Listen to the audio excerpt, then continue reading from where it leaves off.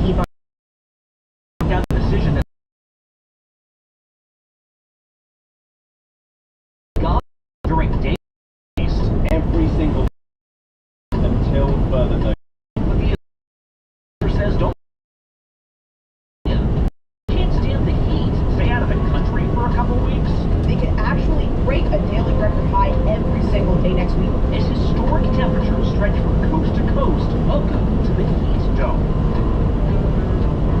ABC News, this is Start Here. I'm Brett Miller.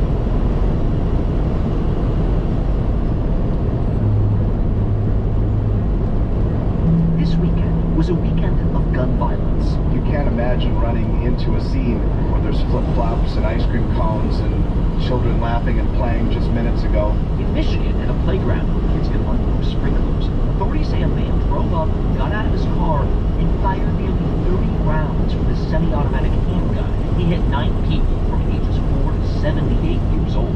It breaks your heart for a family that was coming out to enjoy their evening, and now their life is forever changed. In Texas, police say an altercation at an event marking Juneteenth escalated into a mass shooting, killed 2 people, and sent several others to hospitals. And in each of these cases, it becomes clear the more ammo that's available to a gunman to quickly fire at a target, the more bloodshed is possible. And this comes in the wake of what happened on Friday, when the Supreme Court ruled that it is illegal for federal authorities to ban a device that was used in the most deadly shooting in American history. A device that can effectively allow an AR-15 a machine gun. Reactions pouring over this controversial ruling with ABC senior Washington reporter Devin Wire, who covers the court. Devin, we're talking about bump stocks here. They've been banned for years, right? So what was this decision from the court? Yeah, they've been banned since 2018, Brad. These are not mechanical accessories that attach to the back of a gun. In 2009, they help a semi-automatic weapon shoot bullets a heck of a lot faster. Fully automatic machine gun can shoot up to 950 rounds per minute. If you're using a bump stock on a semi-automatic weapon, if you're a pro, you can get up to 800 rounds per minute. So pretty comparable to some of the poor man's machine gun. You pull the trigger, you fire it one time, it recoils, you pull the trigger again to fire the next one. What my product does is just allow you to do that very quickly. This case was all about the technicalities and the textual definition of what is a machine gun, because in 1934, Congress banned machine guns. And what Justice Clarence Thomas said in his opinion, joined by all the conservatives last Friday, Brad, was that this doesn't meet the definition of that, and therefore the ATF, which revoked the regulations classifying bump stocks as machine guns, needs to be struck. Looking at that definition, the question is, why didn't Congress pass that that legislation to make this covered more clearly? Now, the justice didn't say that these devices could not be banned. He just said that his agency couldn't do it, especially pointing to the fact that in 2009, when these things were first invented and came on the market, the Obama administration's ATF said they could be sold, said they weren't machine guns. So there was a change after the Vegas shooting that the justices pointed to as just how arbitrary, in their view, this definition was. I see. So this isn't the Supreme Court saying, like, the Second Amendment gives you the God-given right to have a bump stock. They're saying it's a question of who does the banning. Right. This was as much about agency power and deference of federal agencies as it was about Second Amendment. Really, at all reasoning decision, this was very much a definitional, technical diagrams and charts.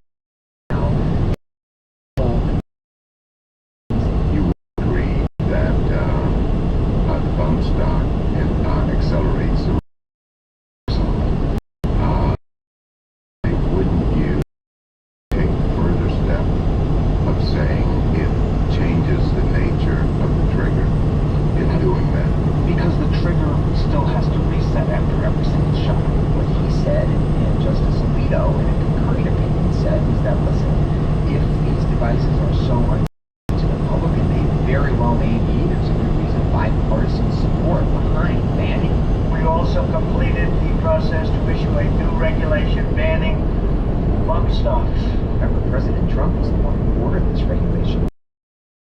That may be come from freelancing decades old.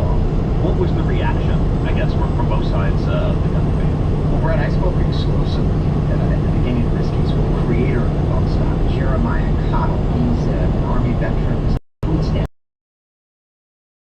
All right, going on. Ranger's hot. Created this in his backyard in Texas, we met him on his ranch in Tennessee. He was vindicated, he said, by the Supreme Court's decision. I believe that the justices made a good move. This is a win for the American. Because this is a device for fun, for recreation. He said that the definition of machine gun doesn't apply to this. And he told us in our interview that this device should be banned. Policymakers want that. He'd be fine with that. Do it the right way. This is a product that I legally purchased. Store and someone else purchased this product, they had it in their home.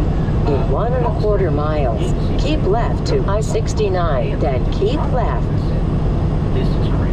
Michael Cargill, the Texas gun shop, this case to the Supreme Court, also stated, he told me that he expects some of these devices back on his shelves very soon. He's actually calling gun enthusiasts to stockpile bump stocks for fear that they could be banned in the future. So as these are now going to be rolling back out into production and on the store shelves, we could expect to see a run on these devices. All of this deeply unsettling and disturbing to the victims and survivors of the Las Vegas shooting. This is common sense to keep our community safe, and for the Supreme Court to make a decision otherwise baffles me. It's ludicrous. And I caught up with them again yesterday and said they Keep left to I-69, then keep left. fathom the fact that these devices would be back out there. I have to have faith in our Congress. I have to have faith in our president. I have to have faith in our nation that change can happen and we can Be in either of the two left lanes. Every statement and press conference since is that this law is now in Congress's court. Congress needs to do something. And, you know, the sobering reality for those in favor of tougher gun safety regulations and banning the bump stocks is that the politics just aren't there right now. This is not only a campaign year, but we know our Congress is narrowly divided, and the NRA and its influence and the lobby remains strong. And so there just has been no movement on the legislative front on any of this. And I gotta tell you, Brad, the NRA was behind the ATF's ban on this in 2017. They actually supported it. And at the time, there's a lot of head scratching about that. Some pundits are saying this was a deft play by the NRA to deflect some of that pressure at the time, knowing full well, or predicting at least, that this would get struck down by the courts. Really hotly contested, like you said. We could see this again, but very much in Congress's purview right now. Devin Dwyer, thank you so much. Thanks, Brad. Next I want to start here. It's a tactical pause, but don't call it a ceasefire. The new development in Gaza after the break. Goodbye static. Hello dynamic. Live confidently. Continue on I-69. Ultra-dynamic lenses powered by light. They adapt amazingly fast to all light conditions, providing optimal responsiveness every time, everywhere. With a spectacular new color palette of 8 beautiful colors. Super power your glasses and super smooth your life. Transitions Gen S lenses. Visit transitions.com to learn more. Texting between two different kinds of phones makes photos blurry, like messy, and security risky. Not just that, it also makes sharing photos or even simply video calling, editing messages, or leaving a group nearly impossible. With WhatsApp, everyone can enjoy seamless messaging with the added protection of end-to-end encryption. Streamline your messages across all devices on WhatsApp. Message privately with everyone. Click or tap the banner to learn more. Yesterday was the start of Eid al-Adha on the Muslim calendar, a feast of sacrifice that's often marked by family gatherings and meals. But among Palestinians in the Gaza Strip, there are frighteningly few family members able to celebrate anything together, and a feeling that too much has been sacrificed already as this war between Israel and Hamas rages into its 9th month.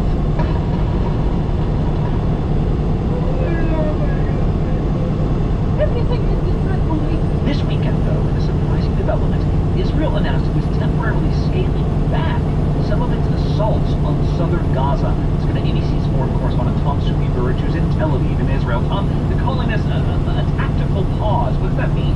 Yeah, it's not a full ceasefire, Brad. I mean, look, basically what the IDF is saying is that from the only crossing point open going into southern Gaza at Kerem Shalom, south of the Strip, that road basically about 10 miles heading north, that will be where this limited tactical pause will be put into effect, the IDF says.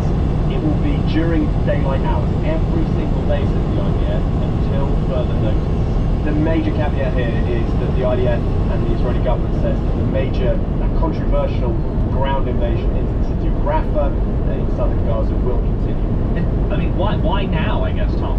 The IDF says that COGAT, which is basically the Israeli authorities operating within the occupied Palestinian territories of Gaza and the West Bank, effectively say there is a huge amount of humanitarian aid which has been, it's crossed into Gaza, right? The trucks have moved through the crossing point, aid has been checked by the Israeli military, and then it is basically sitting there and no one is able to safely distribute that aid at the pace required to get it quickly out to the areas of Gaza most in need.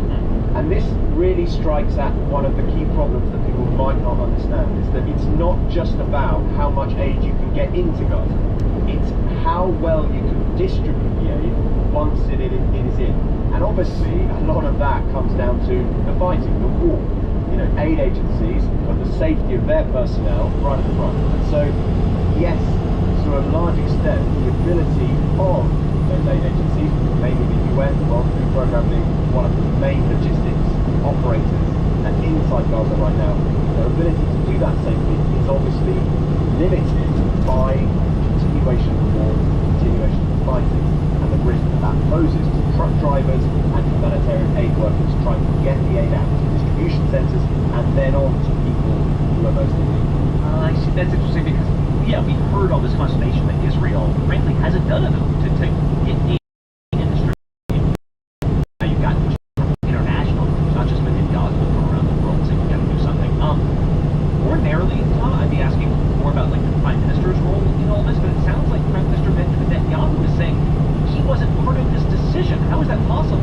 Well, according to one of his officials, when he initially saw the announcement, he was against it, but the far-right coalition members of Netanyahu's government, who are firmly opposed to this pause, and the reason is they believe that the amount of aid going into Gaza should be because they believe that will limit Hamas, and they allege, without much clear evidence, that a lot of the aid actually goes into the hands of Hamas. And that's why we see right-wing Israelis actually physically blocking aid trucks heading towards Gaza, going through the West Bank, going through Israel. You've got to remember that the International Criminal Court is alleging that the Israeli Prime Minister, Benjamin Netanyahu, and the Defense Minister, Yoav Gallant, may have used hunger as a weapon of war. The Israeli government, Netanyahu, has ridiculed those charges and called them an absolute outrage.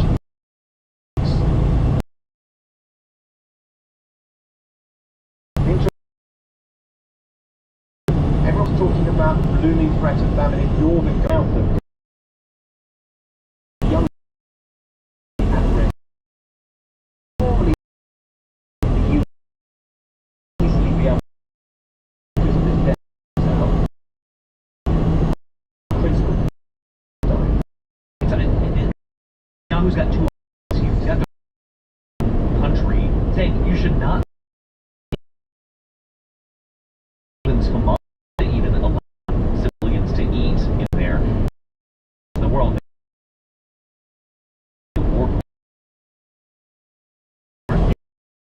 Yeah.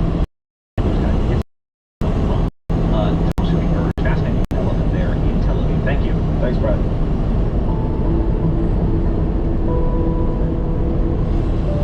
This week, many Americans are face to face with what's really a historic heat wave. In fact, this heat has already contributed to a wildfire just north of Los Angeles, forced hundreds of people to be evacuated over the weekend. Engine 477, we have multiple reports of a brush fire at this location. That is sound from broadcastify.com, where emergency personnel were heard to be scrambling to contain this blaze that grew to 11,000 acres. CHP's on scene stating the fire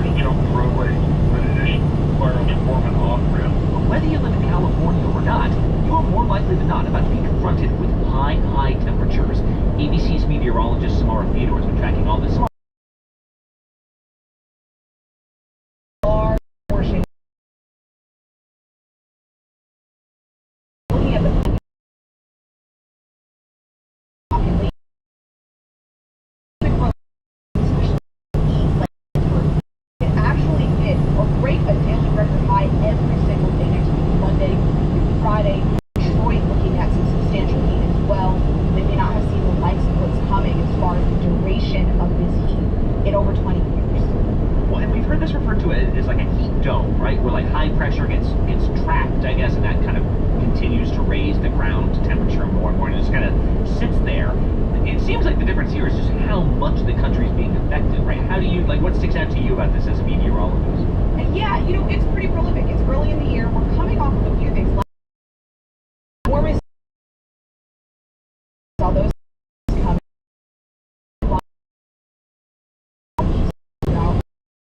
Spring on record. So I think there's a lot of for sure. We do experience heat domes in the summer. It does naturally. Making this so prolific is not only so widespread. On to see this type.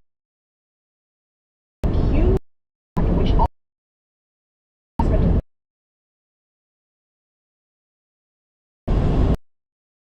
especially the Northeast, 90, and then yeah, barely dropped a little up, and heat has a cumulative. And you know, I'll leave you on this: heat is the #1 weather-related, very high-profile event, and it's something that people should be aware of going into this work week, and they need to stay extremely hydrated and vigilant. I was going to say, is the cooling off that seems like such a big deal here, right? Is if you don't have that opportunity to cool off, you really got to create those moments in the day. All right, Samara, Theodore, really helpful. Thank you. Absolutely. Okay, one more quick break. When we come back, you're not always downstate center when that spotlight hits you. One last thing is next. Is it time to change your approach and switch to Air Supra, albuterol budesonide? Now you can virtually connect with a doctor to discuss your options and see if it's time to make a change. If appropriate, you may even be able to get a prescription for Air Supra the same day. Talk to a doctor today and see if Air Supra is right for you. Visit airsupraconnect.com to connect with a provider.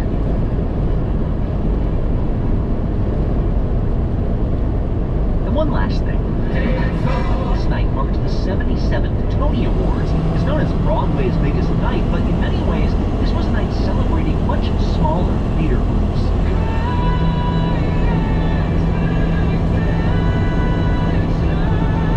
See, in the theater world, there are commercial venues which kind of function similarly to movie studios. They're for-profit enterprises funded by big investors. Therefore, they're more likely to bet on big stars and sure things. Your movie adaptation, your jukebox musical. Of the 5 nominees for Best Musical last night, and all 5 nominees for Best Play, every single one of them was initially developed by a non-profit theater, groups that tend to do original work. Sucks, the musical about women's fight for the right to vote, moved to Broadway after a run at the Public Theater, nonprofit in Lower Manhattan. Illinois came from a regional theater in, you'll never guess it, Chicago. And the reason this was so remarkable for theater buffs is that this is a perilous moment for a lot of these non-profit theaters. Like a museum or even a magazine, they rely on member subscriptions. People who pay up front for a season's worth of entertainment. You put aside 4 nights in your calendar, you pay for the tickets even though you've never heard of these plays before, and you just trust they'll be good. Well, this traditional theater audience that grow older, the younger ones replacing them are less likely to shell out up front. The COVID-19 pandemic has accelerated that trend even more, and last year, several prominent theaters like the Couple, which I mentioned earlier, announced big layoffs. The storied October 4 in Los Angeles even shut down production amid a spiraling budget crisis, though it could be back on its feet later this year. All this to say, if Broadway wants a fresh pipeline of inventive theater in this country, it needs these smaller places, private. These are the labs where little bets pay off big. In fact, just this year, for example, more women were nominated for directing and writing than ever before, which is why last night the call to theater goers was urgent. Support local theater if you want it to merrily roll along. It's nice that, like, at least once a year, everyone's inner theater nerd should get to come out, right? More on all these stories at abcnews.com or the ABC News app. I'm Greg Hill. See you tomorrow.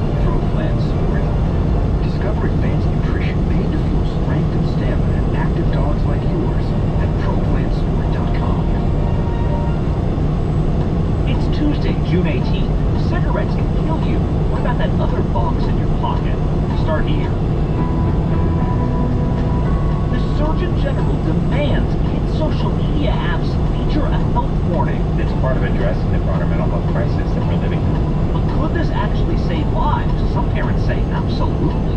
Meanwhile, the Biden administration that upended asylum rules is setting up new policies to protect immigrants. Some people are going to see this as maybe a 2024 stuff. This just came out this morning, breaking it all down. And he's already lost members of his war cabinet. Now he's shutting the whole thing down. Get rid of this corrupted government that does not release the hostages. By some Israelis are protesting the latest decision by Prime Minister Benjamin Netanyahu. From ABC News, this is Start Here. I'm Brad Milkey.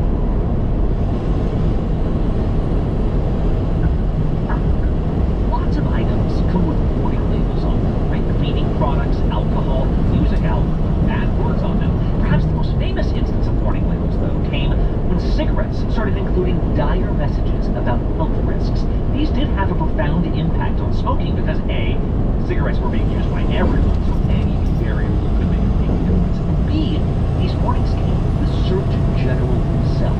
Well, yesterday, the nation's top doctor, Surgeon General Vivek Murthy, came out with a new announcement. He wants warning labels on social media apps. ABC's Elizabeth Schulze has been following this. In fact, she got an interview with the Surgeon General yesterday. So, Elizabeth, thanks for being with us. He wants, what, like the cigarette label on your home screen or like on the Facebook app? What is this?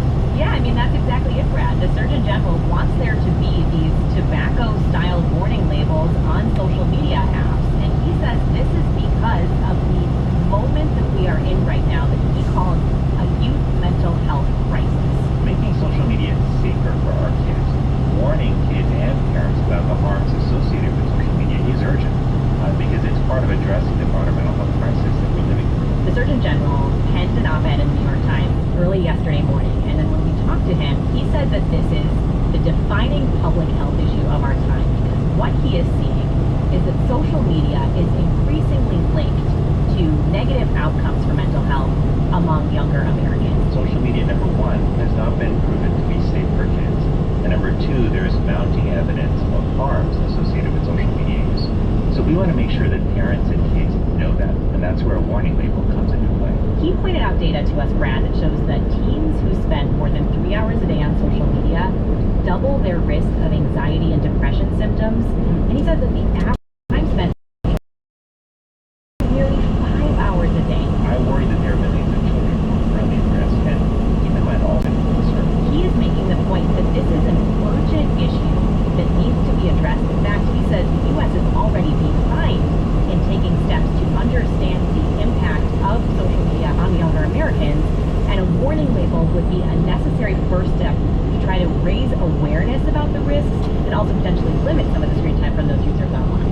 I mean, to be classified as one of the more serious health risks of our time, I mean, how dire are we talking about from his point of view, from families' points of view? We have heard from so many families, Brad, around the country who are struggling with how to put limitations on social media. This is ingrained in so many people's day-to-day lives, and yet there can be really dire consequences. And we had the chance to sit down with Todd and Mia Miner.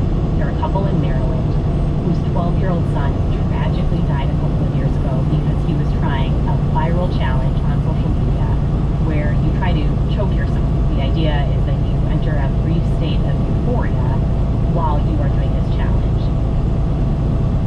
One morning, he woke up, he wasn't feeling well, he was broken, and he was, there's a lot of like, really, but quiet. He wasn't, so. And, they had limits in their family. They had an hour of screen time a day. They were aware, generally, of where their kid was and when he was using his phone and when he wasn't. And yet, they couldn't stop him from seeing this challenge on the app at that one moment in time, and it cost him his life. I've been through a lot of things, but that really knocked me out. I mean, it just didn't seem like reality. It was heartbreaking to hear their story, to hear how Matthew's death, their son's death, has prompted them to enter into the world of advocacy. If we don't change things, you could look like us. You could have the same experience that we had. Every day we get up, we have the realization that and our son isn't here. I mean, do they know what that feels like? The miners decided to attend a hearing in January on Capitol Hill where CEOs of the biggest tech companies were grilled about what steps they're taking to actually change their platforms to make them safer for kids. Would you like to apologize for what you've done to these good people?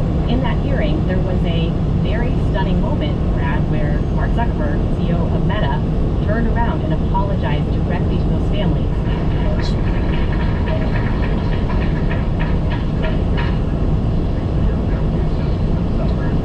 Including to the miners who were sitting there. Before everything started, we kind of gave our cards out, and we just asked the social media platforms to work with us. You know, we're trying to give Olive Branch, work with us and other parents that have lost children to help make your platform better for everybody. You know? And what is their response to you?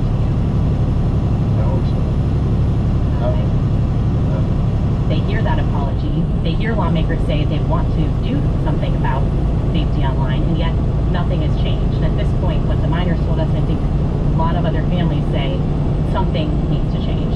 Well, and so such a sympathetic story, and yet is a warning the thing to do it? Like would, in the eyes of the Surgeon General, does something like a warning on an app actually have an effect on how people use that app? Right, and I think even the Surgeon General acknowledges this is one step of many that would need to be taken to really make a difference in the user experience for younger people online. But what he says is when you look at the data for what these labels did for products like tobacco, it did work. It was one important step that helped cut the number of smokers in the U.S. from 42% to 12% over the course of 50 years, which is a pretty significant climb.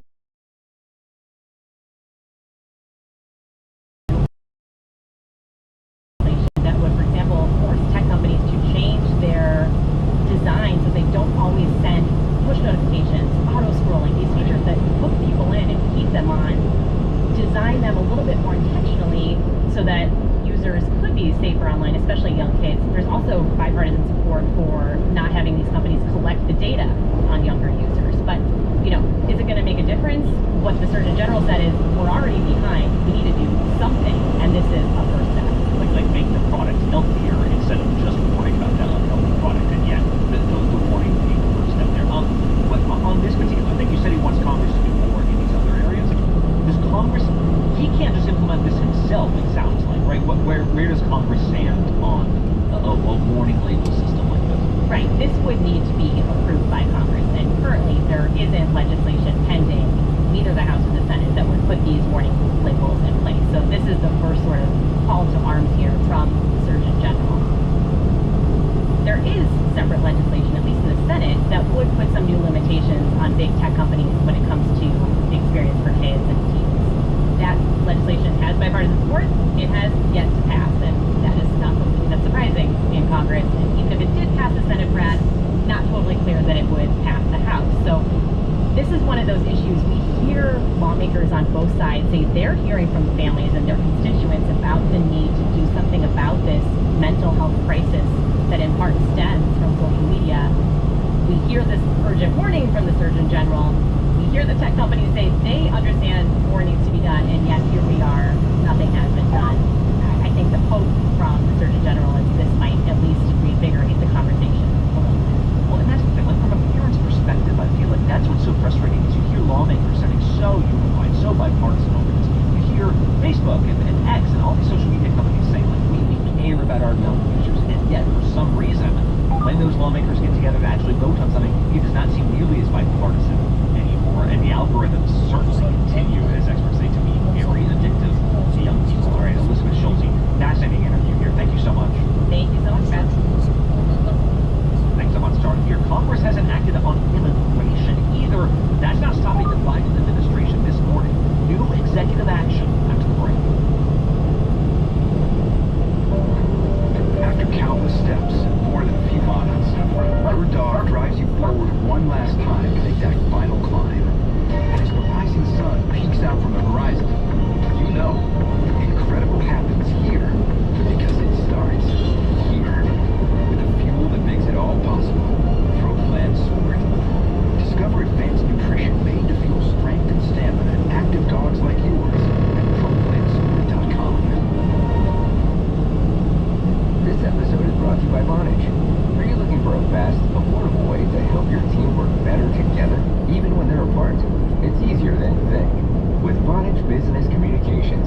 team gets a single application for voice, messaging, and video meetings that they can access from anywhere. Plus, it easily integrates with your CRM and other business applications to give your team the rich customer data they need to work smarter, not harder. Learn more at Vonage.com.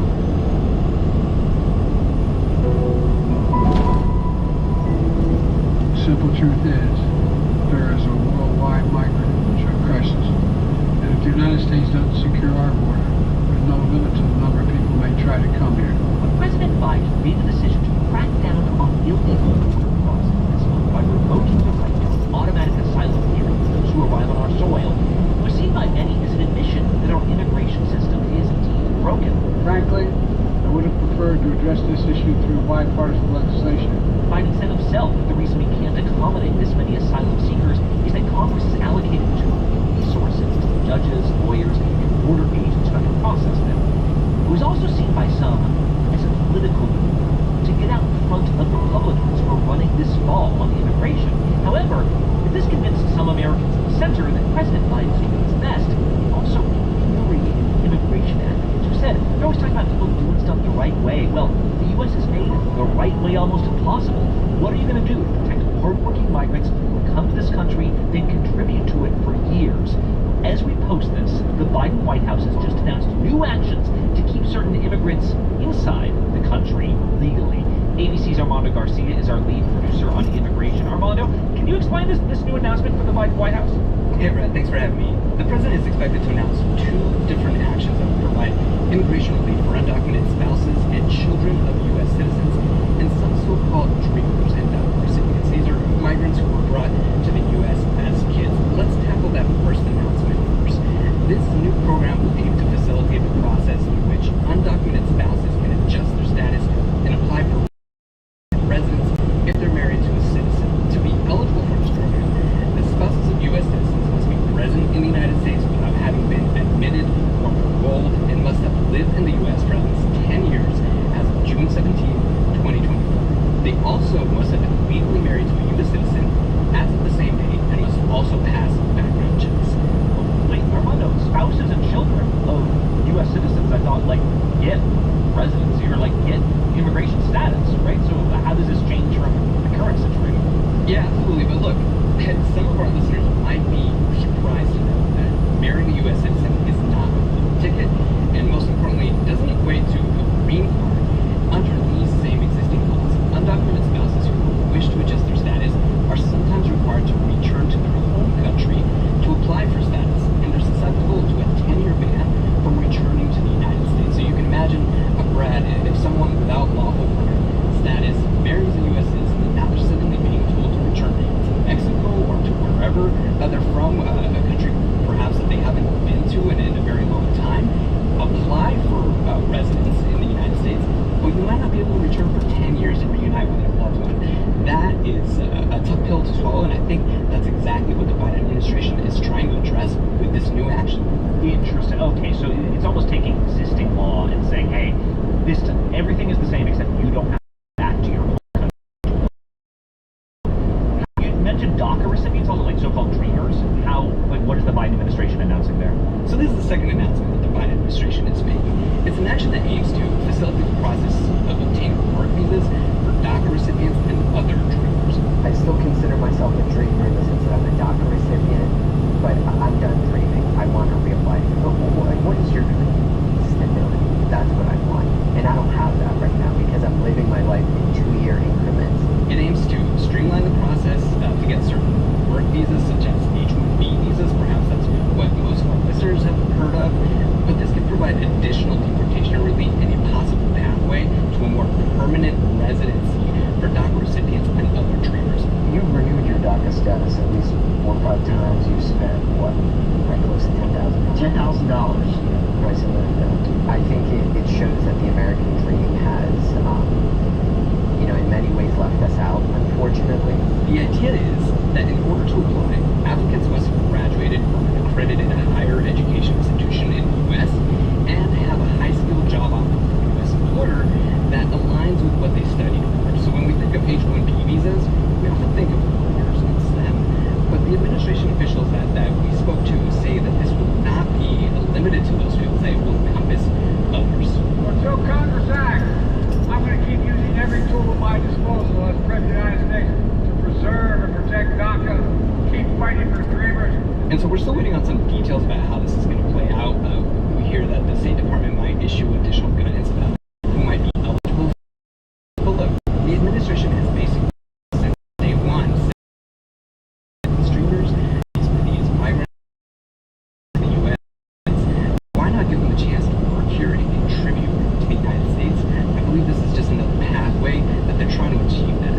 But let me ask you, is all this kind of nibbling away at the edges? Like, I would think that if the Biden administration really wanted to, like, make a huge new executive action on DACA recipients, I imagine they would have tried that already, right? Is this more of a, because it's an election year, is this more about messaging than policy, like telling Latinos, hey, remember, DACA recipients' futures are at stake, please vote for me? Is that what this is, or is this a real significant policy shift? Well, I think a lot of people are going to see the writing on the wall here, and they know that immigration is a vulnerable issue for this administration, right? And I think some people are going to see this as maybe a 2024 stuff, right? However, this is something that the administration has been fighting for since day one. It's not the first time that we've heard for some of these rights or some of these processes to be put in place. And again, I think the administration is basically trying to show, look, we agree that the immigration system is broken.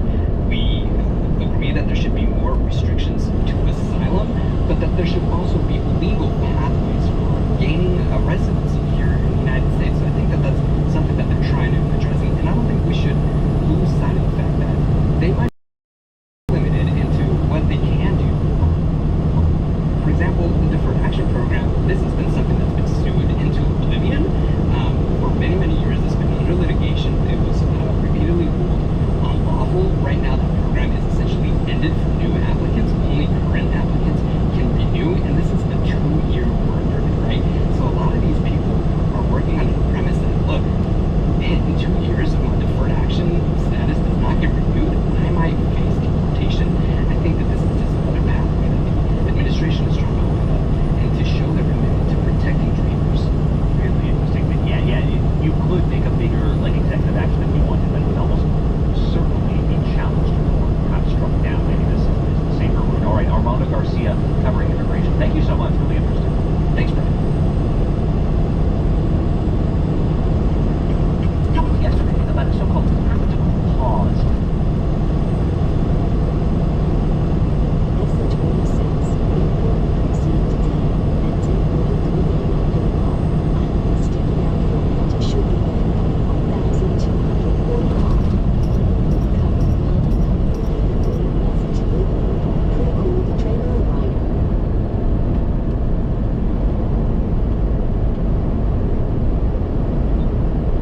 Gaza, in which Israel says hold its fire for a certain wavelength during daylight hours.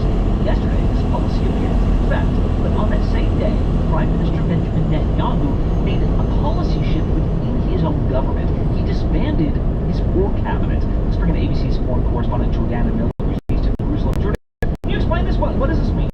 Well, the Israeli Prime Minister had a problem once centrist General Benny Gantz quit the government, and that was that suddenly there was a vacancy, a seat open in the war cabinet, and Netanyahu's far-right ministers, particularly Itamar Ben-Gvir, had said, if you don't give me that seat inside the war cabinet, I'm going to bolt the government, leave with my party. That will bring down the government, and of course that would mean that Netanyahu would be out of power. So Netanyahu decided, instead of going through a political fight with Itamar Ben-Gvir, and there's many problems that would arise if you were in the war cabinet. Remember, the far right opposes the ceasefire. Some in the far right want to militarily reoccupy the Gaza Strip. Some want to resettle Gaza. Some even want to move Palestinians out of the Gaza Strip. Right? This is what Itamar Ben-Gvir and the far right stand for. And they are not only are a political problem for Netanyahu, as they constantly pull him more and more to the right, but they are a diplomatic problem for Netanyahu because everything they stand for. In 1.25 miles, keep right to I-24 West. So Netanyahu wisely said, well, who needs a war cabinet, right? I don't need to go through this fight. I'm going to dissolve the war cabinet.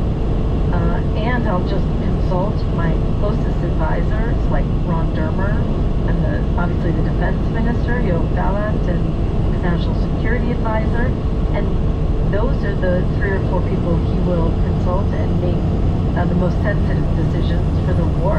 And then he'll bring some of those decisions to the larger security cabinet where he can stack it in his favor. And so essentially he was able to sideline the far right. The bad news for Israelis who are interested in how decisions are being made is that now it all seems be in the right lane. More opaque. Right, like more cloistered essentially, right?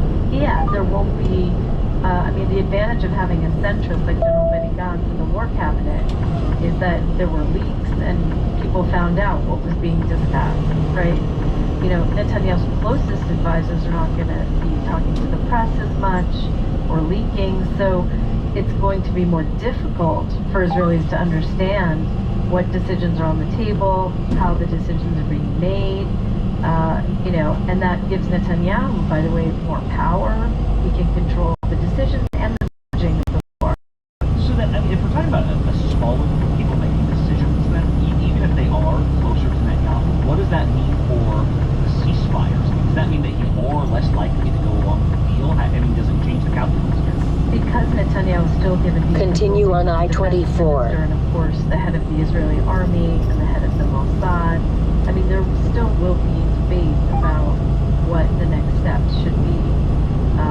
But there was certainly a lot of criticism of General Benny Gantz about Netanyahu's strategy, the ceasefire and hostage deal negotiation.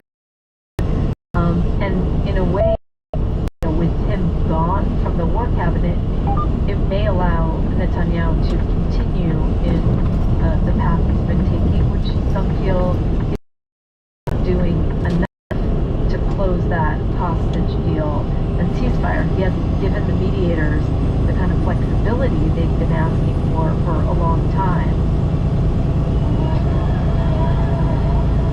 For some Israelis, Netanyahu's decision to dissolve the cabinet was just a sign of more dysfunction. We have the enemies within, which are mostly radical people that are trying to put Israel into an endless war.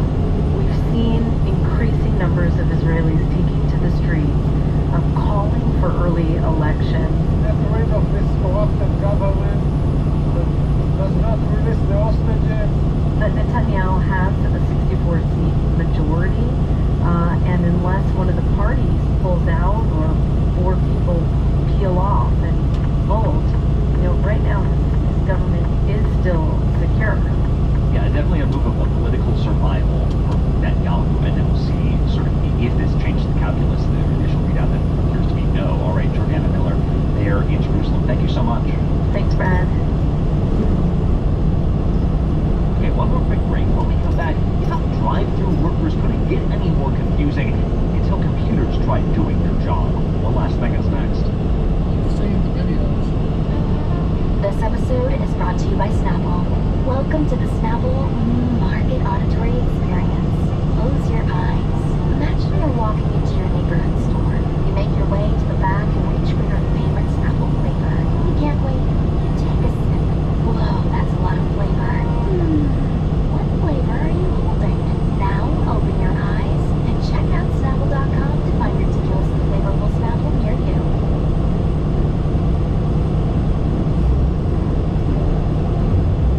And one last thing, they haven't been loving it for years, and now it's gone. For the last few years, McDonald's has been testing a new piece of technology in some of its drive-thrus. Automated order taking, where you talk to electronic voice software instead of a human. The idea is it will save time and money when the human's there. And since its inception, well, the system hasn't always worked flawlessly. This clip went viral on TikTok a couple of years ago when a customer named Madeline Cameron ended up ordering 4 ketchup packets and 2 butters. Where did the butter come from? I would just like a large water and a cup of ice cream. Even though you could order butter at McDonald's, maybe it's like pancakes, but when the system tried to give her caramel sundaes, a much more complicated order than just vanilla ice cream, she gave up. McDonald's, I'm done. Well, recently, McDonald's announced it's discontinuing this experiment.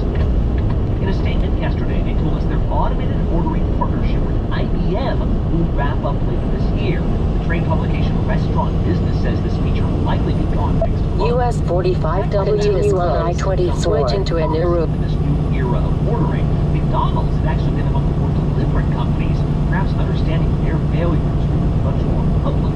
Sure enough, this TikToker named Brenna Adams went viral last year when she tried to keep correcting the machine, only to end up with more items popping up on the screen. For some reason, she took the Diet Coke off and made it 9 sweet teas. 9! I did not ask for this. One person couldn't choose between 20-piece and 10-piece nuggets and ended up with 210 orders racking up. And it's this type of order you can imagine, where the rapidly accelerating pace of AI could improve things. Recent iterations of ChatGPT have placed an emphasis on being able to interrupt the system or interrupt yourself in the middle of a thought. After all, that's how we talk, right? You don't get everything right the first time. Maybe it's with that in mind that McDonald's explicitly says that the push to have robots take your order isn't done. Quote, as we move forward, our work with IBM is giving us the confidence that a voice ordering solution for drive-through will be part of our restaurant's future, end quote.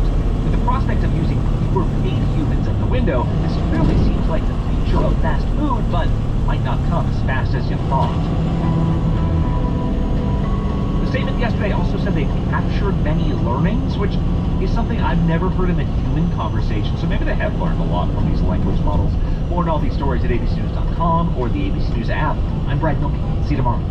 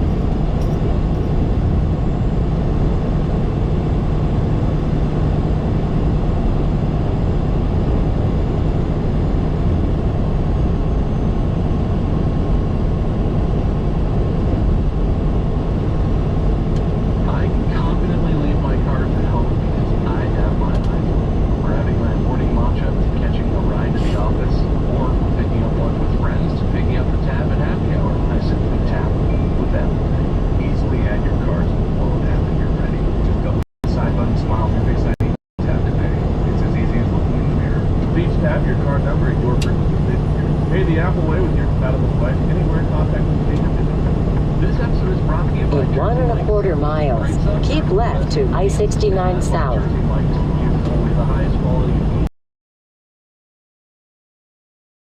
bread is freshly baked daily. It's a Jersey Mike's thing. I never order the same thing twice. Maybe I'm weird. My wife certainly thinks I'm weird. Mandy laughs at me, but I always want different things. And sometimes, I'll order something and be like, oh, get something else next time. With Jersey Mike's, I can honestly say, I don't think I've ever had one that I didn't. I don't think I've ever had one that I wouldn't happily order again. And I probably have, because like I said, I don't really pay attention. All their sandwiches are perfectly customizable. There's a topping that you have to have, or you won't eat it. It's not worth eating. Put it on. They'll do that. They have everything you need for whatever you might do this summer. Jersey Mike's, a sub above. Order on the app today or visit JerseyMikes.com. Keep left to I-69 South. EYMIKES.com to learn more. This episode is brought to you by IKEA.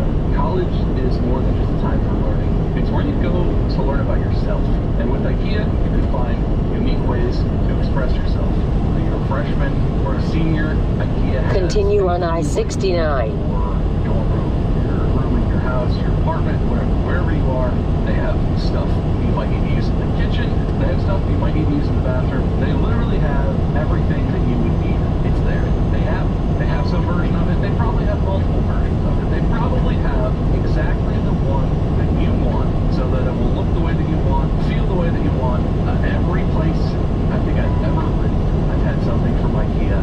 Always amazing to me how much you can find, and then you can get basically exactly the thing that you were hoping you would find.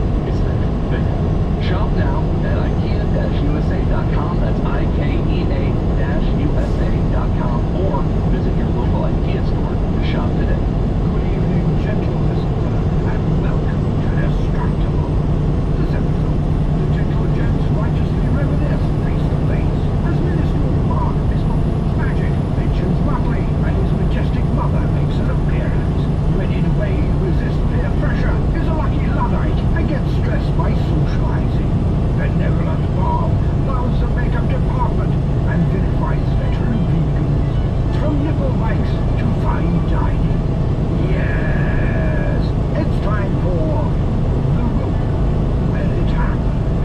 Now sit back and prepare to be distracted and enjoy the show. We're gathered in today to commemorate us being here once more.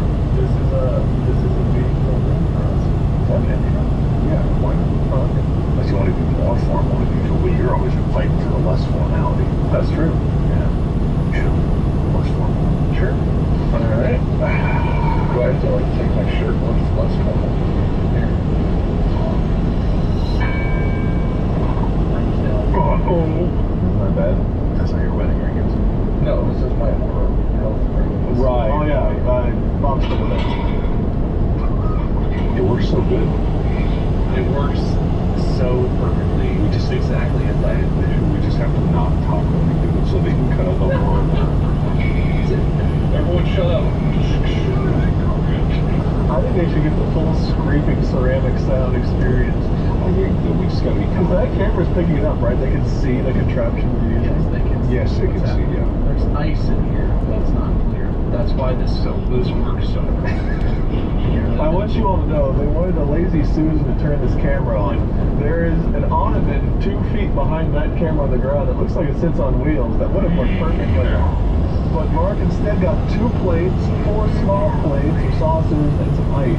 And they decided that's how he should bake it. What was that saying? Can we just look at this guy talking shit with his mic and his nipples?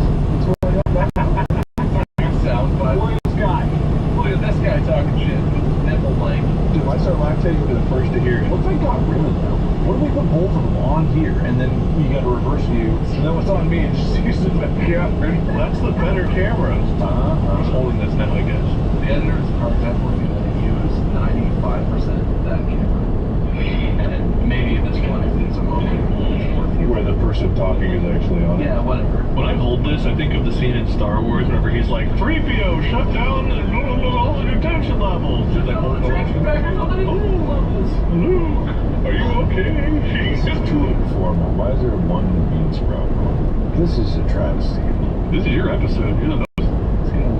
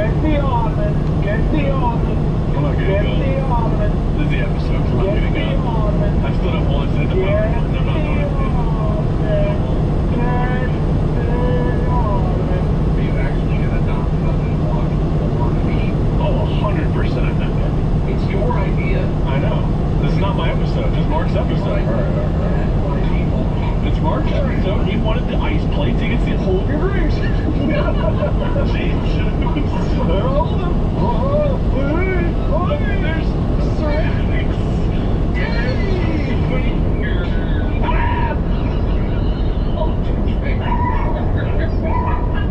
How has this turned into such a disaster? We have a spill. It's your idea. None of that was my idea. You said take the tablecloth off. You said. Since when are you as dumb as me with all the directions? That was the idea. That was the idea. There were no directions. Also, I don't know for sure the oven has wheels. I just asked if it did. You said it looks like It does look. Do you see something that looks wheel-like underneath? It looks wheel-like. Ottomans have legs. Then therefore it probably does have wheels. Here we go. This was his idea. What in the hell? This was your Oh idea. my god, it was not. It's not the idea. This was your idea. Welcome to your idea where you spin it when you want to go to the next person. Oh, come on. Okay, good. We're here. See, this makes you look like you're 2 feet. It's not. My face is barely in it. My head's in it. Alright, and then turns to wave. Okay. Alright, man, let's go on. The audio people are going to be real mad. I got it. This is a very visual gag. It's true. Yes, this is incredibly good. Okay, you guys literally have 2 plates with melting ice and some sausages like this. There's a lazy Susan. It is technically, well, it's lazy Susan because it's 2 things with something that produces friction between them, so the top one can rotate. I do want to add my first suggestion was to find some like balls or something on the plate instead of ice. I'm sorry, how many balls have you got? You suggested that after we had set the whole thing up. You were in the kitchen working. I didn't know what you were doing. You were like, man, if you had some bouncy balls, that'd be great. After we were already like turning it on the table. Man, how hard is it to get rid of 6 pieces of ice? 8 pieces of ice. Why would we get rid of it? To put balls. How many balls do you have? Give us your bouncy balls that you have. Oh, I'm sorry, I forgot to bring those over. Then why are you even suggesting it? I thought maybe you had some. This isn't a house. You think of the average house? How many bouncy balls are in the average house? There were once children in this house. Maybe they had bouncy balls that are preserved somewhere. Because that's not my understanding of that thing. There were never children in the house. We just killed the dog. I think it's okay. I think it landed in a way that's totally fine. Oh, the camera also fell. Yeah, no, it's fine. The on angle.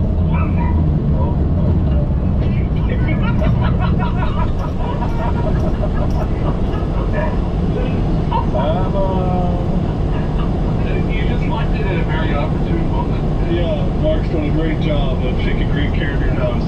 Come on, I pulled the chicken for you. You like that? You like this episode, chicken? What do you? Nothing. Nothing. Okay, sounds good. I make dumplings. That sounds good. We definitely worked up an appetite watching this travesty. Yeah, so all done by. We haven't been in this room for a very long time. For those listening, this would have been before audio was a thing. Silent. It's like going to the movies in the 20s. Yeah, videos. They call them rookies. We didn't grow up too. This table used to seem so big when we were little. That's. I guess I'm shameful of it. Who's that guy? It looks like Mark Rock. Hey. Oh, I'm gonna hold my microphone. Don't even doubt closer to it. Hey. So, in this episode, we are going to talk about, I don't know where we were. I thought we were gonna like reminisce about this room. We didn't really explain why we were in this room before class. Yes. So that's just up your nose, Cam. In this room, basically, was where we first started doing charity live streams together and some like recording sessions. If you've been following this channel and this podcast, not this channel, this podcast and my channel for quite a long time, you'll know that we have been doing content for way too long. And the time has come for us to announce our retirement. We've come a long way, and we think it's better to end on a high note before the inevitable crash and burn that is coming. Jason Kelsey, Matt, us. I don't think I ever hit a high note. I'll go down the same road. We're like a chord, you know, one's on top, one's comfortable in the middle, one's carrying the low end. Would you look at me? I'm very high voice. I'm definitely not the boss of this ensemble. They call it the root note. bottom note is not always the root just because it's close. You can have inversions of chords. It's not the root canal. Contextually, it's blocked by the rate does. So. Oh, that sucks. Mom! How long until food? What is it? I don't believe you. Stretch this out for 10 more minutes. This is gonna be the weirdest episode ever. Well, because we're gonna eat. We're gonna eat on here. Yeah, we're gonna eat on there. We're gonna like just like old times. Okay. People love it when we eat on the podcast. Oh yeah. Have we done that? I've done it. Did you remember all those episodes where Mark was like lenses, new knowledge, cuts lots of cheese? I gotta shout out my boy. I'm right here. Tugum4470. You know who you are. Actually, when I said that, I guarantee you there's at least one or two people that were like, Tugum4470! Ah! He's my man. My latest hobby. Have I told you guys about it? Yes. Render farm. Oh yeah. Render farm? Render My main man, Tugum4470. You're the real. You're the real. You get me the best discounts on possibly good server hardware. I haven't even gotten it yet. I'm sure it's great. Where are they coming from? Shenzhen, China. Is that where all electronics come from? I feel like that's going into possibly prejudice territory, but keep going. Honestly, there's just like good manufacturing and it's like every piece of technology. Where was the place where the glycine factory was? Medical grade glycine? Medical grade glycine. Did you hear about this? Of course not. It's me. On TikTok, there was a huge trend where there was just non-stop talk about medical grade glycine, and there was this one. What is glycine? I don't know. I don't know, and I don't know this. Okay. I just know that medical grade glycine was very important. It would be so great if we had a third angle. We could have if I brought my camera. Can you go get that? And be back in time before Bob will have to be gone? No. Take one of these cameras and take your microphone and document your journey. We'll mark it. I think this episode here. Just rhyme all while holding a camera and a microphone? Yeah. Or, stick it in a couple. There's like an A-plot beat. That's actually not a bad. Oh my god, that's so funny. Or one of us can stay and two of us can go so I don't have to hold the camera. No, I'm working for one who's staying. Oh yeah, I'm so sorry. I would hate to be the one that has the awkward It's part. like you drive a stick shift. How many hands do you need to drive? Sometimes 2, 10 and 2. But it's fine. Stick one phone. We have phones. We have amazing recording. Of course I know. No, put your phone up there. On its side. Recording with the lenses. No, facing me and Bob. Mark, we can't touch it, but we have to get a picture. This is the current challenge. What Mark would like is for your phone to be the third camera angle in this situation. He would like for you to lean it up against either maybe this giant bottle of water or those very lightweight salt containers and using the good cameras. Maybe so the cameras are not on the table. Maybe flip it a little. Is that good? No, vertical, not vertical. No, like so the cameras aren't on the bottom. Right, that's a good idea. Yeah. Just so the perspective is as good as it can be. All right, you've given all the instructions you can. Let's see where we go. All right, execute. Are we in there? Oop. What's it in?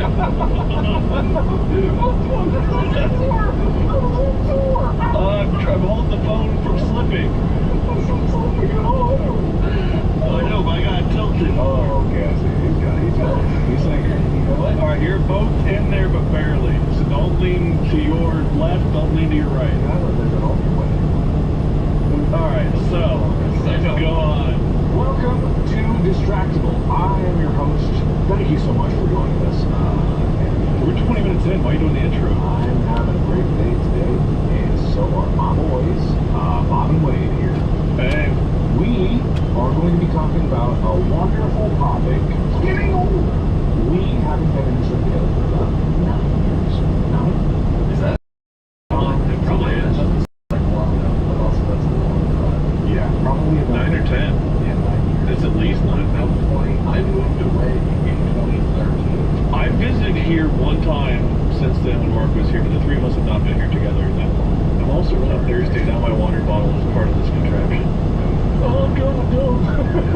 You monster! But I could trade out for the additions. It's very low profile, but equally supportive dishes. No, it's very Just the clear water bottle. No. The salt and pepper really adds that aesthetic. Okay. Alright, we're good. Go out. Do your episode. So, I want everyone to understand that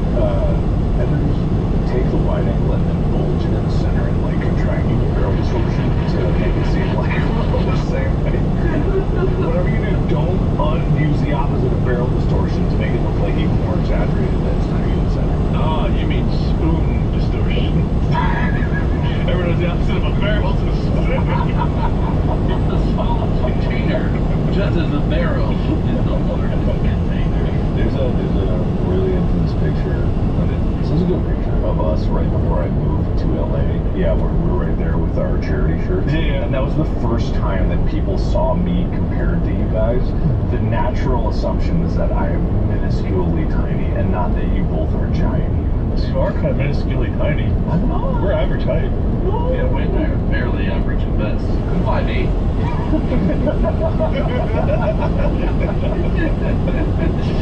Yes. But that was the last time. No, that wasn't the last time we were here. I feel like when I came and visited and we did another thing here after I moved to LA. I just can't remember when it was. We also did a couple things at your apartment for Christmas one where we were hitting each other with bats. You were there for Slapsgiving, were you? I thought it was just Mark. I left before any of the actual slaps started. Way before I moved. Okay.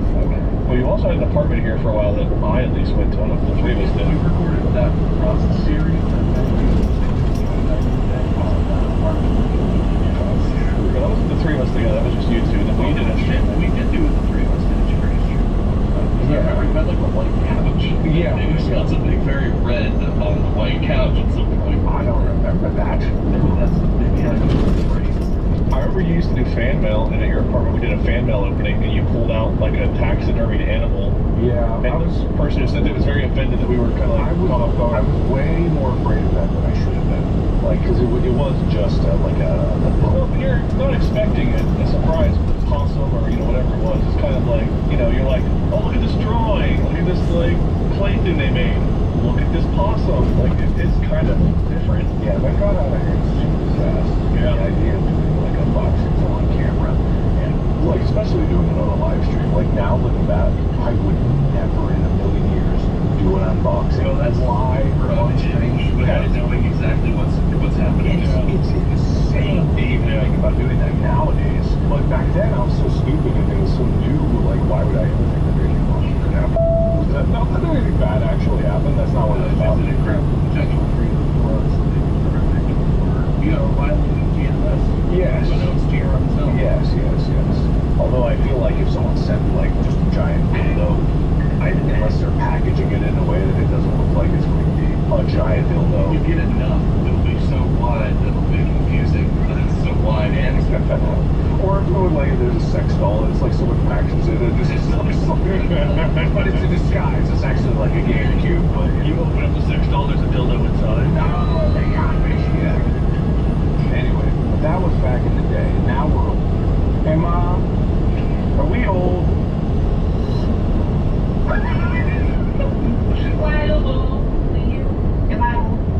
Mark, she is asking if she looks old to you. No, you don't look old to me. That's true. She said then we're not old compared to her. So you hear that? We're not old, right, guys? I don't know if Mike wasn't picking her up. No, they're not. The phone might be getting good room sound. Is it rolling? It might be. I think I hit record. How long have you been doing this, man? It still stuns me because it's not actually a bit. People think that his technological ineptitude is a bit. It's actually not. It's completely earnest too. Okay. You don't do it on purpose. You just don't give a shit. I have one way of doing things, and if that way breaks, I don't know what I'm doing. So my camcorder, I know where the power button is, I know where the record button is. Someone's like, you guys at one point, you're like, hey, for Riverside, we need to change the frames. And I was like, oh no, change the frames. Even those settings, how do I get to those? That's such a fascinating way of putting it. I really want to know how things work, especially how I use them. I have a natural curiosity for how something works. You have that too. Mine is more from a place of like, there's too much catastrophe in what we do. There have been so many times where I sat down at my computer and was like, let me turn on this computer and camera and microphone that I've used hundreds of times up to this point, and then I turn it on and it's like, well, the camera doesn't work, and then it's the microphone settings have changed. It's like, well, I have to know how to do all this because things like Windows just break shit for no reason. This is when having 30 different people in my friend group comes in handy, because I just reach out to each one of them individually till one's free to help me solve it. When you don't have any itch of like, well, I wish I could be more self-sufficient so I can maybe learn how to just do these things so I know what's for myself. Because I'm bad at remembering. I don't remember. I learn something about a camera or a system, and if I don't use it enough, I forget it. And so it'll happen again, a year later, the same thing. I saw this before. I know this. Dude, my last car, I had to look up tutorials like 2 years in to figure out how to change the time. Okay, well, I wouldn't know how to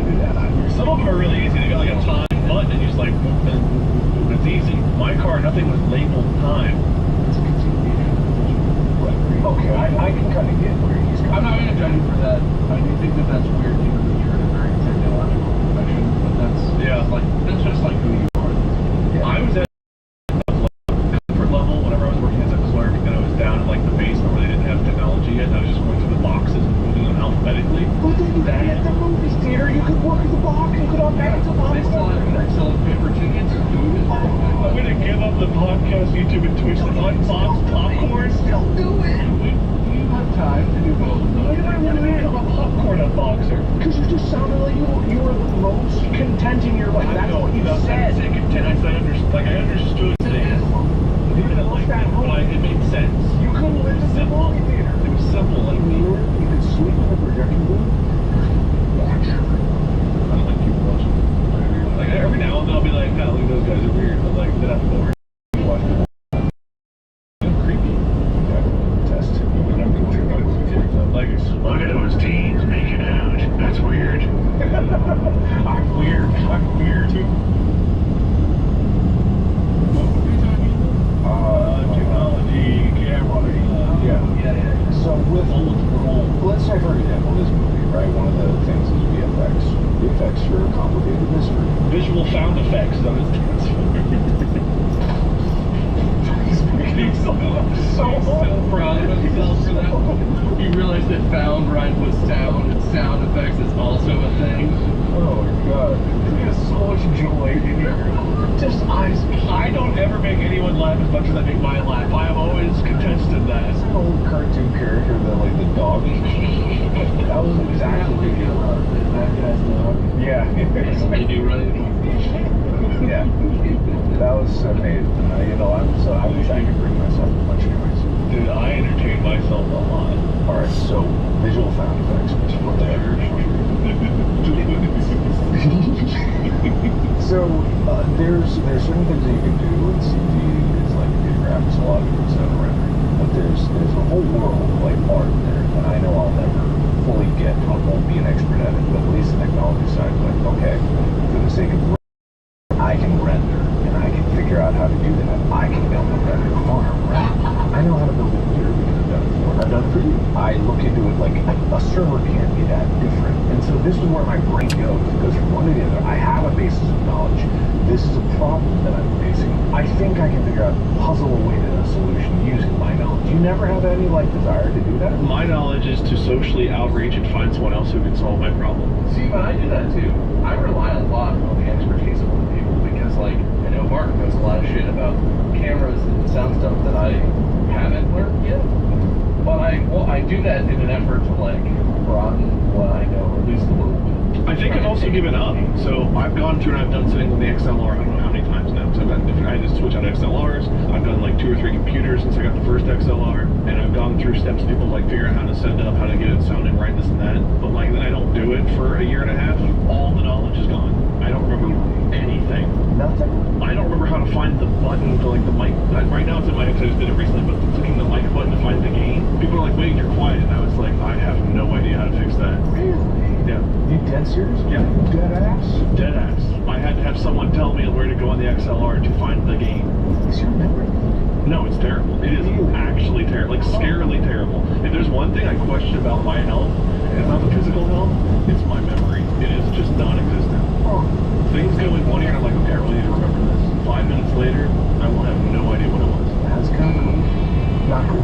But like, it's just like, why would I learn technology whenever it's like, I figure out how to do this thing on my camera, then I don't mess with it for 2 years, and someone's like, hey, can you do that? And I'm like, no clue. Walk me through it, I guess. So why would I, at this point, my body's just like, why bother trying to learn that? Usually I forget it. I guess I relate to that. Like, I feel that very much, especially about fan bicycles, right? Like, I really struggle with learning. I was good back then. I don't know if you did lectures, but what I do is I sit through the lecture and I do it with my best. But then I have to go home and it's like, I go over my notes, is there a thing for you to like things that stick? Probably if I took notes, if I wrote stuff down while I was going, because I was a person who never had to study, but if I wrote something down, it helped me retain it. Because like school came so naturally to me, and I didn't have to study. Like, I mean, clearly you're making it work. You know you can do that in normal time too, but I could. That's why the points.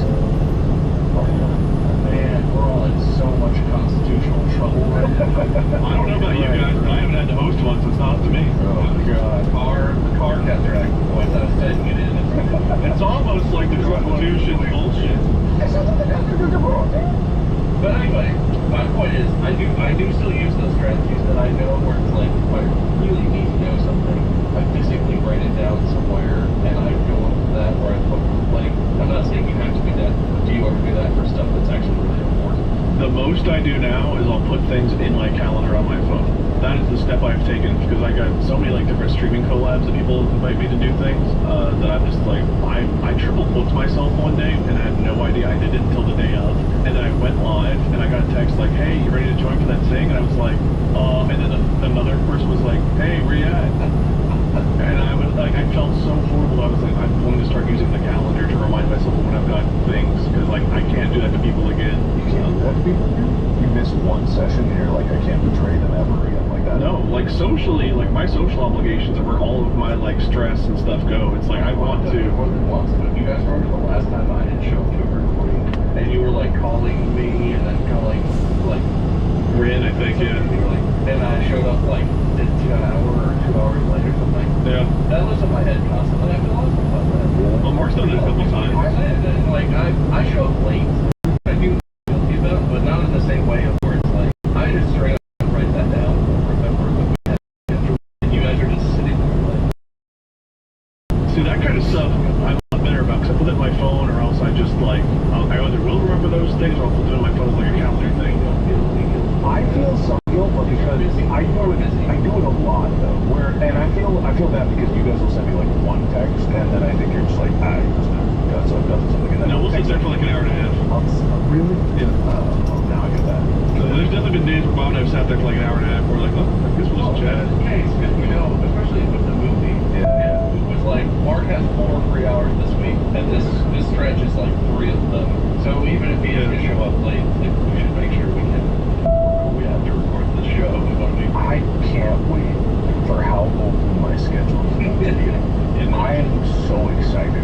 People have no idea. People have no idea what it was like out there actually watching. Like it was a shock that I kept up with the podcast as much as it was. Like that was the one thing that I kept up with everything. With how hard it was to like get you free time, yeah, I can imagine. It was nuts.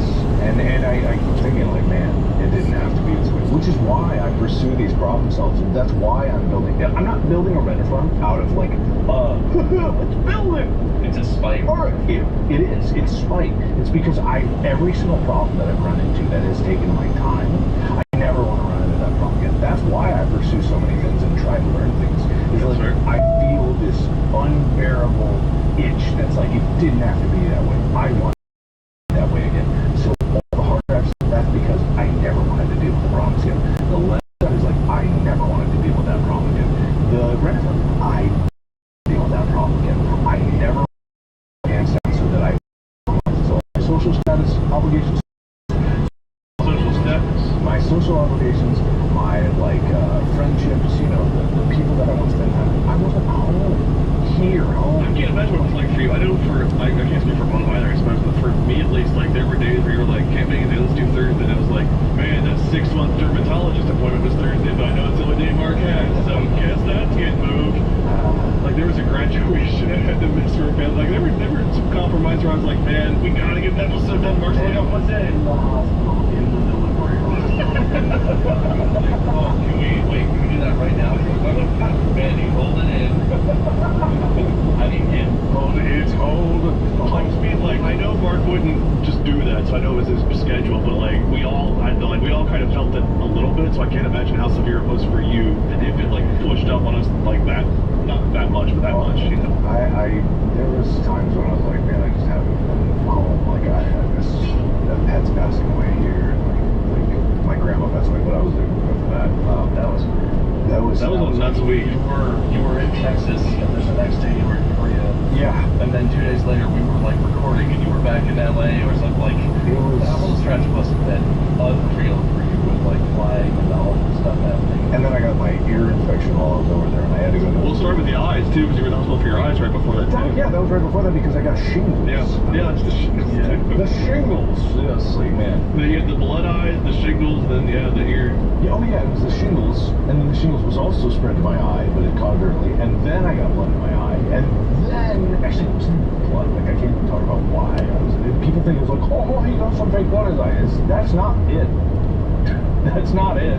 But I can't talk about why, because the thing's not out yet. Like, there's so many layers. I was like, what do you mean? Yeah, it is, but you're right, it's not. It's not, yeah. You're misremembering. Yeah, because that's the joke that everyone's like, oh, he got some fake blood in his eyes. Like, no, you don't understand. Yeah.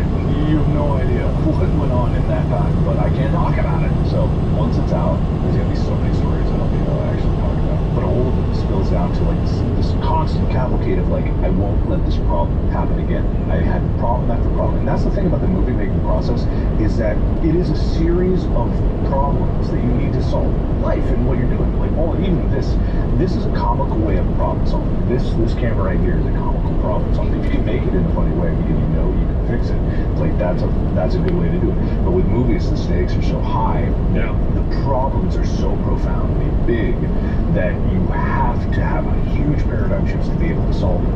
And if you can't solve them, then that's how bad movies get made. That's how shit gets put out there. And that's why all the systems are in place that all the companies do it, is because they're used to this expressly strict pipeline. Yeah, well, that's the thing. I've only ever seen your sense, so I don't have any real context for it. But like, even in the way that you do stuff, which is, I think, probably a lot more flexible than how like a normal TV show is run or movie.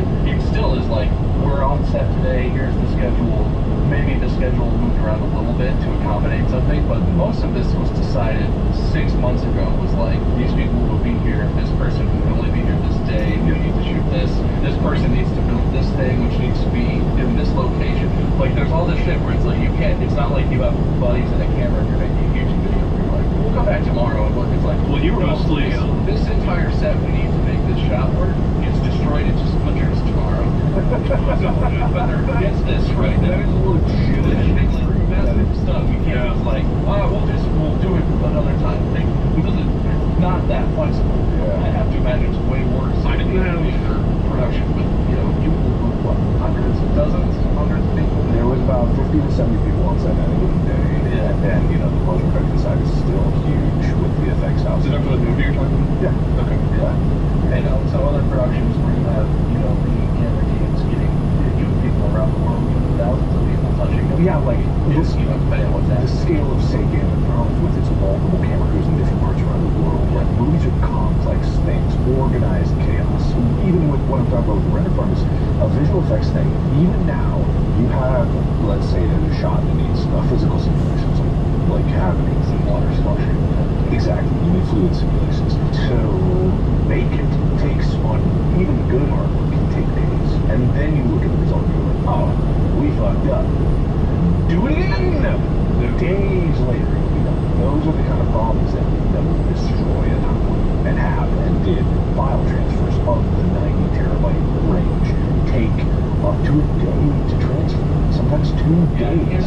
I've had so many transfers that were 20 gigs or something where halfway in it dies. It's like, we need to restart that. Yeah. A thing that takes 18 hours, 24 hours to actually finish. The odds of that going wrong are so bad. So high, actually. So tough. Yeah. So my experience filming, I would say, in space was probably the one I can say I was most involved in. So for heist, we just had like the security guard role, and then we did like 2 other bits. There for like 1 hour day, and we mostly screwed around in the one air conditioned room. Man, and I can't believe all of Heist was filmed in 14 days. Can you believe that? That is Heist. I guess it doesn't feel like to me it feels more interesting. I think all the different endings, but I guess in space is just a different orientation of the same idea. But in space, for me, WOG wasn't filmed every day while we were there. It's like we had to wait for specific sets. So I did I don't know what they call it, the hair universe or the whatever universe, and then we did like some WOG with like one set, and then it was kind of like we did different locations. It was the place where we did like the boiler room, and there was like the government building, whatever that was, that we did some filming in. Yeah. So like there were days I had nothing to do, and then we had to go back to the studio where I think you did most of your filming in the ship. Mine was all on set. Yeah. It was super consistent. It was some like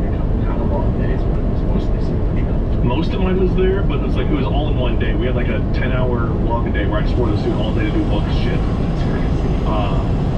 I felt very important because like there were so many people just like assigned to keep me cool and alive. And you know why that was? Because there were problems before of keeping people cool, and I was like, we cannot have this again. So it's like trying to get pipelines in to solve problems, but you don't get them from experiencing them. I get it. I mean, I wish I was a problem solver type. Like I used to be more hands-on. I installed like, you know, ceiling fans, kitchen faucets, I've repaired cars and stuff in the past, but like I've kind of lost all that now. It's like, oh, I don't have to be the one to do it. And I think, well, I think that if we're gonna get real psychological, I don't want to bring the mood down too much, but my family has so many problems that I have to solve that whenever I get away from having to solve problems and like my personal life, I don't want any more. I'm good. It's like people that want to play video games like Elden Ring or Dark Souls, like, man, I love the challenge. And I was like, dude, give me Diablo where I'm crushing everything without having to blink, because like I don't need a challenge. Life's thrown enough at me. I just want easy street. Turn on invincibility mode. I will have so much fun. I can play for hours being invincible. I don't need a challenge at all. Do not need it. Do not want it. One of my favorite experiences of all time is still the NSP music video bit that we filmed in space. Right, yeah. Holy fucking shit, that was so fun. And the outcome, the finished product of that is so good. It really is. I can't imagine you guys going out for what, like 2 minutes to film, and then hours of costume change. The costume, that was part of the thing. Were they? That's good. The makeup and costume people were ready. They had like planned that, and as we were doing that, we were like, some people would roll in and change, and then the people who were ready would roll out and do some stuff. They were like the most extravagant one was the metal one. Yeah. So much makeup. That was still like maybe 20 minutes turnaround. But I'm like, I guess put all these on real quick. Yeah. Some makeup on it. We can keep it simple, but make it look specifically the falling through space. Yeah. Where we play on the box. Oh man, so I don't think Walk ever did that, but I don't know if I could have laid down as Walk. What did Walk get into? Big giant double bags. The aliens. I'm thinking of the makeup day where we had like the aliens and the agency, the USA, and like Ethan and everyone that was doing the alien makeup. That took a long time to get their makeup on. So that's what I was referencing. still great. Like, I love space so much, and I'm so glad because like when space came out, people loved it, and there were some people like, oh, I know some random fun of heists, and I get that. It's totally fun. That's not what space was, and it wasn't meant to be. But space was so complex; it was supposed to be more complex. The ending of part one was supposed to have multiple encounters with the old man, each to the universe that it was part of. It was supposed to be a noir encounter with the old man. It was supposed to be a horror encounter with the old man, with it blood spattered all over. A hair encounter? No, that was in part two. So there was supposed to be, when you do the digging pass in part one, it was supposed to get to it. The theme was that it's inevitable, but it was supposed to have some variety to it, but there just wasn't enough time to do it. There wasn't enough time to reset that place and get it in with all the other things that I wanted to get in there. It's surprisingly tough to do the different universes. We did a lot of that where it was like the whole crew. We did several like hallway walks where we had to do each universe in the hallway, and the whole crew. And it was like you kind of are doing the same thing, but then you have to do it in this universe and it's different. Yeah. And Danny, do you remember the day that did that pratfall? Yeah. And he did it like 15 or 20 times. Like a lot of times. Because going through the hallway was just seeing shit. Oh no, Captain! And I started getting a headache, and I felt so bad. I was like, "You got one more in you, buddy." There's and what I love about it is like longevity wise. There's a reason why people go back to space and even back to this day. They go like, "Holy shit, space is amazing," because they actually come. And as a story.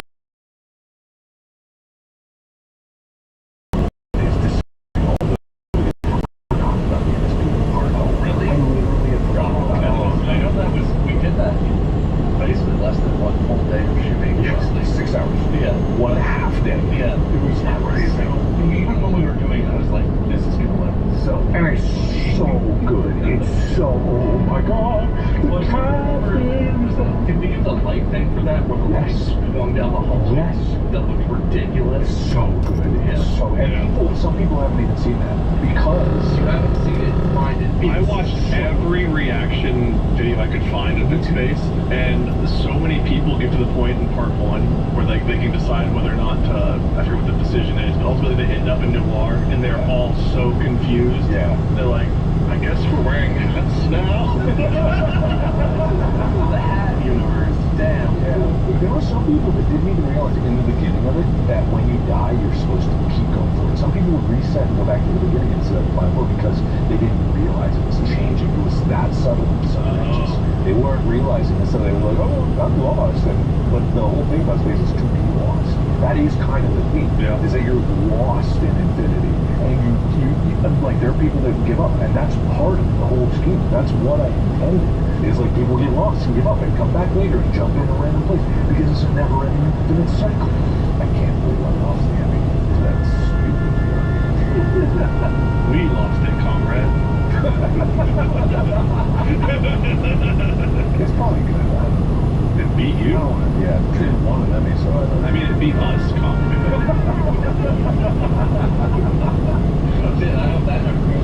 Hey, Mom, where's the food? Oh, well, we're here. It's supposed to be the eating episode. Oh, we could get out your liver?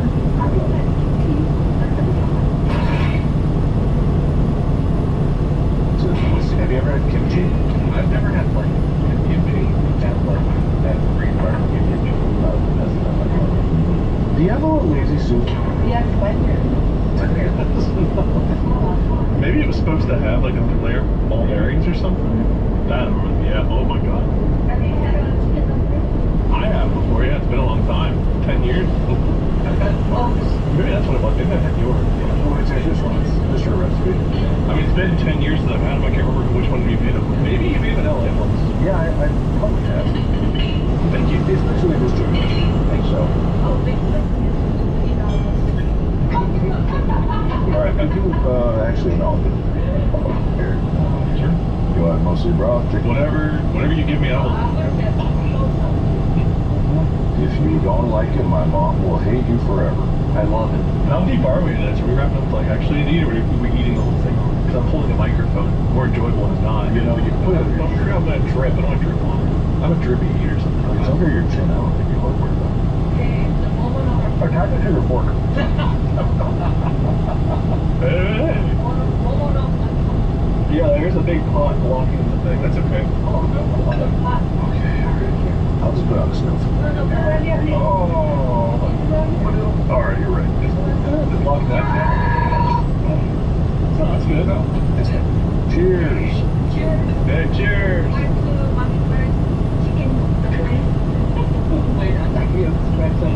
When I like food, I like food. I got a tear in my eye. I was so hungry. I'm not eating it today. It's my first meal. Really?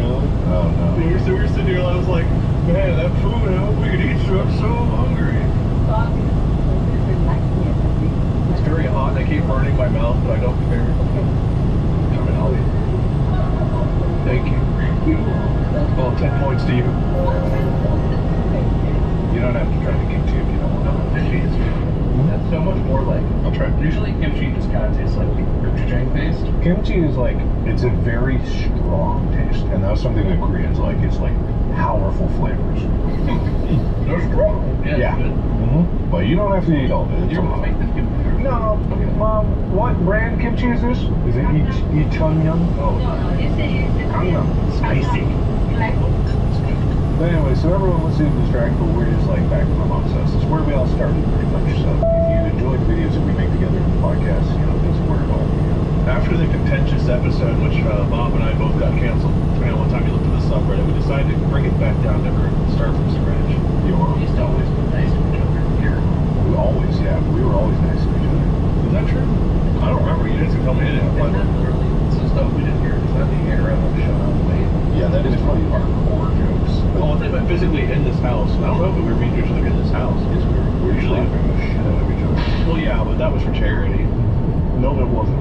That was because we were fundraising for camera equipment. Was that what slapsgiving was? Because the idea was that we felt bad raising money for us. Oh. So we would slap each other because it was not okay that we did that. Hopefully all of you out there can enjoy these unorthodox episodes of Distractable. This is what's going to be forever now. Editors are going to have a ball with this one. This is better than what we made. Sorry, Margaret. That's okay. She's good. Well, I still want to do it.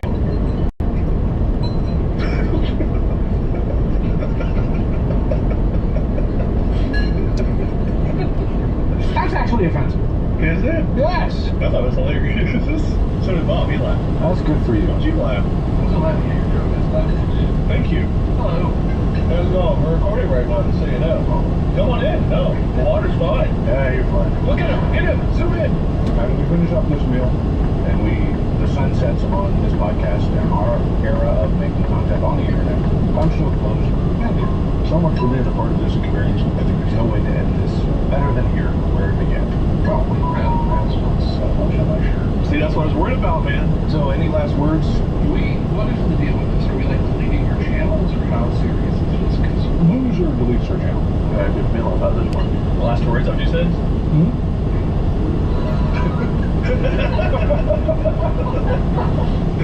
Those only listening, wave and peace sign. Which means feed me out. can we have a little mixing on the show, or is that your channel? Let me go for everyone. But you might have 50-50 chance of getting one key, though. That's the danger. Well, those are our last words. We done. From us to you, it's been a real trip. An honor and a privilege. We got merch. Get the last merch we'll ever have. Visit at distractiblestore.com. It's that thing, quote unquote. We're moving into the movie theater decision. What do we call it? Momo de Cow. I thought you meant the theater.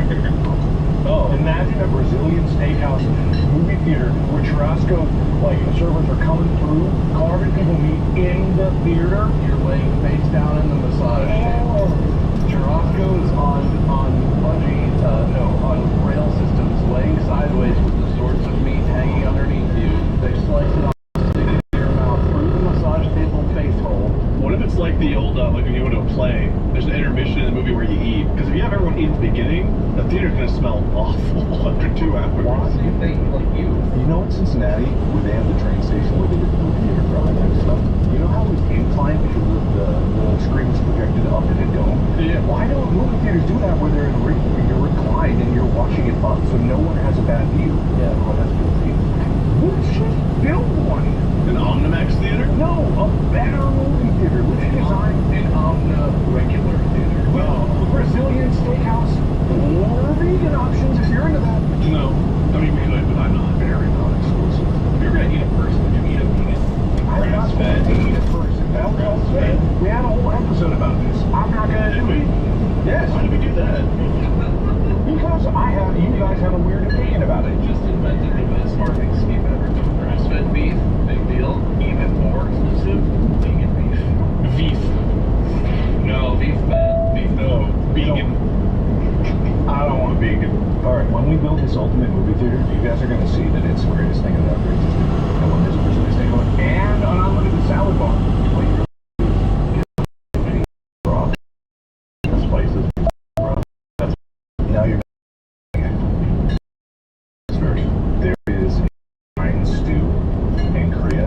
It sounds kind of icky because you're like, oh, spine. This is the most delicious stew you've ever had in your life. Is it bone broth? It's basically, yeah, it's basically a spine that's been stewed forever, like the same they do with good ramen and stuff like that. It's got kimchi in it, you got rice cake, you get a ramen in it, you eat the meat off of the spine. It's so good. It's so good. Of what animal? Your mom. You can only do it once. Keep right to US 45W. Then they can have it. So who wins the final episode? Editors, make that pot come closer. US 45W is closed. On the way to a new route. Tennessee to... Elon and the Zuck go to Mars Base 3 and have an MMA fight in 23 years from now. Oh yeah, what happened to the MMA fight? Someone stuck the toes. Did Elon back out? I'm pretty sure Zuckerberg was ready because he was still training every day. In what happened? But I would also never in my entire life offer to do that, knowing how I feel about football. But what if you had never done MMA a day in your life and you were out of shape? Would you then volunteer to do an MMA fight? My life. US 45W is closed. Switching to a new route. No. Against Mark Zuckerberg? No, never. I really don't like billionaires. I don't want to be beat up by one. Fighting another species like that. Lizard reflexes would just have me completely unmatched.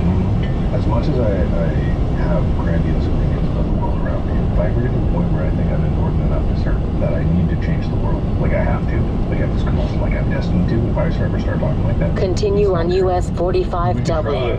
Yeah, I think I would. That's good. That's good. So if like you wanted to, let's say, I don't know, buy a movie theater, we should step in and be like, dude. Anyway, thank you so much for listening to this. If it wasn't clear, this is definitely the last episode. We're not joking. I don't care, man. I got food. You can do whatever you want. But yeah, who's the final victor? Who's asked to delete their channel and all channels? And all other channels. Yes. Wade, how evil are you going to be if you start your villain arc? Pretty evil. Granted, I'm not going to have an arc because there's no more episodes. It would be really evil if you upended the arc of attempting. I could evilly upend it if you want. And you serve it for your own purposes. Yeah, I could be distractible. You cool with that? I guess. You gotta be really evil though, man. Like, part of your evil plot be that I don't have to delete my channel. I could do that right off the bat. Yeah. Right? I could like hide the remote. You would. Oh, I was gonna do a whole thing if I didn't, but I think I'm good now. You know what? Someone should have to delete their channel, but nose goes. You know what's really evil is I coin bombed on that a long time ago that I was going to be doing a nose goes bit, so he and I were both prepared. Alright, that's your winner speech. Wow. Well, it's really sad to see it all come to an end this way, but in a way, it's also really good. We're full circle. Back where we started, eating chicken and dumplings like old times, or like the one old time anyway. Just wait for the next skit video on Mark's channel, he's deleting it, called The Rise of Slender Man. We're going to smear peanut butter all over somebody's face, and they're going to be thinking of something. We'll work it out later. Anyway, Andrew, this world over. So, we're done. Bill of Rights.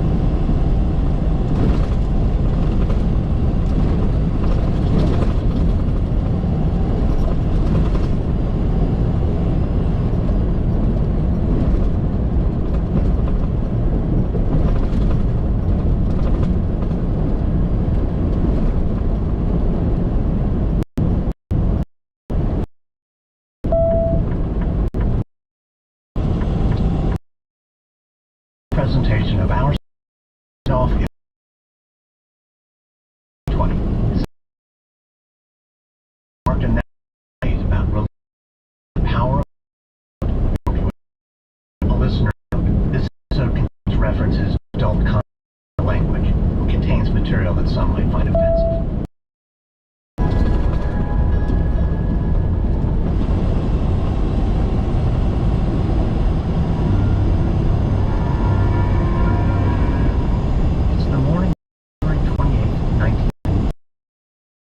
Waco, Texas, a sleek pickup truck pulls into a dirt lot.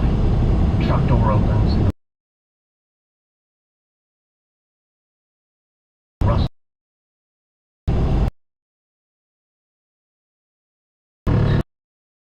A linebacker's physique. He cuts the engine, moves at an unassuming cluster of wooden buildings known as Mount Carmel Center. Rodriguez knows far more about Mount Carmel than he cares to. He's met many of the men, women, and children who live here, all members of a religious cult called the Branch Davidians. There are more than 100 strong, and the group's led by a man named David Koresh. Rodriguez knows that Koresh is a high school dropout, whose given name is Vernon Howell. But here at Mount Carmel, Koresh is something much more, much bigger. His followers believe that he is the Messiah. As he tells them, he is the new embodiment of Christ here on earth to bring about the end of days. Rodriguez gets out of his truck and walks toward the compound. He hates visiting this place. He's careful to keep a smile on his broad face. He can't allow anything to reveal his true feelings or his real job. Rodriguez is an undercover agent with the ATF, the Federal Bureau of Alcohol, Tobacco, and Firearms. In 2 1/4 miles, take the ramp on the right. About a month ago, Rodriguez and other ATF agents moved into a house just down the road. They've been posing as students at a local technical school and inventing reasons to visit the neighbors. Koresh always seems glad to have them. He even told Rodriguez he could move in. Rodriguez shudders. The suggestion alone made his skin crawl.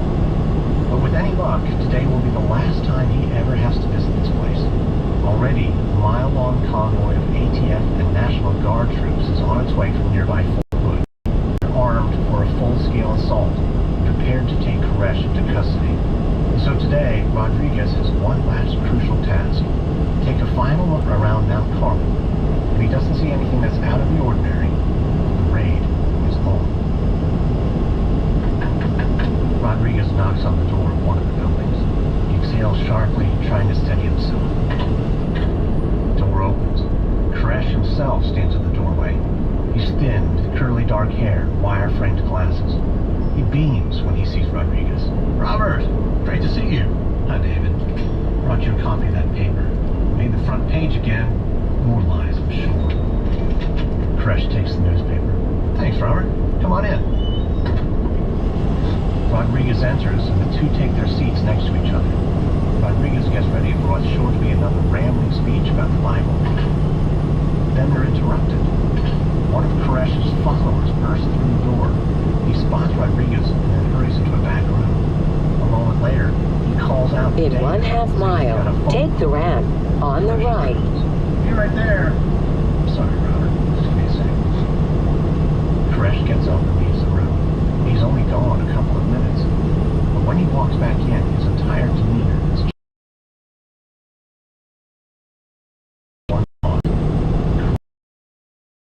He knows the raid is coming. Take the ramp on the right. Koresh locks eyes on him. They'll never get me, Robert. Rodriguez tries to keep his expression blank. Get you with In me. 1/4 mile, turn Koresh left moves on the Tennessee window. 21. No blinds. You know what I mean. You know they're coming. Rodriguez is frozen to his seat, and he knows he has to keep his cover. Sorry, who's coming? It's up to you now, Robert. Good luck. Rodriguez stands up. He needs to get out of here. In 4 miles, take the ramp on the I right. gotta get back to the house. Guys are cooking breakfast, so. Rodriguez walks back towards his truck as calmly as he can. He's shaking, but trying not to show it. He's sure he's about to be shot in the back. A thought screams through his head. He knows. Koresh knows about the raid. Rodriguez has to hurry and warn the others. They're walking straight into a hornet's nest. American Scandal is sponsored by Waco. Shh, listen. You can hear that? That noise? Now, of course, there is no noise, but I bet you started to imagine what the noise could be, because listening goes hand in hand with imagining. That's why Audible is such a great place to let your imagination soar. When you listen, you can be inspired to imagine new worlds, new possibilities, new ways of thinking. There's more to imagine when you listen. A great listen that got my imagination going was David Grand's newest, The Wager, a tale of shipwreck, mutiny, and murder. As an Audible member, you choose one title a month to keep from their entire catalog, and new members can try Audible free for 30 days. Visit audible.com/AS or text AS to 500-500. For 149 years, ADT has made the security of their customers a top priority, so you can have peace of mind.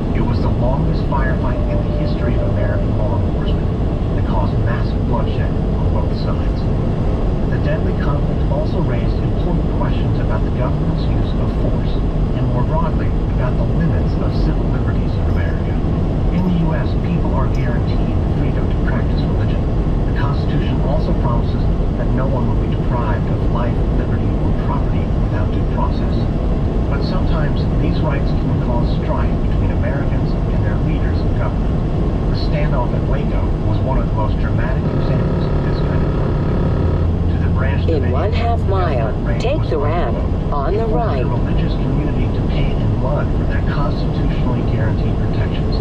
Government agents saw it differently. To them, Koresh was a dangerous cult leader who had brainwashed his followers and violated gun laws. There were also allegations of polygamy, child abuse, and statutory rape.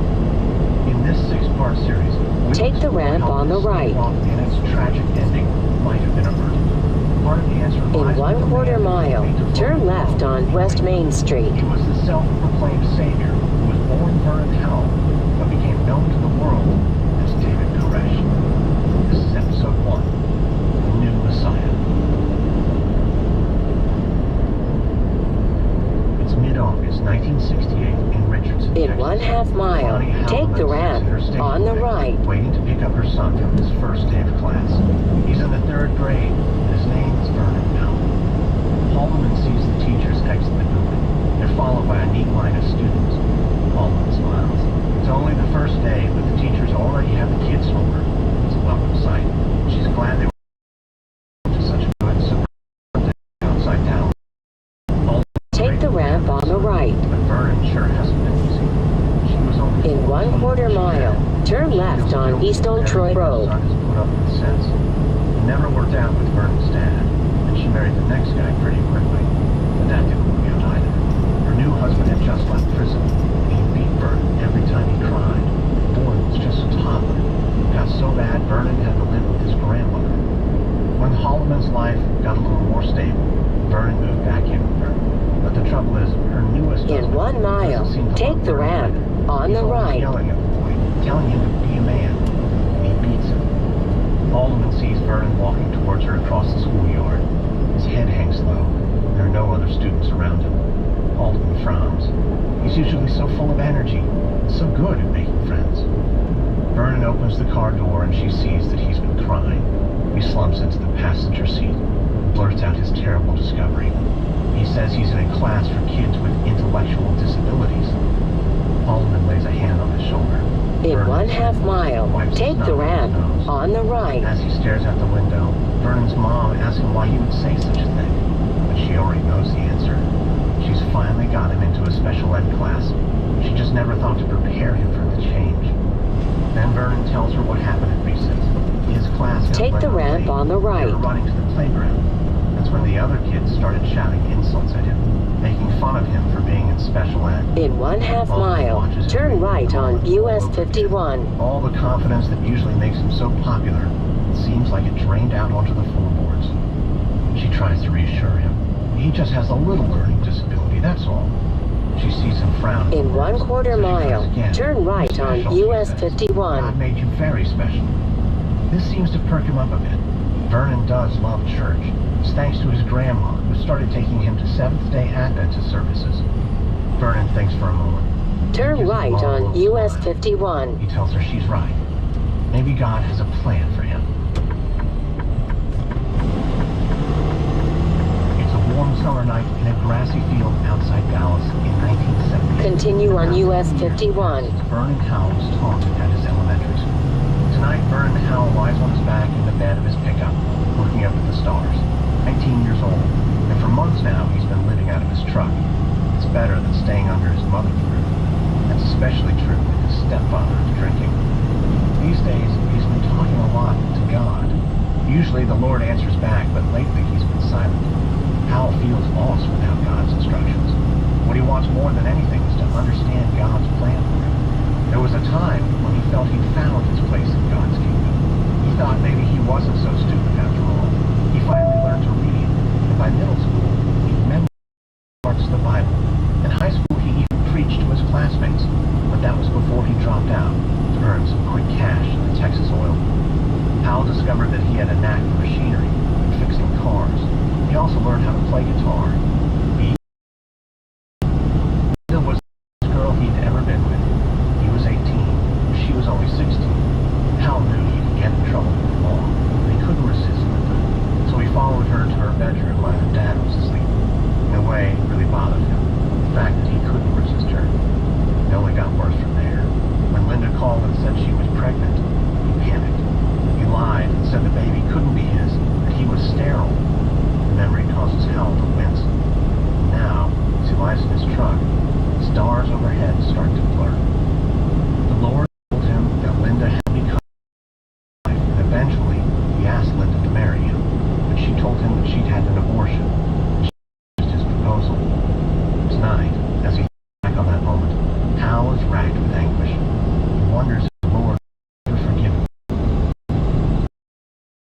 Suddenly, Hal has the feeling that he's surrounded.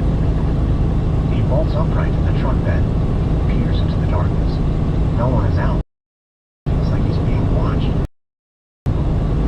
He's had this feeling before, like he's trapped.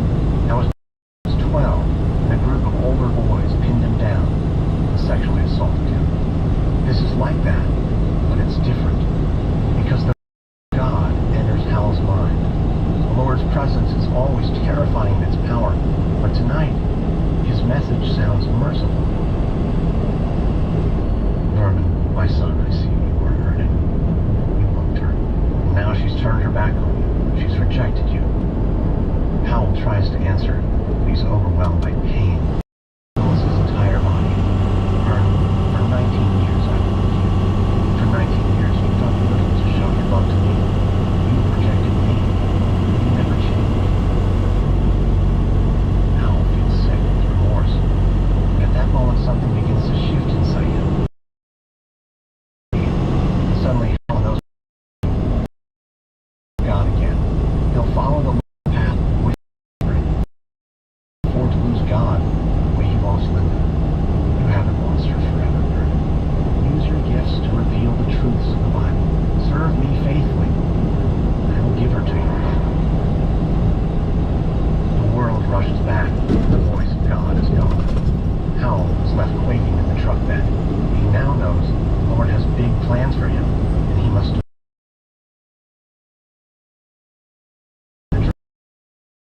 his Bible until it fades. It's the summer of 1981. At a rundown truck stop outside Waco, Texas, Vernon Hal finishes topping off his gas tank. He removes the nozzle and walks inside the station. Hal asks the old man behind the counter about a place called Mount Carmel. The man shoots Hal a suspicious look. Why would he want to go out there? Hal just shrugs and smiles, and the old man reluctantly gives him directions. Hal thanks him and heads to the restroom. He stares at his face in the mirror. He's grown a beard, looking a little scraggly. But that's probably what Christ looked like too, he thinks. At least if you saw Jesus in real life and not in some painting in a stuffy old church. Hal is done with stuffy old churches. Just a few months ago, he was kicked out of the Seventh-day Adventists. The pastor didn't like that Hal was sharing his messages from God. He was talking about the end days, about how a new prophet would open up the 7 seals from the book of Revelations. But the last straw was the vision Hal had received from God, showing him that he'd married the pastor's young daughter. Hal exits the gas station and pulls back onto the highway, and once again he feels ashamed. Yet another of the Lord's marriage plans didn't pan out. He'd spent the past couple of months adrift, trying to answer hard questions. Where did his path lead? Why weren't there prophets in the world today? To Hal's amazement, one of his friends said she'd actually heard of a modern-day prophet, an old woman living just a couple hours south of Dallas, a woman that lived in a place called Mount Carmel. That's where Hal was headed now. He looks up at the trees lining the road, the intersecting branches like a crown of thorns. He can hardly believe that in just a few more miles, he will get to meet his first real-life prophet. It's less than an hour later, and Hal was 13 miles outside Waco. He's standing at the entrance to Mount Carmel Center. The harsh afternoon light bounces off the simple white buildings. Already he admires the humble nature of this place. It was built right in the middle of a quiet prairie. Hal gets out and takes a look around. A group of children play in the fields. A few women watch them. As Hal approaches, a woman with a British accent greets him. She agrees to take him to meet the prophet, whose name is Lois Roden. The woman leads Hal through a labyrinth of buildings. Soon they find the prophet. Lois Roden welcomes Hal with a simple nod. She's a thin, bird-like woman in her late 60s, with oversized glasses and a prominent chin. She offers to take Hal on a tour of the property. Walking together, we pass a series of small houses. Nearby, a young couple lifts buckets of water from the stone well. Roden talks as they walk, and Hal hangs on her every word. He loves her confident voice. She stops and points out an old, weather-beaten church. She explains that this group, the Branch Davidians, started in the 1930s. They moved to this property in the late 50s. Her husband, Ben Roden, was the prophet back then,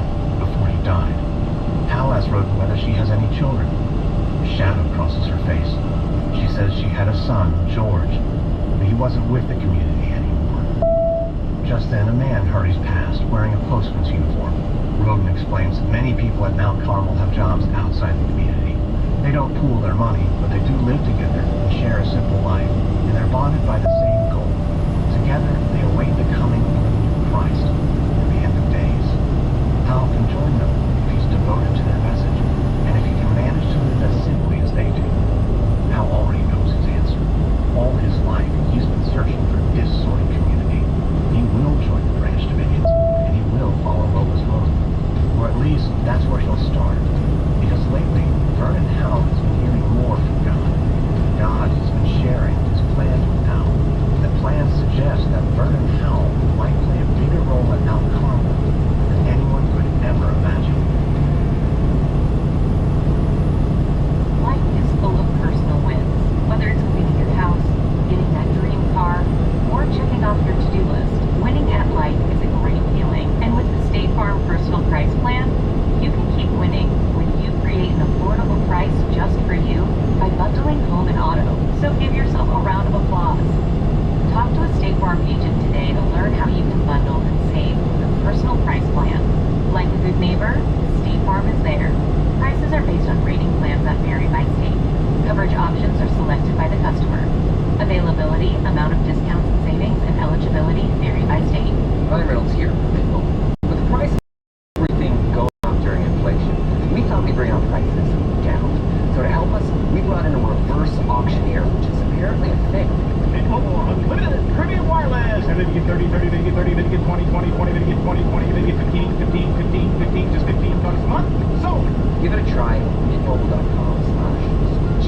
$25 upfront, 3 months plus tax and fees. Promo rate for customers for a limited time. Unlimited more than 40 gigabytes per month. Slots. Full terms at mintmobile.com.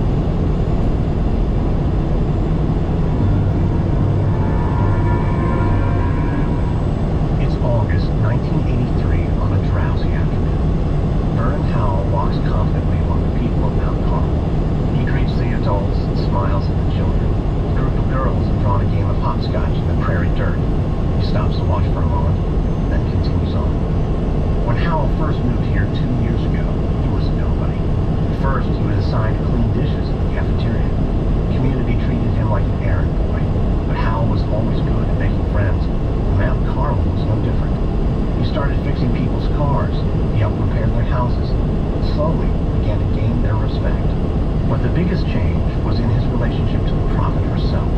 Once Lois Roden took a liking to Hal, he was free of dish duty for good. And now, Hal arrives at Roden's home, looks over his shoulder to see if anyone's watching. No one is, and Hal feels relieved.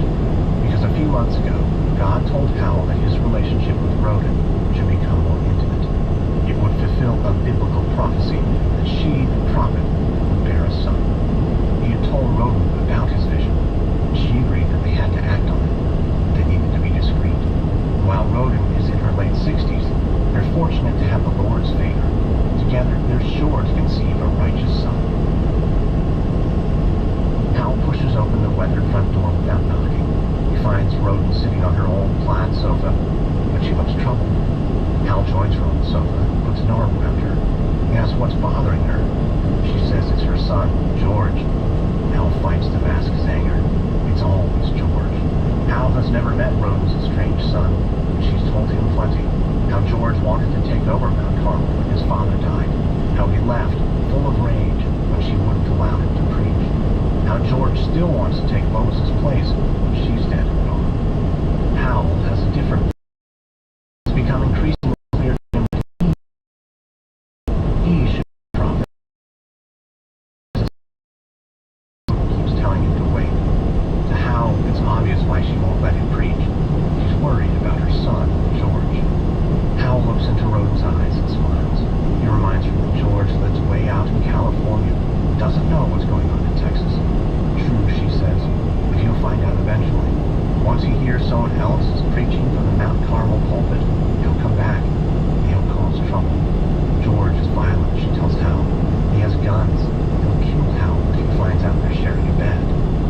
Hal promises it won't be that bad. If she would just let him give a few sermons, she'll see. People need to hear his words. They were given to him by God. Hal can sense that that maybe this is the reason she still isn't pregnant. She's blocking God's will by not allowing him to speak.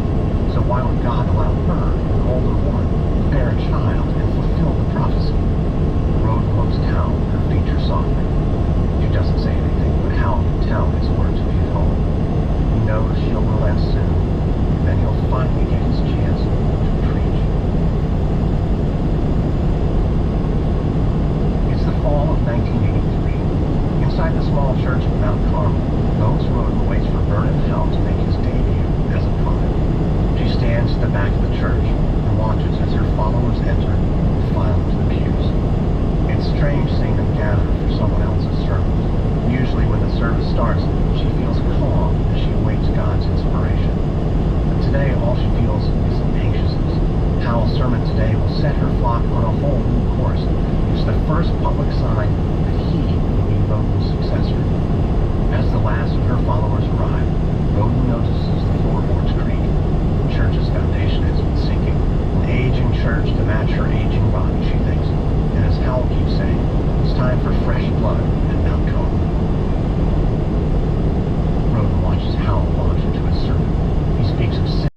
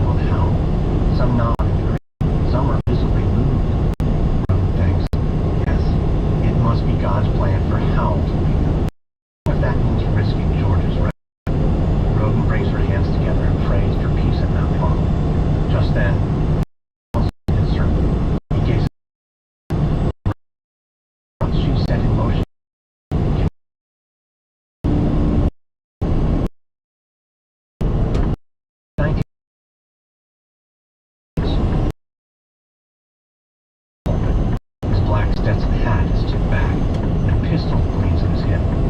At the back of the church, Lois Roden listens, her hands trembling. Just as she feared, George rushed home as soon as he heard about Hal's debut as a prophet. Now he's delivering a hellish sermon to the flock.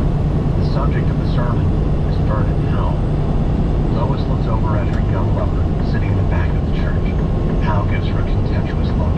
It's as if George's return is all her fault. George roars from the front of the church, working himself into a frenzy. He's so angry that spit flies from his mouth. He calls Hal a usurper, a devil worshiper. Lois listens in horror, wishing she could just disappear. But George is just getting started. He then accuses Hal of sexually assaulting Lois. Up until now, the people have been sitting stock still. They're too shocked to speak. But this accusation is too much, because over the past few months, Hal has built a strong following. So when George starts raving about sexual assault, several of Hal's followers stand up and begin shouting him down. Lois looks over to see Hal's reaction. He's still seated, calm, letting his followers attack George on his behalf. Towards the front, a middle-aged woman loudly denounces George. She calls him a false prophet. That makes him even more enraged, and he shoves her. The woman trips backwards over a pew, falls to the ground, landing with a thump. There's a gasp in the church, but no one seems willing to come near George, except Vernon Hal. Lois watches as Hal stands up, walks silently to the front of the room, and helps the middle-aged woman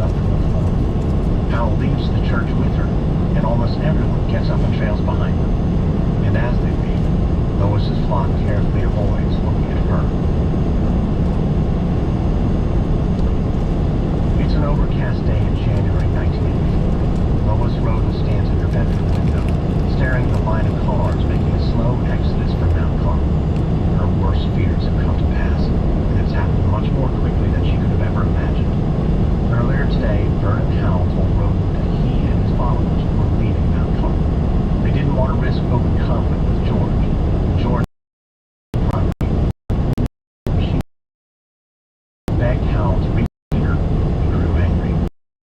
Things she couldn't believe were coming from her chosen successor. He said she was no prophet. He accused her of losing her church to God. He even said that the Lord was punishing her, that this was the reason why she would never. But what Hal said next, many of the insults. Mary Rachel Jones. Rachel is like a granddaughter. She's only 14, the oldest daughter of one of the families in the community. But her parents gave her consent to the marriage. That means she will become Hal's spiritual and legal wife. Roden closes the blinds in anguish. The room is cast into shadow. She can't stand to watch it. She's lost the chance for a miracle child. She's lost her successor. Now she's losing her beloved followers. All she has left is her wild son, George. And she can't bear to turn him away. It's January 1985 in Jerusalem, Israel. 15-year-old Rachel Hal, who used to be Rachel Jones, watches as the sunset casts a glow of the pale stone temples of this ancient city. She's seen this sight many times on this trip with her husband, Vernon. It usually leaves her in complete awe. But tonight she's feeling something else. It's loneliness. The sense that she's a foreigner in a foreign place. She knows she's not crazy. It's been many weeks since she last saw her family. She misses her parents, and her sisters most of all. She moves closer to the window and peers down the street. Still no sign of Vernon. He's been gone all day, visiting a place called Mount Zion. It's a special place, because she knows that on Mount Zion, she and the other chosen ones will ascend to heaven before the final judgment. Vernon can't say exactly when this will happen, but that's why they came to Israel, so that he could learn more about their place in God's plan. Rachel leaves the window back. She's still getting used to all the changes in her body now that she's pregnant. In a lot of ways, it's been a strange year. First, her parents told her about Hal's vision, that she should be his wife and bear his children. She knew Hal was the man who preached for hours about sin, and at first, she was frightened. But her parents said that Hal was inspired by God, and that their union would be holy. She accepted their words as true. Rachel looks in the bathroom mirror, combs her long blonde hair. It's beautiful here in Jerusalem, but she's sick of all this moving around. She married Hal just before he led her family and the rest of his followers out of Mount Carmel. First, they moved to Waco, then they moved to a smaller, more isolated community, and at last they settled in the middle of nowhere, way out in the woods near Palestine, Texas. Rachel hated the dirt and the cold of the camp, but at least they were finally safe from George Roden. Just then, Hal bursts through the door. Rachel turns to greet him and stops when she sees the wild expression on his face. What's wrong? Are you okay? We need to get back to Texas right away. Rachel's heart leaps. For days, she's been praying to be able to see her sisters again. Are you sure, Vern? I thought you wanted me to have a baby in Israel. Hal gives her a dismissive look. Everything's changed. You can't understand. Yes, I can. We're together. We're bonded. Hal pauses. His face softens. Rachel, I've had a vision. I was atop Mount Zion. 7 angels came to me. They were riding fiery horses and had flaming swords. They led me to God. Rachel's eyes widened. The Lord gave me a scroll and said I should eat it. When I did, it gave me perfect knowledge.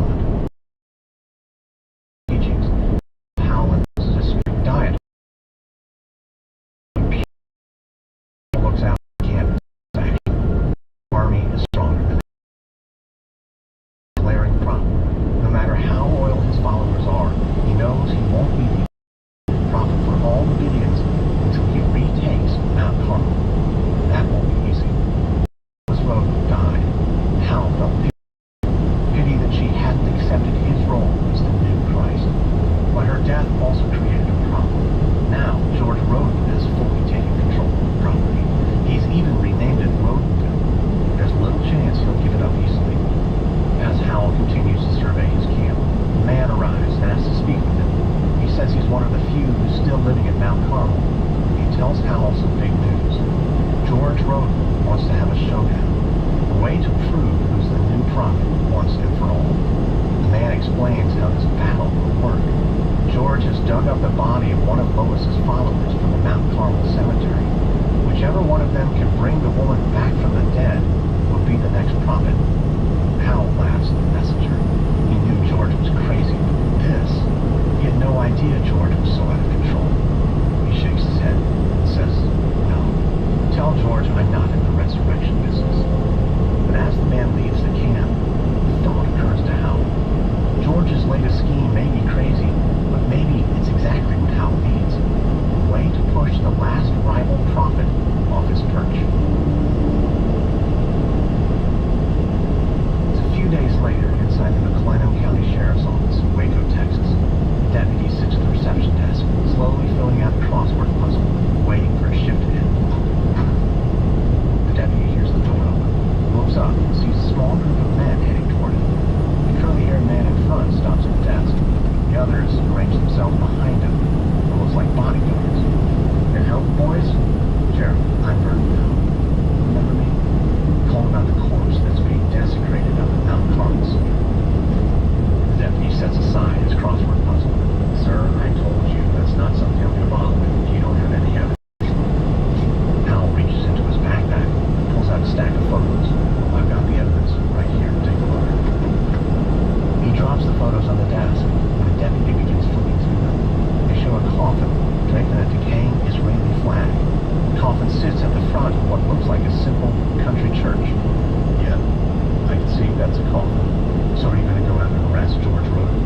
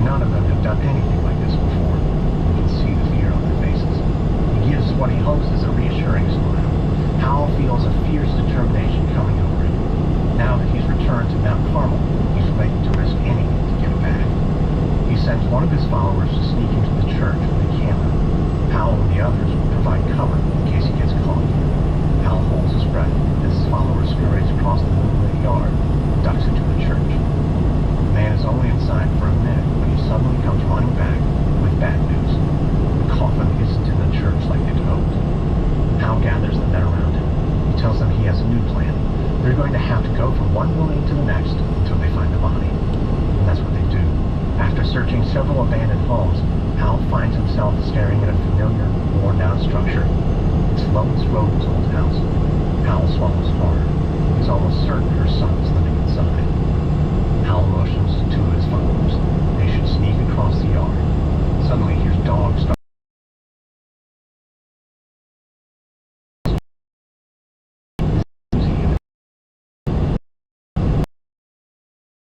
dirt behind a concrete slab.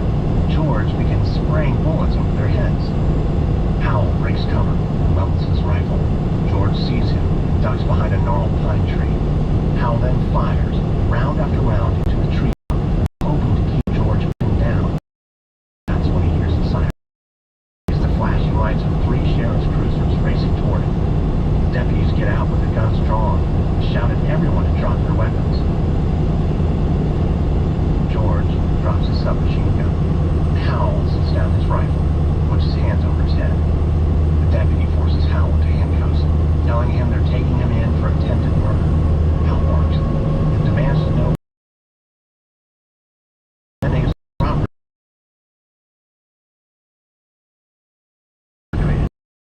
He just shakes his head. Hal looks at the terrified faces of his followers being forced into patrol cars. He feels more anger than fear. Christ faced the ultimate persecution, but he won in the end, and so will Hal. He is the new Messiah, and this night proves that his flock will do anything for him, even if it means facing arrest or death. If I'm wondering, this is episode 1 of Waco from American Skin.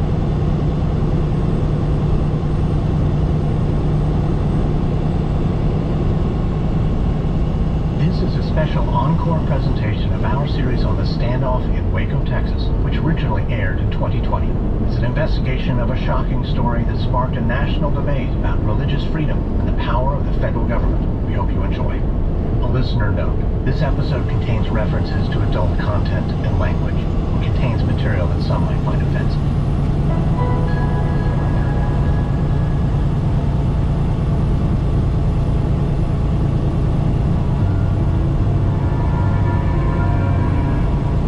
August 1989 in Pomona, California. Just after dawn, Mark Bro twitches in his sleep.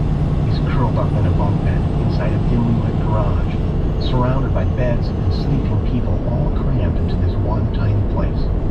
The garage and house belong to the Branch Davidians. They're a religious sect whose teachings Bro has followed without question, until now. Bro's eyes flick open. Immediately his mind starts racing. He's running through the same terrible questions that kept him up last night. He wishes he could get up and scream, but instead he stays motionless under the covers. Bro is in his mid-20s. He's a thick mop, dark hair, and a deep desire to know God. And almost for 4 years he's been a disciple of Vernon Hal. Bro is Hal's trusted lieutenant. His entire life, his home, his friends, his salvation rest on the faith that Hal is the new embodiment of Christ. And that makes this morning, and his doubts, so terrifying. These last few years, Bro has learned some deeply uncomfortable truths about Hal. Last week, for instance, he and Hal drove from Texas to California in Hal's Camaro. But they didn't come alone.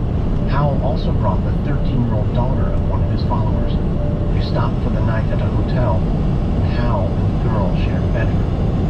Bro replays the memory in his mind, over and over. He feels sick to his stomach. He's given everything to Hal. In exchange, he's supposed to play a central role in the salvation of mankind. But he thinks, what if Hal isn't the Messiah? What if he's just a pedophile hiding behind a Bible? The thought sends Bro right out of bed. He dresses quietly, trying not to wake the others, and steps outside. The sunlight is warm on his skin. Bro is partially blind, but he can still make out the pale blooms of a jacaranda tree. Just then, the front door opens. Bro turns and sees a clean-cut 20-something with blonde hair and a mustache. It's his best friend, Steve Schneider. Schneider gives a quick wave. Morning, Mark. You look awful. Everything all right? Bro avoids his gaze. Not long ago, he convinced Schneider to follow Hal. Now he's not sure if he will respect the other. Sure. Bro hesitates.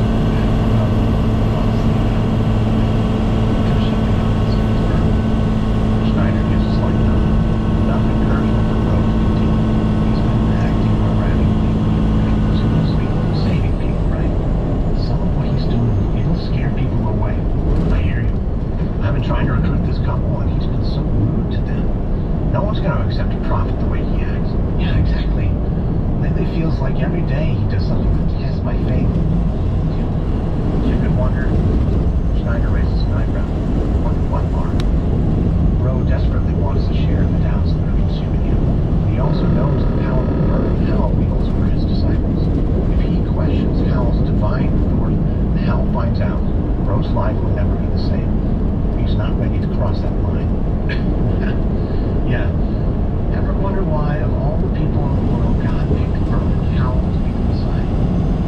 Schneider laughs too.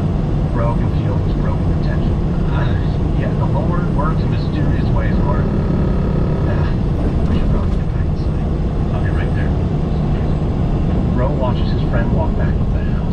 Schneider remains one of the faithful, a state of innocence that Bro wishes he could return to. But it's too late for that. He's powerless to escape the question that shook him awake this morning. Is he really serving the Messiah or a monster? And if he's been serving the monster, Bro knows he owes a debt to God. In which case, he must do everything in his power to take hell down. American Scandal is sponsored by Audible. Listen, you hear that? That noise? Now, of course, there is no noise, but I bet you started to imagine what the noise could be, because listening goes hand in hand with imagining. That's why Audible is such a great place to let your imagination soar. When you listen, you can be inspired to imagine new worlds, possibilities, new ways of thinking. There's more to imagine when you listen. A great listen that got my imagination going was David Grant's newest, The Wager, A Tale of Shipwreck, Mutiny, and Murder.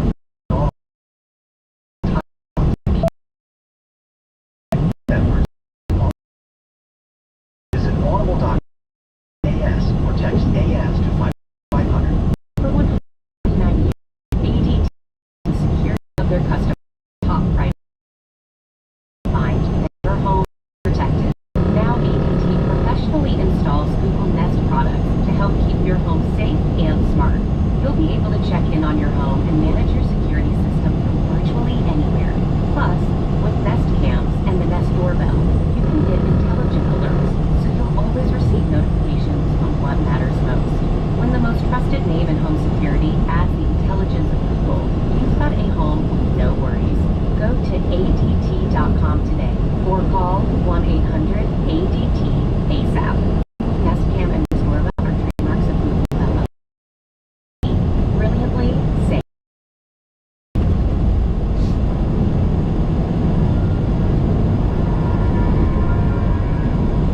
From Hungary, I'm Lindsey Graham, and this is American Scandal.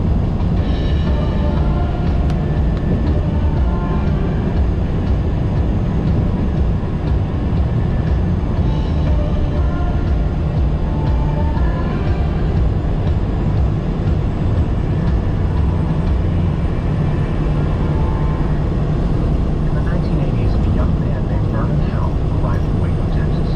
It was here that he joined a religious group known as the Davidians. Though he was a newcomer, Howell quickly gained power and took over from the group's aging leader, Lois Roden. But Howell also clashed with Roden's violent son, George. Howell believed that he was the new embodiment of Christ who had come to earth to bring about the end of days. Over the years, Howell's confidence continued to grow, and he convinced his followers to adopt an increasingly violent worldview. But some of his followers began to question him. Soon, they turned against him, fueling his paranoia for his fateful standoff with his government. This is episode The Betrayal. It's early 1980s, and Mark Rowe woke up with terrible worries about his religious leader, Vernon Howell. Rises on Texas, Chesapeake, Davidians. Rowe. Stories past back around.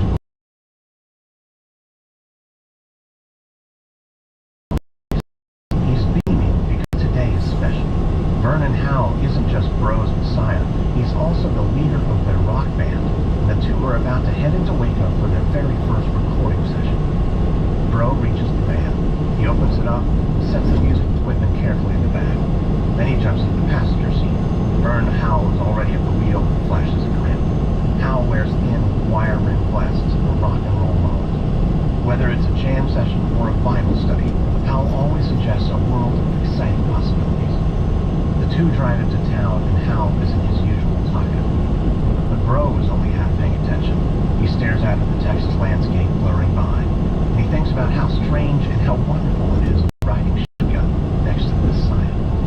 Bro has spent his entire life searching for God's truth. Just a couple of years ago, he was living in California and working towards a master's degree in religious studies.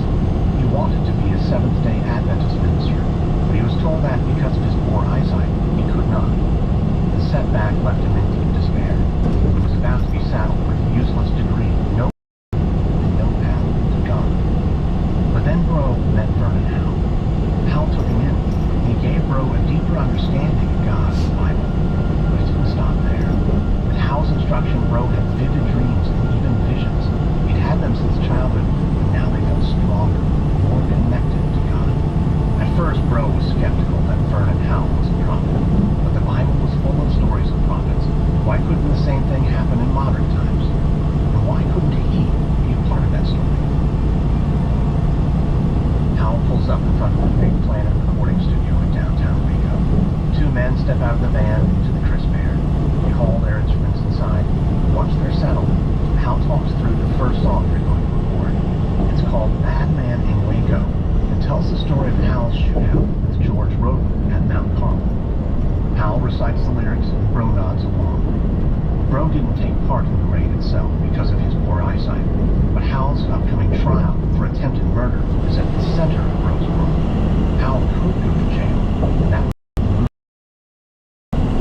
would have a chance to Carmel with George Roden. Bro starts playing his keyboard, improvising the lyrics, but Howe cuts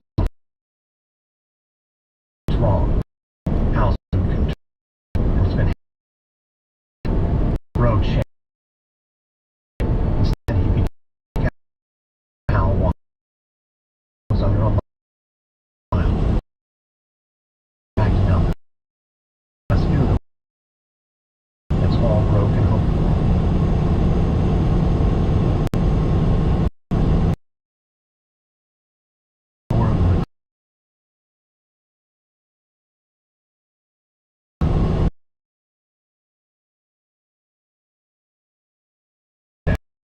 Trial of Vernon Howe and his associates was one of the most bizarre cases he's ever seen.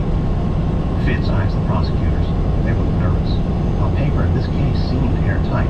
Howe and 8 of his buddies got dressed up in hunting gear, snuck onto another man's property with rifles and shotguns, then began shooting at the property's owner. It's an easy case of attempted murder. Judge Fitz thought the trial would last a few days at the most. But then he met Vernon Howe and realized this trial would be anything but simple. Fitz looks over at the defense table. Howe sits with his hands folded neatly in front of him, looking calm as can be. Behind him, the gallery is crammed with people from Howe's church, or whatever it is. The judge recalls the first day of the trial, when he asked any potential witnesses in the gallery to stand and be sworn in. The women all just sat there. Howe's lawyer tried to get them on their feet, but they wouldn't budge. It wasn't until Howe himself gave them permission that every one of the women stood and offered to take the stand. Things just got more colorful from there. At one point, the judge had to bar Howe and his followers from doing something unbelievable. They wanted to carry in an old, dirty coffin into the courtroom as evidence. Fitz thinks Howe is about as crazy as they come, but he can tell that Howe has a strange kind of charisma, and he's built sympathy with the jury. Fitz watches as the bailiff leads George Roden to the front of the courtroom. Roden wears a black Stetson hat and an orange prison jumpsuit. He'd ended up with a 6-month jail sentence after the county courts found an old restraining order against him, barring him from living at Mount Carmel. They also found that no one had paid taxes on the property for almost 20 years. Roden scowls at Judge Fitz, then Howe, then Howe's attorney. The prosecution squirms in their seat. Roden is their only eyewitness, but they didn't want him to testify. Instead, he's been called to the stand by Howe's defense attorney, who now approaches him and begins his questioning. Howe's attorney asks Roden if it's true that he dug up a body of one of his mother's followers. Roden doesn't hesitate. He says of course he did. He was trying to raise her from the dead so that everyone would know he is the true Messiah, not Vernon Howe. Judge Fitz squirms in the seat. That's it, he thinks. That's all the jury needs to acquit right there. They'll dismiss Roden as crazy, and they'll accept Howe's claim that he was just trying to get innocent people back into their homes. The judge glances over at Howe. He's unnerved to see Howe smiling back. His eyes focus intently on the judge. George Roden may be off his rocker, thinks Fitz. That doesn't mean Howe is any more safe. Fitz thinks about the best possible outcome. After all the dust settles from the trial, he hopes there will be peace and sanity at Mount Carmel for all the men, women, and children crowded into this courtroom today. It's May 1988, just outside Waco, Texas. The afternoon sun casts long shadows across the buildings of Mount Carmel.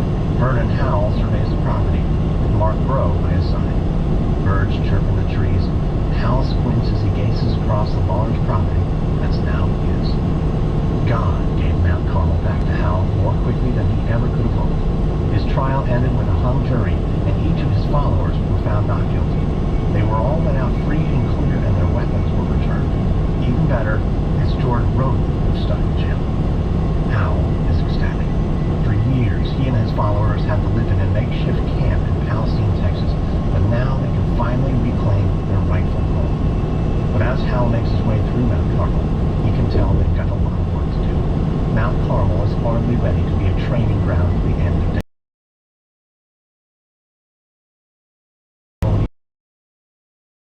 He and Broadway has a roof. Water damage and mold are so severe it'll take months of repairs before any followers can live here. The next house is full of trash. There's signs of rats and roaches. Yet another home is stacked practically to the ceiling with pornography. One of George's associates must have been running some kind of mail order business. Hal opens the door of a little house at the back of the property. A putrid smell blows over him and he recoils. Satan's bathroom couldn't smell any worse, he thinks. He glances around and sees a propane tank hooked up to a burner. Nearby are a series of tubes which lead from a dirty glass beaker to several plastic containers. Hal sees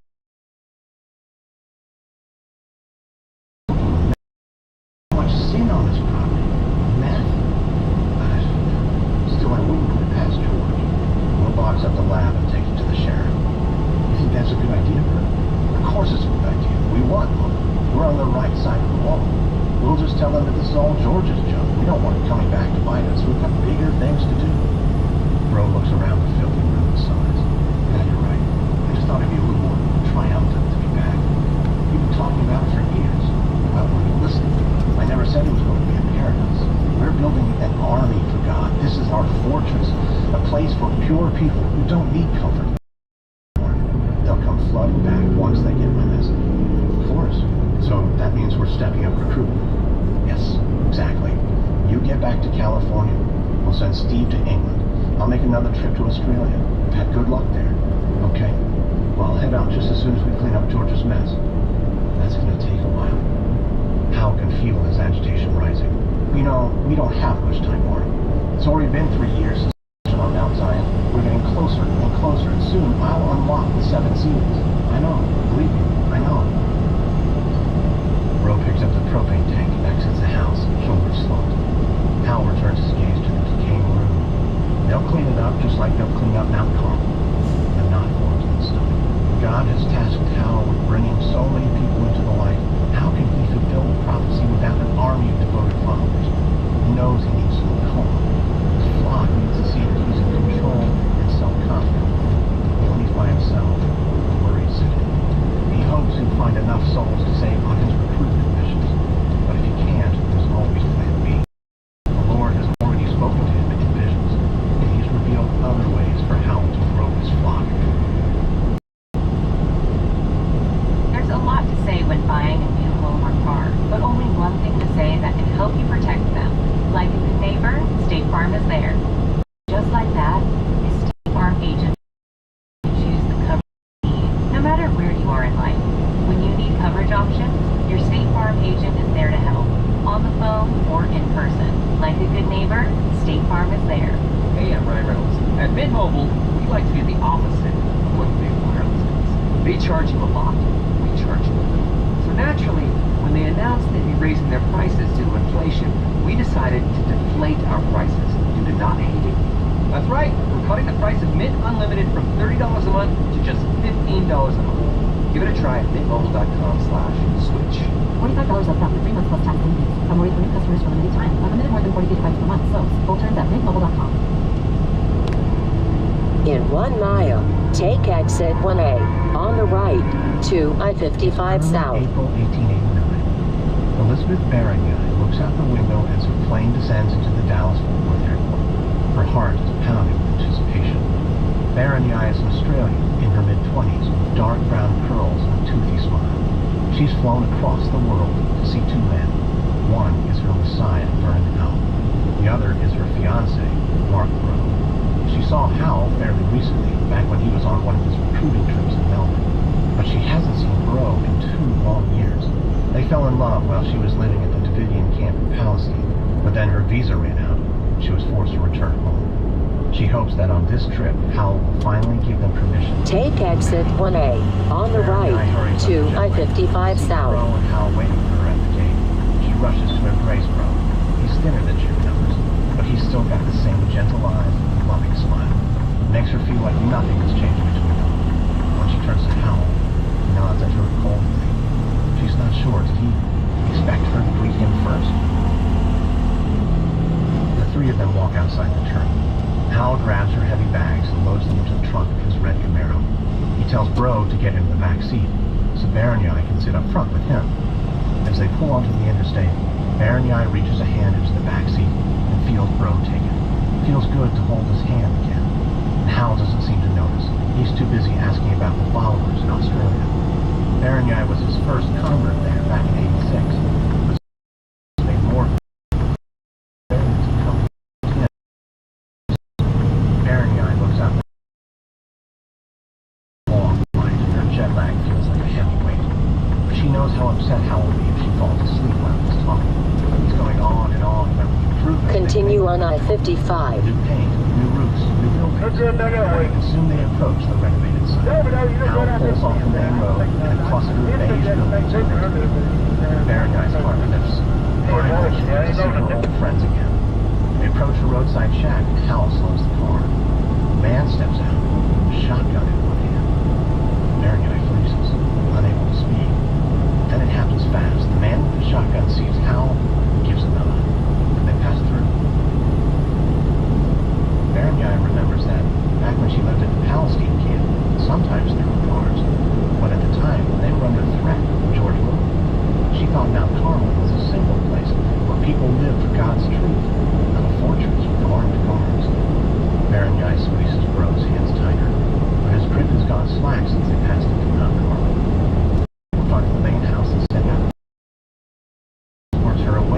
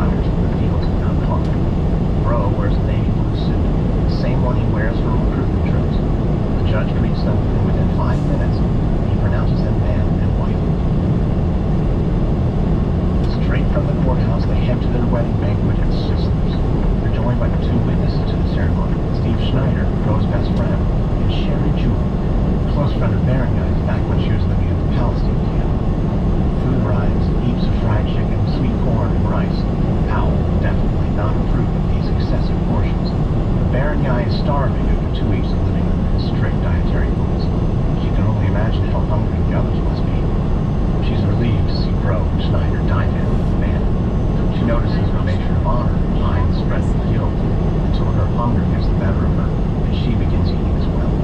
Roe jokes that it's too bad they didn't get married in winter, that they could cram food into their pockets and sneak it back to Mount Carmel. Berenyai smiles at her husband, but inside her mind races. If Roe's willing to joke like that, maybe he's harboring some of the same doubts that she is. She knows even a small doubt can be a torment. Her doubts grow larger and larger ever since she witnessed Howell's dark summer. She wants to talk to Roe about how she feels, but she's not even sure how to start the conversation. Berenyai reaches out and takes her new husband's hand. Their marriage has just begun. Already she's pulling the one thread that could unravel their entire lives.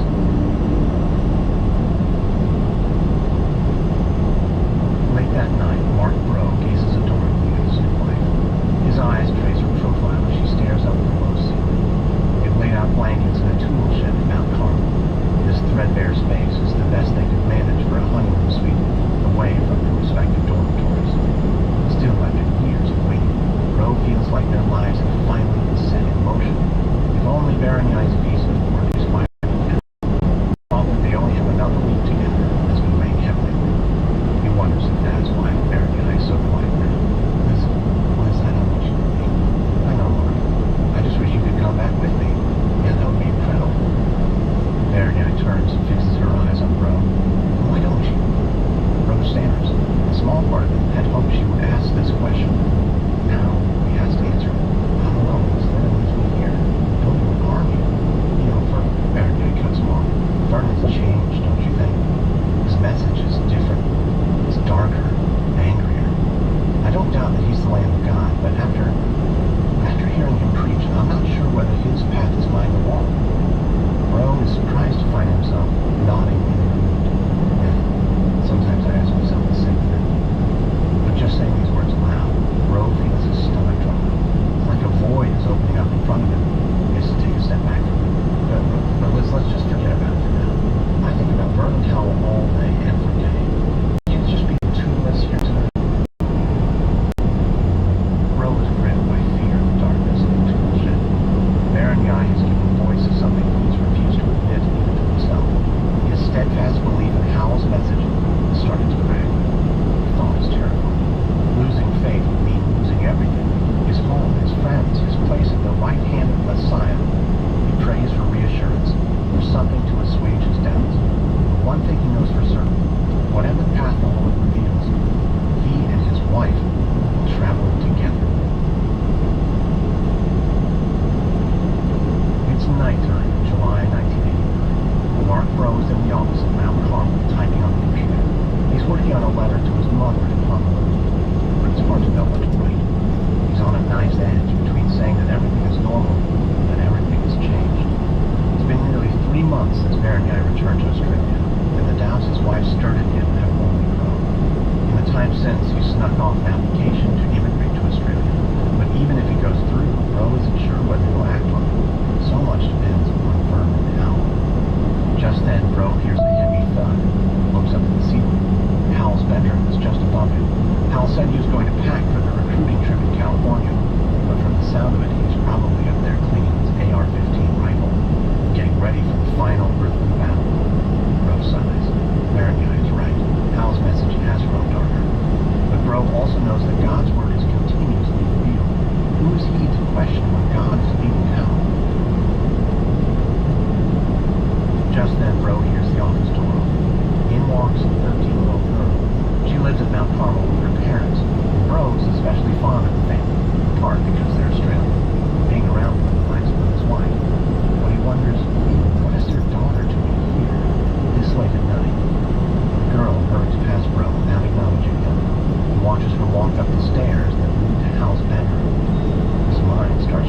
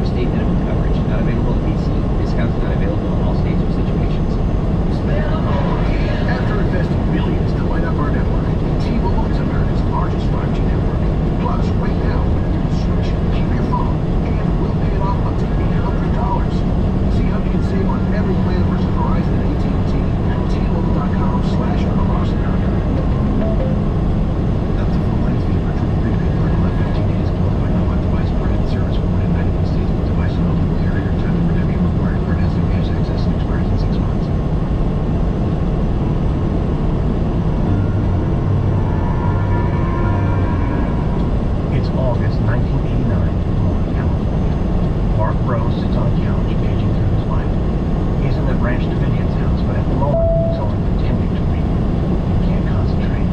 Terrible doubts that took root in Texas have festered here in California. Bro has had no choice but to join this recruiting trip, but deep down, he's also hoped that spreading the word of God would restore his shattered faith. Instead, it's left him feeling like a hypocrite. At this point, Bro is almost certain that he'll abandon Vernon Howell. He can't stand to be Howell's accomplice any longer. But can he really walk away from everything he's given his life to? If he's wrong to doubt Howell, how will he be punished for turning against the Son of God? Bro has been watching his leader closely ever since that night in the office. Howell has been unusually silent recently, rarity for him. Bro wonders if Howell can sense his doubts. Maybe God has given the prophet a window into the mind of his most trusted disciple. Bro looks at the other followers, waiting expectantly in the living room. He hopes Howell won't hold a Bible study today. He's not sure he can take it. But it's Saturday, the Sabbath, so there's almost sure to be a study, and probably a long one. Howell emerges from his room at 1 p.m.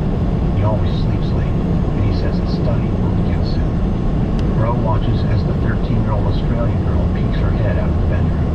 He feels shaky and sick. Howell's sinful acts continue. Bro has done nothing to stop them.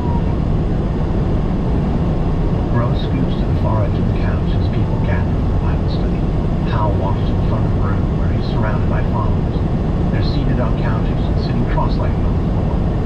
Bro wishes he could flee. He looks at the door, but then Howell begins speaking. The book of Matthew says that we should be perfect as our Father in heaven is perfect. Can any of you meet that standard? Bro sees everyone waiting anxiously for Howell's next words. He imagines that they're all hoping for the Messiah's approval, as Bro will stand. But instead, Howell begins to berate them.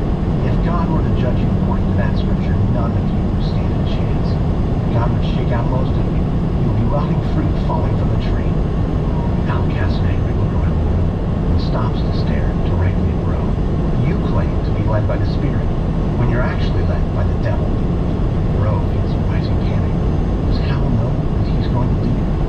But suddenly, Howell shifts his attention. He turns to Steve Schneider. Steve, why did you marry Jim?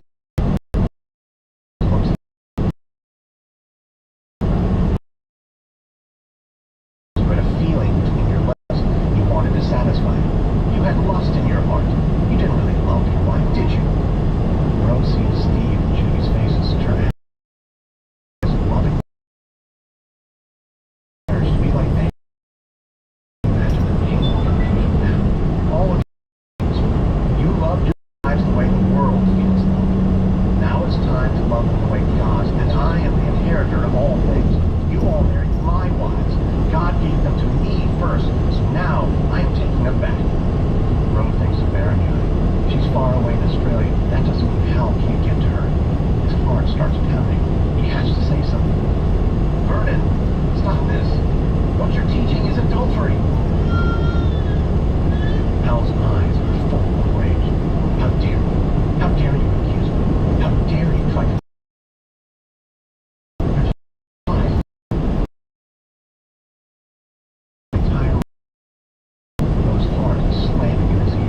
now that he's openly defied Hal,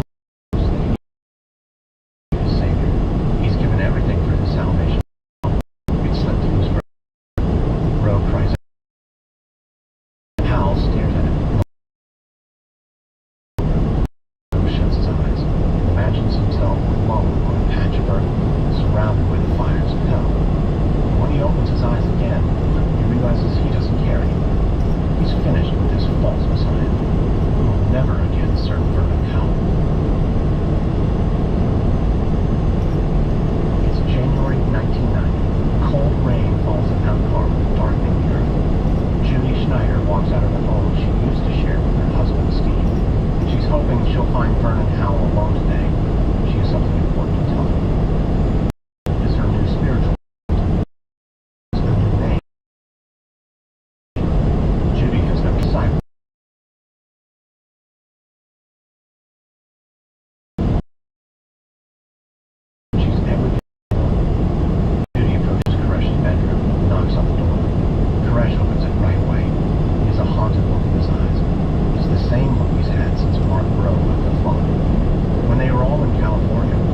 Said he was packing his bag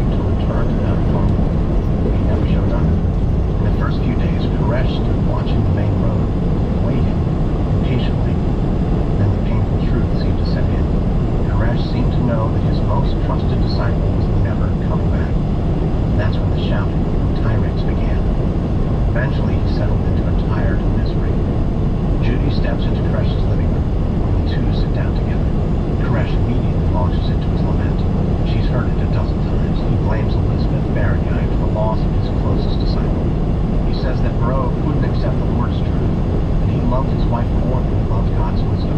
He couldn't accept the Lord's truth that all the group's women should become the Messiah's wives, and that they should bear his children. Judy and Steve faced a similar struggle, and ultimately Steve was willing to give her up. He loved her so much, he wanted her to be closer to God. It was a painful moment. They'd been trying to have children for over 10 years of marriage. Now they knew they never could. Judy tries to cheer up Koresh. She tells him that she has some good news. She's pregnant with one of his children, one of God's children. Koresh tells her that's wonderful news, the best news he's had in a while. Judy beams, and she hopes that once this new baby arrives, the Messiah will forget all about the betrayal of Mark Bro. It's later that month, on the outskirts of Melbourne, Australia. Mark Bro surveys the faces of a dozen branch davidians who have gathered before him in a simple suburban living room. A couple in their 70s sits upright on chairs brought in from the kitchen. The young mother bounces a baby on her lap. Bro was hoping for a larger crowd. This is a start. Bro stands at the front of the room, clutching his Bible. He knows the book by heart. Bro looks over at Baranyai and gives him an encouraging smile. He and his wife have come up with an audacious plan. Bro will style himself as the new prophet of the branch davidians. He will preach his truth to the people, and that truth will topple Vernon Howe. It will topple David Koresh. Taking a breath, Bro starts in on his sermon. He announces the vision he's received from God. David Koresh is a false Messiah. The room buzzes with confusion. But as he describes their leader's sin and hypocrisy, he can Bro continues. The anger in the room is thrilling.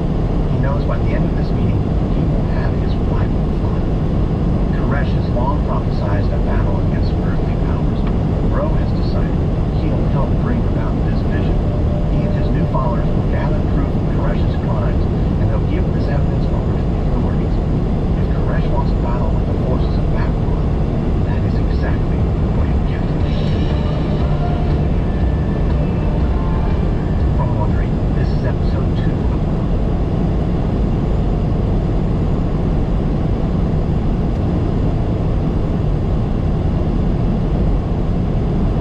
This is a special encore presentation of our series on the standoff in Waco, Texas, which originally aired in 2020.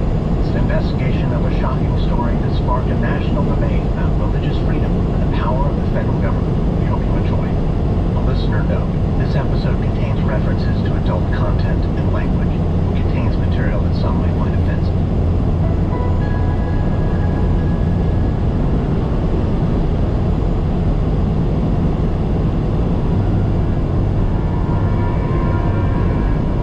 It's February 1992 on the outskirts of Waco, Texas, and a UPS truck rumbles down a dirt path.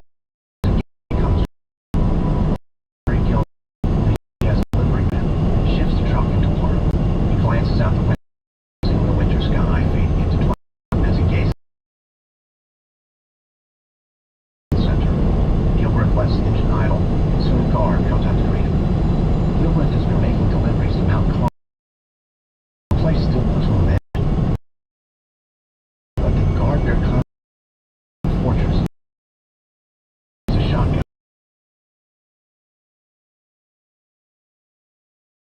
Gilbreth puts on the bloody trail. Camouflage receives the guard up. The guard then. Gilbreth stretches up and grabs it. The box tilts, nearly falling off the ledge. Then several round black objects spill out. They fall and clank against the metal floor. Gilbreth fear. He's surrounded by a half dozen hand grenades. His mind screams at him to run, but his body remains frozen. His heart pounds and he closes his eyes. But nothing happens. He squints at the grenades, his breath heavy.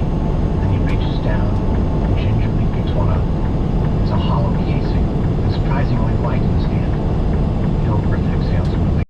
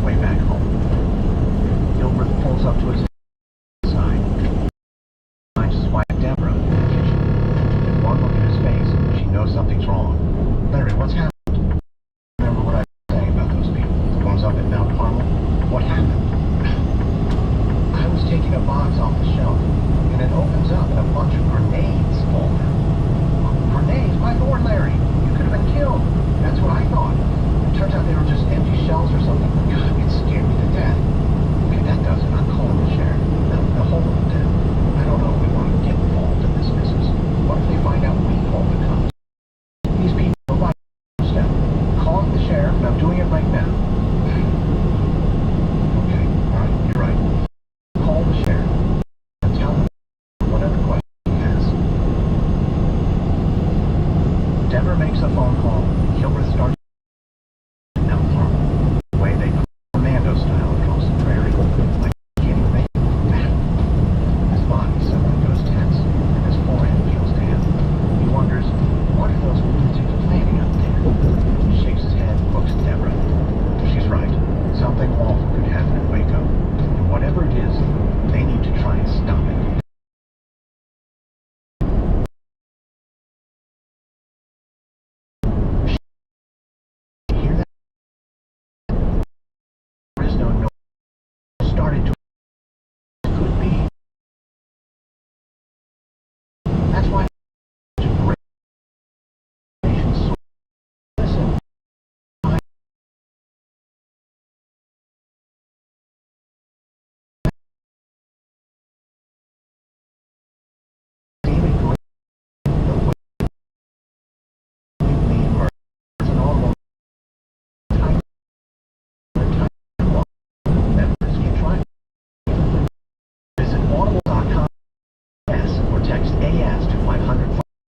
For 149 years, ADT has made the security of their customers a top priority, so you can have peace of mind that your home is protected.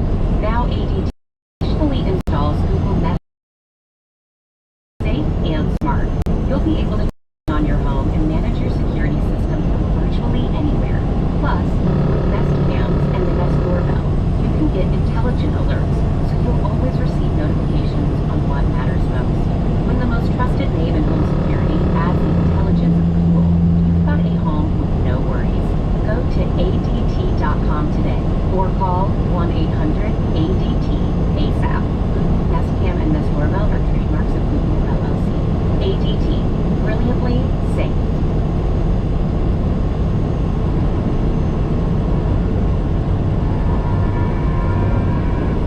From Wondering, I'm Lindsay Brave, and this is American Scandal.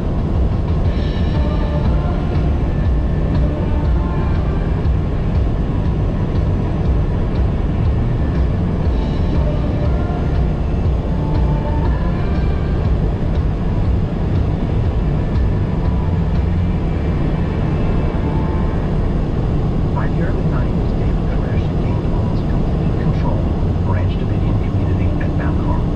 A few members had fled the community and spoken out against Koresh, but most of the Branch Davidians were drawn into Koresh's apocalyptic worldview, ready to make the ultimate sacrifice for their Messiah. That would mean going head-to-head with the ATF, Bureau of Alcohol, Tobacco, and Firearms. ATF agents opened an investigation into Mount Carmel. And the more they dug, the more they learned about David Koresh's massive buildup of weapons.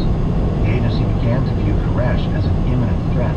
That set the stage for a large-scale confrontation between the two sides. This is episode 3, Ranch Apocalypse. It's a hot fall day in 1991, and outside Waco, Texas, David Thibodeau is applying beige paint on the new building at Mount Carmel Center. As he glides his paintbrush along the wall, he feels something on his leg. He looks down, sees a fire ant crawling up his bare calf. He jumps, swats it away. It's like this. Thibodeau is in his early 20s. He's heavy-set, with long brown hair and gray-blue eyes. He's the drummer in David Koresh's rock band, and he and Koresh first met in Los Angeles at a guitar center. Thibodeau initially had some reservations about Koresh, especially when Koresh hinted in a business card with a strange name. He listed his company as Messiah Productions. Still, it wasn't long before Thibodeau grew fascinated by Koresh's teachings. Here was the deep sense of purpose that had always been missing from his life. So he packed up his drum set and meager belongings and moved to Mount Carmel. At first, Thibodeau was shocked by the extremes of life at Mount Carmel. Their practices were unusual, to say the least. There were the underage girls, the spouses of other men whom Koresh had taken as his wives. There was the fact that Thibodeau and other men were expected to practice celibacy, and the restrictive diet that sometimes felt like starvation to adopt, even if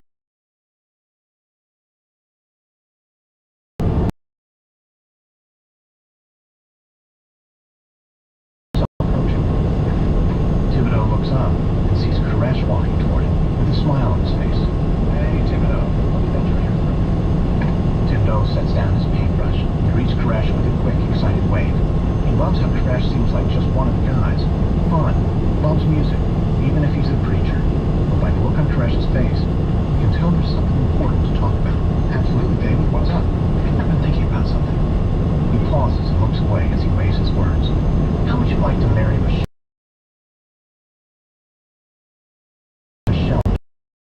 16-year-old sister of Koresh's wife, Rachel. Thibodeau also knows the two are more than just in-laws. The girl was also the mother of 3 of Koresh's children. What? No, what do you say? You know Mark Bro has been trying to stir up the police against me. He says I'm running a harem, beating the children. Like I've ever paddled any of them too hard. So what does that have to do with me and Michelle? Well, if people come snooping around, I need some cover. I don't even want to make Michelle's kids are mine. Thibodeau knows that Koresh has fathered more than a dozen children in Mount Carmel. Sometimes with underage girls, like Michelle. We'll get her parents to say, okay, you marry her, and then everything looks just fine if the police come by. And so you know, other guys here Michelle, I can get married anywhere. Relax, it's not real marriage, just paperwork.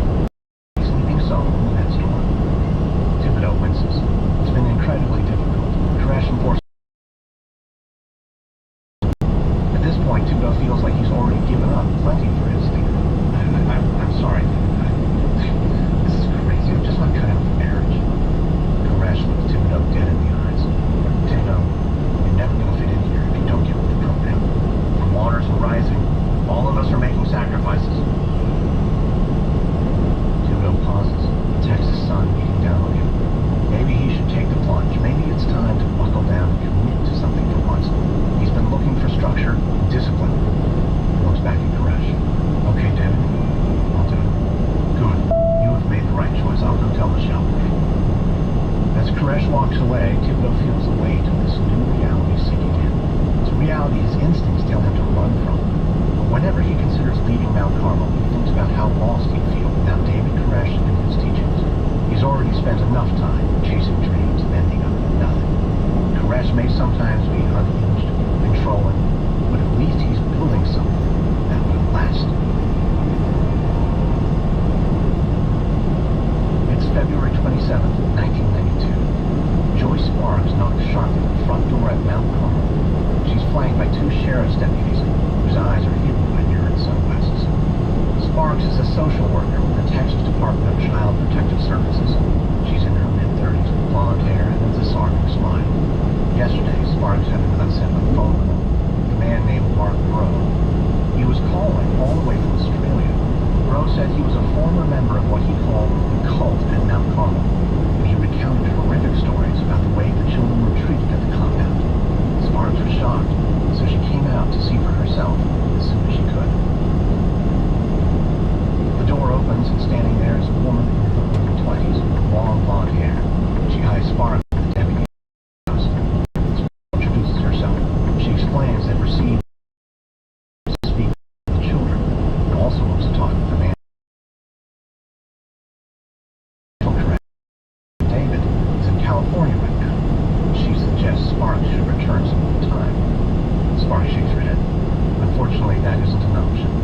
Rachel hesitates in the doorway, and then she turns and leads Sparks and the deputies inside. They head down a hallway into a large room with wooden tables. Rachel explains that this is the community's cafeteria. They can talk with the kids here. Rachel Koresh then leaves the room and soon returns with a handful of young kids. Their eyes go wide when they spot the deputies. Sparks asks Rachel for a few minutes alone with the children. Rachel frowns, but leaves the room once again. One by one, Sparks talks gently with each child, trying to learn if there's any truth to Bro's accusations. She finds the kids skittish and strangely quiet. But all of them deny they've been abused. They say that none of the other children are mistreated either. The last child she interviews is a boy with blonde hair that runs past his shoulders. He says his name is Cyrus. Sparks smiles and asks how old he is. 6, he says, but he'll be 7 soon. Sparks recalls what Bro said about Cyrus in particular, that this boy is David Koresh's son, and he's treated worst of all. She asks Cyrus if he's ever been hurt or denied food, but Cyrus just shakes his head without saying a word. Sparks doesn't see any visible signs of physical abuse. She searches his face, wishing she could read the boy's mind. He stays quiet, and she realizes says there's nothing more she can learn for now. It's time to leave. One of the deputies brings Rachel back into the room. Sparks thanks her for her time. She says she'll come back another day to talk with David Koresh and maybe with some of the other families. But as she walks back to her car, Sparks stops. She feels unsettled. She shouldn't leave just yet. Maybe there's more. She still feels suspicious. But her hands are tied to concrete evidence. She'll have to return as soon as she can and meet this David Koresh face to face. It's July 30th, 1992 on Residential Street in Kansas. ATF Special Agent Davey Aguilera belongs to a man named Henry McMahon. McMahon is a licensed arm dealer known to have sold weapons to David Koresh and the Branch Davidians. Aguilera has short, dark hair and powerful shoulders that strain against his suit jacket. He's a Marine Corps veteran, and he's been with the ATF for about 5 years. He's a weapons expert, and that helps explain why he's here today, learning more about David Koresh. For months now, Aguilera has been investigating Koresh. It all started when he got a call from the McClellan County Sheriff's Office. The sheriff said that a local UPS driver had given a troubling report. He delivered grenade casings to a religious community east of Waco. He also described paramilitary exercises with armed guards on the property. The sheriff also said that the community's leader, David Koresh, had been charged with attempted murder a while back. The sheriff didn't know what Koresh was up to this time. He did mention the locals referred to the Davidian compound as Ranch Apocalypse. Aguilera's stomach tightened when he heard the phrase. He wondered if Koresh and his followers were some sort of doomsday cult, stockpiling weapons, waiting to strike. Since that call, it's only gotten worse. Aguilera found shipping records that show Koresh ordered large quantities of black gunpowder and powdered aluminum. Those are not illegal in their own right, but it's clear Koresh now has everything he needs to make functional, highly illegal grenades. And grenades only seem to be part of the equation. Judging from the parts Koresh has ordered, there's evidence he may be converting legal AR-15s into fully automatic rifles. And if there are hundreds of illegal weapons and explosives like these at Mount Carmel, there's proof of violent intent. Koresh could be locked away for years. But at this point, Aguilera is still building his case. He needs more information. Better yet, proof. Aguilera checks his watch. They're right on time for the scheduled interview. He knocks on the door, and it's answered by a man in his early 30s with a thin mustache. McMahon welcomes the agents into his living room. As they enter, Aguilera sees stacks of paperwork laid out on the coffee table. McMahon explains he's already gathered the records they asked for. Aguilera's partner begins poring over the transaction records, and Aguilera starts questioning McMahon. At first, the arms dealer is friendly. He says that he met Koresh in the fall of 1990. Koresh didn't seem to know much about guns back then, but he's a good student. Now he's probably more of an expert than McMahon himself. Aguilera frowns. He asks what Koresh intends to do with all the guns McMahon sold him. More than 200 semi-automatic rifles. It's then that McMahon seems to bristle. Koresh is just buying guns as an investment, he says defensively. The ATF should know what this is all about. If Bill Clinton is elected president, he's going to ban semi-automatic weapons. So Koresh is just making a smart financial move. He'll be able to resell guns at a huge profit. Aguilera is about to press the arms dealer further when his partner interrupts. He notices something strange. A number of parts for AR-15s are missing from McMahon's inventory. Where did those end up, he asks. McMahon swallows hard. He says that for the time being, Koresh is storing the parts for him. Aguilera gives him a skeptical look. McMahon excuses himself, says he'll grab some additional paperwork from the back room. Aguilera pages through some of the records while he waits. When he looks up, McMahon is standing over him with a cordless phone in his hand. He says he has David Koresh on the line, and Koresh would be happy to have the agents out to Mount Carmel. Aguilera's eyes go wide. Koresh is the last person he wants to talk to right now. It's way too early. Koresh could simply hide and disassemble the weapons before a scheduled visit, or he could even plan an ambush. No, Aguilera first needs to build a watertight case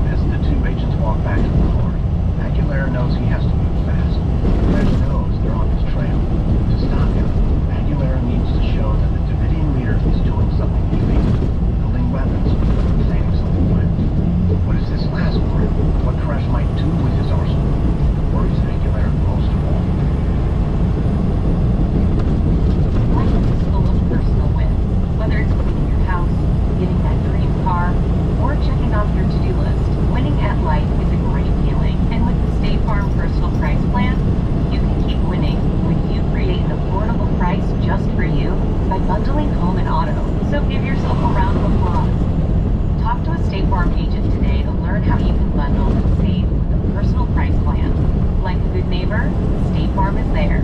Prices are based on rating plans that vary by state. Coverage options are selected by the customer. Availability, amount of discounts and savings, and eligibility vary by state. This podcast is supported by Progressive, America's #1 motorcycle insurer. Everything is more exhilarating when you're on your motorcycle, just like your bike is more protected when you choose Progressive motorcycle insurance. They offer coverage for your bike starting as low as $75 per year, and they keep things affordable with discounts like paid in full, multi-policy, and responsible driver. So raise your kickstands, get to quoting at Progressive.com to see if you could save.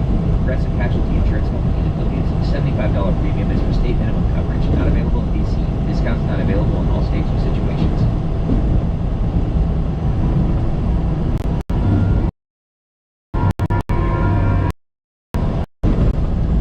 It's mid-December 1992.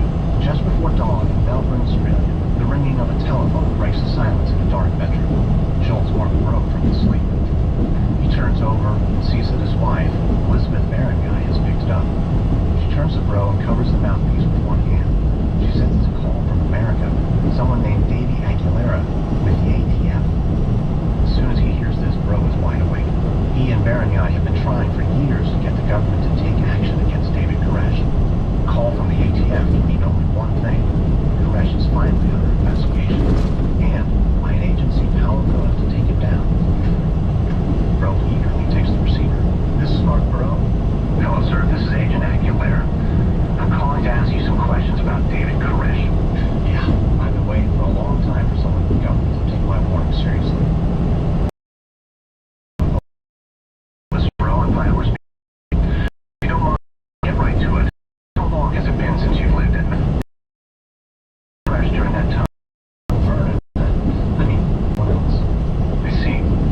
And did Koresh ever talk about or reveal what kind of weapons he was stockpiling? Well, you gotta understand, I'm not much of a gun person, but I can tell you there are only a few guns at the beginning. Then he started ramping up at what he thought was the end of days. I know he was buying more and more. Mr. Bro, we have reason to believe that David Koresh is in possession of more than 200 semi-automatic weapons. He's even bought what might be a grenade launcher. But we need evidence of illegal weapons to get a warrant. Bro sits up in his bed, with a shock spread across his face. You're telling me a grenade launcher is legal? Well, yes, perfectly legal. Same with semi-automatics, but Koresh might be modifying his guns to make them fully automatic, and that would be illegal without a permit. Possession of explosive devices is also a crime, and of course, any illegal actions that they might be planning would be of grave concern to the ATF. Well, I definitely heard David say they're going to make automatic. Talked about learning to build explosives. That's helpful, Mr. Bro. We can definitely use that for our warrant. We also have a neighboring rancher and army vet who says he's heard automatic gunfire coming from Mount Carmel. Bro clenches his jaw and considers what all this means. If Koresh has all those weapons, then his Armageddon must be just around the corner. There's a moment of silence on the other end of the line. When Aguilera speaks, his tone is even more serious. Mr. Bro, tell me more about this Armageddon. Bro lays it all out. Koresh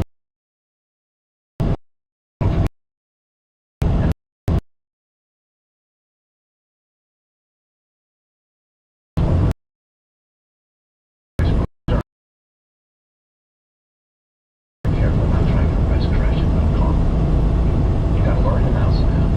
We'll take that into consideration. Thank you for your time, Mr. Bro. I will be in touch. Bro hangs up and exhales heavily. He takes his wife's hand and says that finally all the hard work is paying off. He should feel jubilant, but as Bro lies back down, he feels anxiety coursing through his body. He pictures the arsenal that Aguilera described and imagines it in Koresh's hands. He certainly hopes the ATF will pay attention to his warning. It's January 1993, about a month later. Special Agent Davy Aguilera is standing outside the tiny office of Joyce Sparks. Sparks is the social worker who's been looking into allegations of child abuse at Mount Carmel. And while that's well outside the ATF's scope, Aguilera is hoping Sparks may have picked up some useful intelligence during her visits. Aguilera wants to understand every aspect of life at Mount Carmel. That he hopes will help predict what exactly Koresh intends to do with his arsenal. Sparks gestures for Aguilera to take a seat. She says that she interviewed the children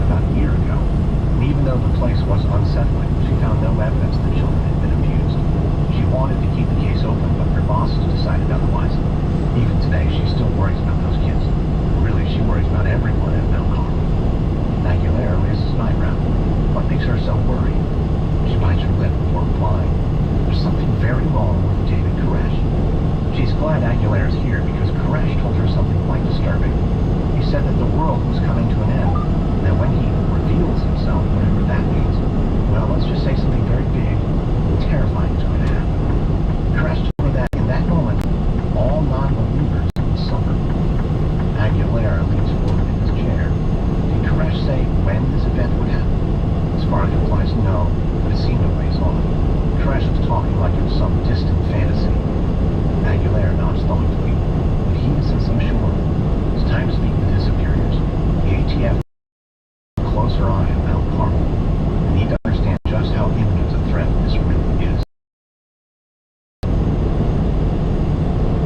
It's January 10th, 1993. The dust devil whips across the fields of Mount Carmel. David Koresh looks through a pair of binoculars at his neighbor's property. It's an old run. Something strange is going on. Out front, there's a pair of new pickup trucks. The property's been empty, and only about a month ago, the neighbor said he had no intention of renting the place.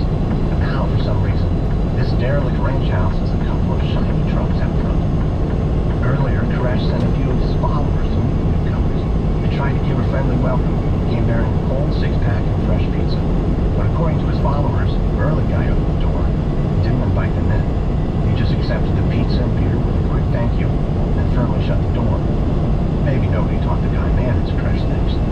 More likely, his new neighbors had something to hide. Afterward, Koresh did some digging. He checked the registration on the pickup trucks. All the vehicles were registered to the same address, way over in Houston, all the way across the state. Koresh lowers the binoculars.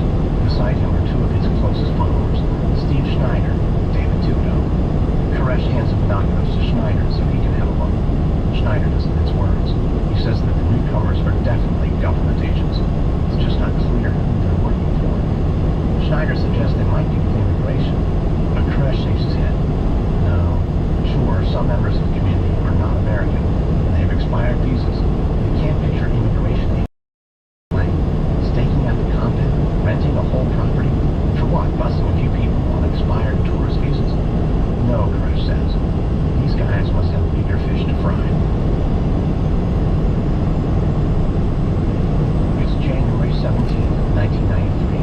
ATF Special Agent Robert Rodriguez walks through the ranch house he and the other undercover agents are living in. It's loaded with surveillance equipment, all trained on the property across the way, Mount Carmel.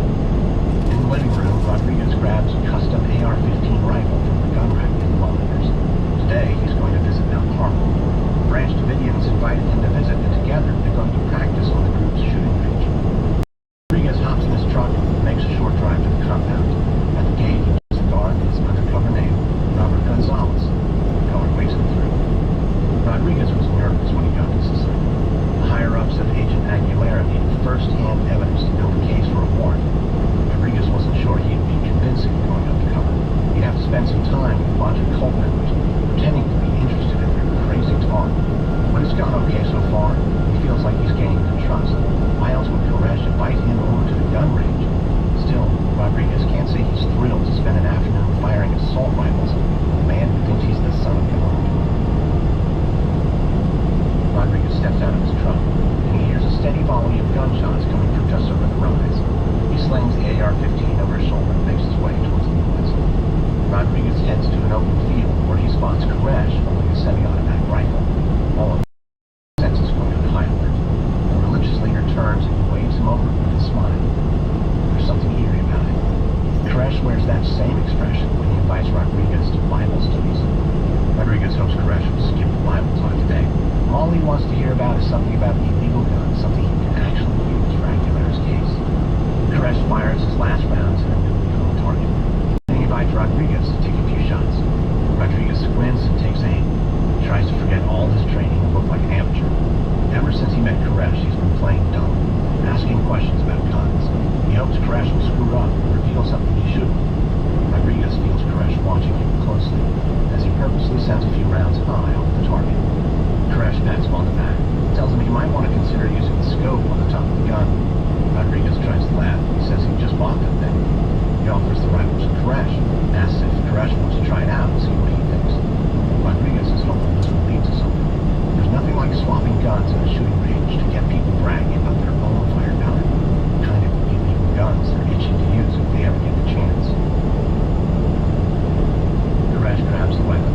Rodriguez watches as he sights in and nails the bullseye repeatedly. This guy is a serious marksman. Then Koresh pivots and aims at stones far off the prairie. 3 quick pops. He doesn't miss a single one. Koresh has a strange look in his eye when he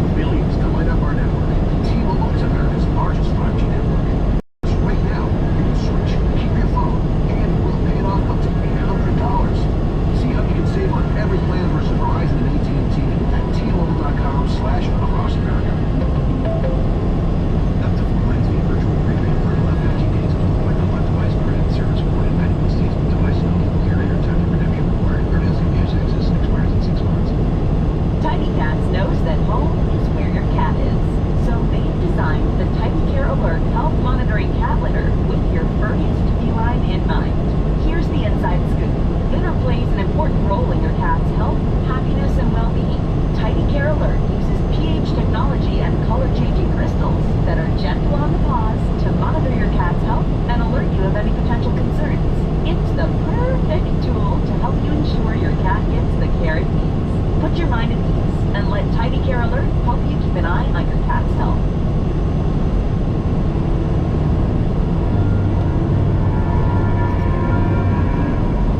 It's late January 1993. Special Agent Davy Aguilera steps out of the biting wind and enters a cavernous airplane hangar. The hangar is northeast of Waco. Inside, government agents are clustered in various corners. They're murmuring among themselves, poring over aerial photos of the Branch Davidian compound. For the next few weeks, this will be ATF's command post for the action against Mount Carmel. Aguilera has spent the past 7 months putting together an affidavit, one that summarizes his investigation. He's nearly finished, and soon the ATF will present it to the federal judge so they can get warrants to search Mount Carmel and arrest David Koresh. Aguilera has documented the real threat posed by the Branch Davidians. They have everything they need to manufacture fully automatic weapons and to build explosive devices. By interviewing people like Mark Rowe, they've established Koresh's extremist views. They can prove that he's getting ready for a showdown with authorities. Aguilera spots another special agent who's here to help lead the action at Mount Carmel. The agent fills him in on some crucial backstory. Higher-ups at the ATF decided they shouldn't try to arrest David Koresh while he's away from Mount Carmel. There are just too many factors outside of their control. Koresh rarely seems to leave the compound. His timing is unpredictable. Also, it's crucial that they execute both the arrest warrant and the search warrant at the same time. Because if word gets back to Mount Carmel that Koresh has been arrested, the ATF will lose the element of surprise for the search. Aguilera understands the logic, but he still feels nervous. He can't stop thinking about Mark Rowe's warning. There could be a catastrophe at Mount Carmel. Luckily, Aguilera found old evidence that should greatly help the ATF. The Sheriff's Department had evidence of a meth lab on the property, and a number of Davidians currently living at Mount Carmel have drug charges on their records. So with drugs now a factor, the ATF has a trick up its sleeve. He can now use military resources for any action at Mount Carmel. Aguilera asked the ATF special agent how the partnership with the military is coming along. The agent says he's not sure they'll get the Bradley tanks they requested, but it's very likely they'll get helicopters from the National Guard. And the U.S. Army Special Forces should be able to help train the ATF troops. Of course, the team will give Koresh a chance to submit to arrest. But if he and the Davidians won't back down, the ATF needs to be prepared for a fight. Then the agent gives Aguilera a stern. He asks if Aguilera is sure the warrant from the judge will come through. They put a lot of time and resources into this mission. Now that the military is involved, everything has to come off without a hitch. The agent lowers his voice and steps towards Aguilera. He asks, is it true they do not have hard evidence of illegal weapons? Aguilera swallows hard, but he stands his ground. Yes, that's technically true, he says, but all the necessary components for illegal weapons are on site at Mount Carmel. More importantly, there's no way a judge could ignore all the warnings of it. Aguilera says they have a warrant probably weeks. The agent gives a curt nod. He says he's about to brief the team on the current plan for the mission. Aguilera can sit in. Soon, the two head to a makeshift conference area. Aguilera takes a seat on a folding chair toward the back. The other agent addresses the room and explains that the element of surprise is the most crucial aspect of the plan. It seems likely the Davidian men are going to be working on the foundation for a new building. That means they'll be distracted and away from their weapons. That doesn't mean we can just roll up in a SWAT van, he says. Instead, they have a Trojan horse, 2 of them in fact, a pair of Texas cattle trailers covered with tarps. They're large enough to hide about 70 agents. Once the truck stops, agents will roll out with weapons drawn and announce their presence. Hopefully the show force will be enough to make Koresh surrender. If not, the agents need to be ready. In the back row, Aguilera's heart begins racing. He can picture the plan unfolding.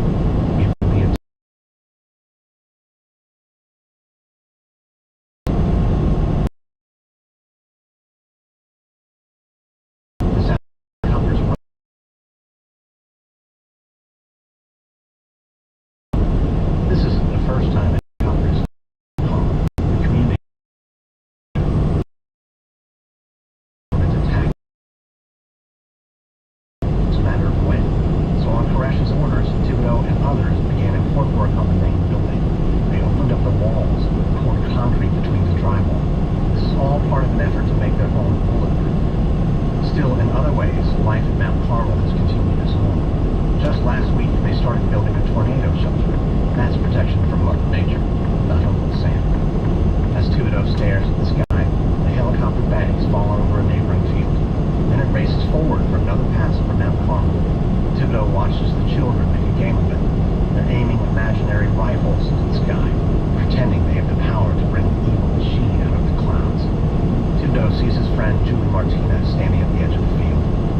watching her children pretend to be soldiers.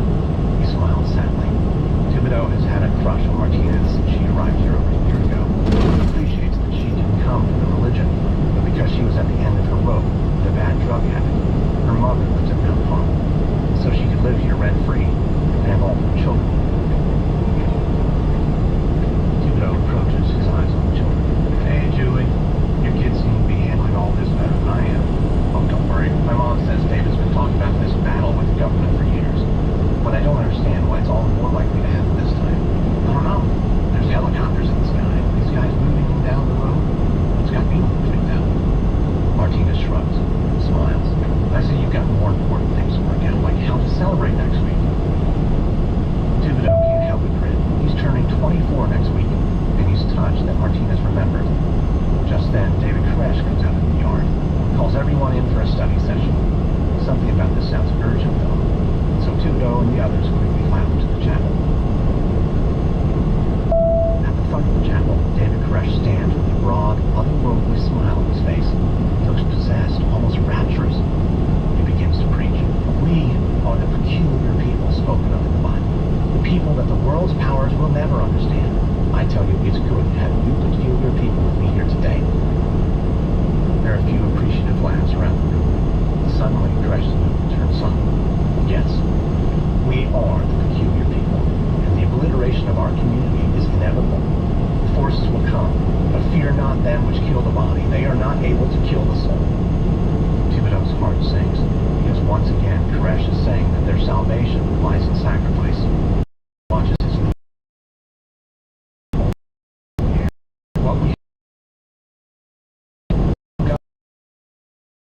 suffering.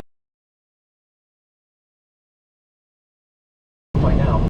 You'll be hard facing, but let me tell you something. It's magnificent.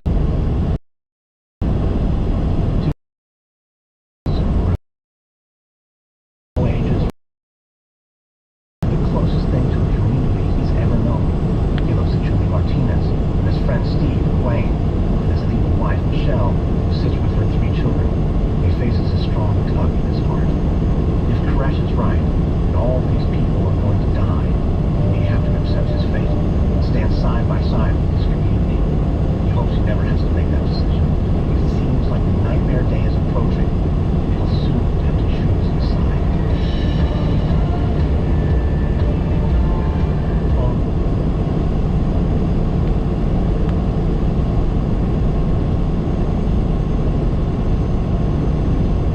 This is a special encore presentation of our series on the standoff in Waco, Texas, which originally aired in 2020. It's an investigation of a shocking story that sparked a national debate about religious freedom and the power of the federal government.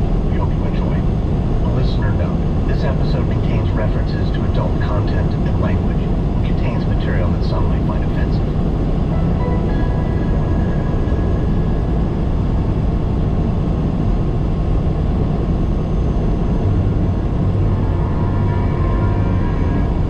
It's early evening on February 13th, 1993, and in downtown Waco, Texas, the Denny's diner shines bright against the winter sky.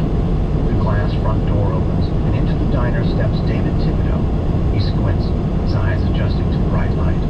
Thibodeau holds the door for his friend, Steve Schneider. After Schneider comes a thin man with oversized glasses and curling brown hair. He's their spiritual leader, David Koresh. Koresh has insisted that tonight they should all go out for dinner. It's a special occasion, Thibodeau's 24th birthday, and so it's time to celebrate, Koresh said. Once inside the restaurant, a cheery young hostess greets them. She leads them to a table, and as they follow her, Thibodeau gazes across the restaurant. He listens to the up-tempo music blaring through the speakers. Quickly, he feels a strange sensation come over him. He feels almost physically uncomfortable. For months, he's felt trapped in a small, enclosed world. He's been consumed by the looming threat of a government attack. Undercover agents have moved in across the road from Mount Carmel. Each day, helicopters roar overhead. The local newspaper keeps calling, asking for a comment on the upcoming series about his community. It's an odd time, then, to visit Denny's for a birthday party. But Thibodeau guesses it's easier to stay calm when you know that all the challenges are part of God's plan. Thibodeau, Schneider, and Koresh grab a booth. They sit in silence while browsing the menus. Thibodeau can't help up and smile as he gazes at all the colorful pictures of bacon, pancakes, and burgers. He almost can't believe his options. It's a far cry from the oatmeal that he eats every morning at Mount Carmel. The waitress arrives and asks Thibodeau for his order. He hesitates, looks to Koresh. Koresh nods. He then tells Thibodeau he can order whatever he wants. So Thibodeau asks for a stack of buttermilk pancakes. Koresh orders fried eggs with toast. Schneider follows suit. With their orders placed, the three men stare at each other. It's hard to think of topics for conversation these days. Schneider, though, is the first to break the silence. So, what do you think of those guys across the road? What are they waiting for? I can't take any more of that Robert guy snooping around. Whatever he's planning, you should just get it over with. Koresh stays eerily calm. These days, he only gets fired up when he's preaching. Relax, Steve. We'll be ready when our enemies come. It's Thibodeau's birthday. Let's just have a meal. Thibodeau looks around the dining area. He sees families with sleepy-eyed children, teens on awkward dates. None of them have any conviction, Thibodeau thinks. And that makes him feel righteous, even angry. Well, I don't care what happens. I don't care if we go to jail or die. Fresh time. What's that? None of that matters. Cops, jails, prison, death, none of it. As long as we stick together for faith, doing what's right. Words in the air. Smiles calmly and lays a hand on Thibodeau's shoulder. Very good. You spoke right. We're in this together. As Thibodeau sits back, he's surprised by his own commitment. He's just learned something about himself. That the thought of being left out is even more frightening than the thought of death. Just then he hears the opening lines of Happy Birthday. He looks up and sees a family singing at a nearby table. The grandmother sits in front of a cake. Her face is beaming with contentment, glowing in front of the candles. For a moment, Thibodeau gets lost in a fantasy. He imagines himself celebrating his birthday at that age, surrounded by a real family. And he shakes his head. All those potential decades of life may soon be taken from him. But his family, his spiritual family, they will endure any hardship and outlast.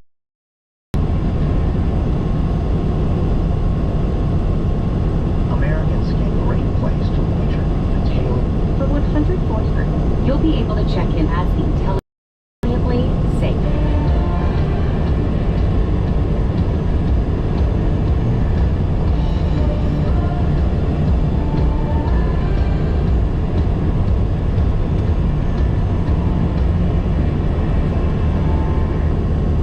For years, the branch davidians went unnoticed by the federal government. But in the early 1990s, the Bureau of Alcohol, Tobacco, and Firearms began investigating the group.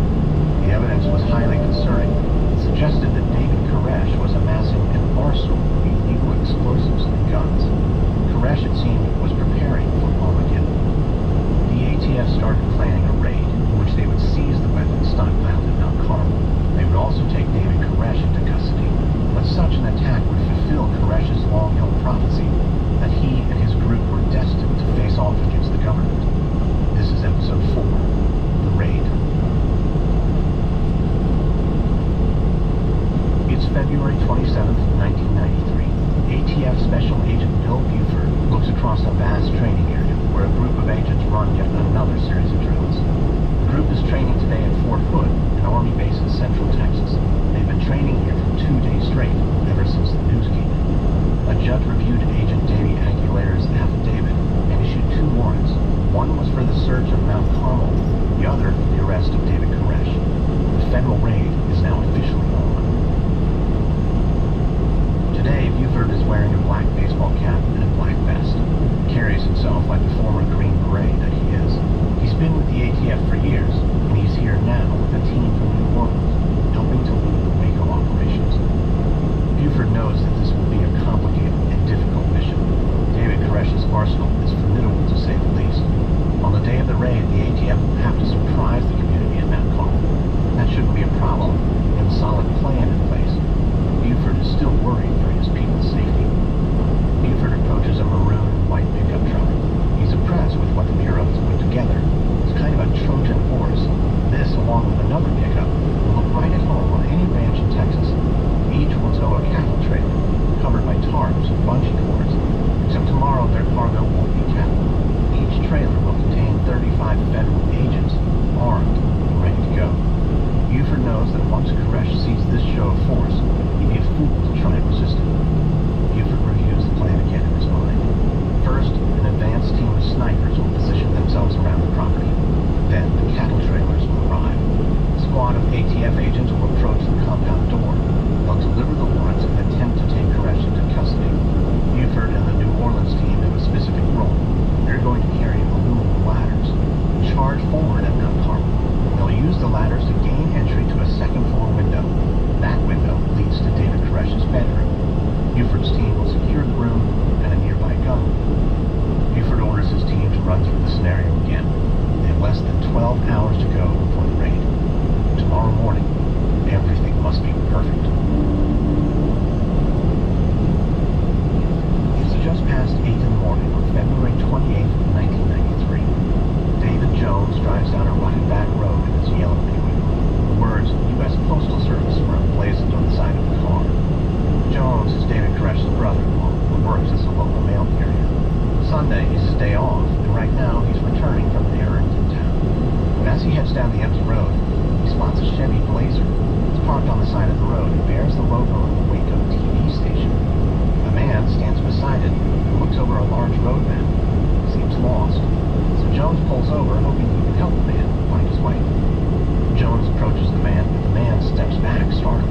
He takes a look at Jones' Buick and asks if he's really a mailman. Jones says he is. The man seems to calm down. He explains that he's a cameraman for the TV news and he's trying to find a place called Mount Carmel Center. Right away, the hair on Jones' neck sticks up. His mind begins to race. What does the media want with Mount Carmel reporters?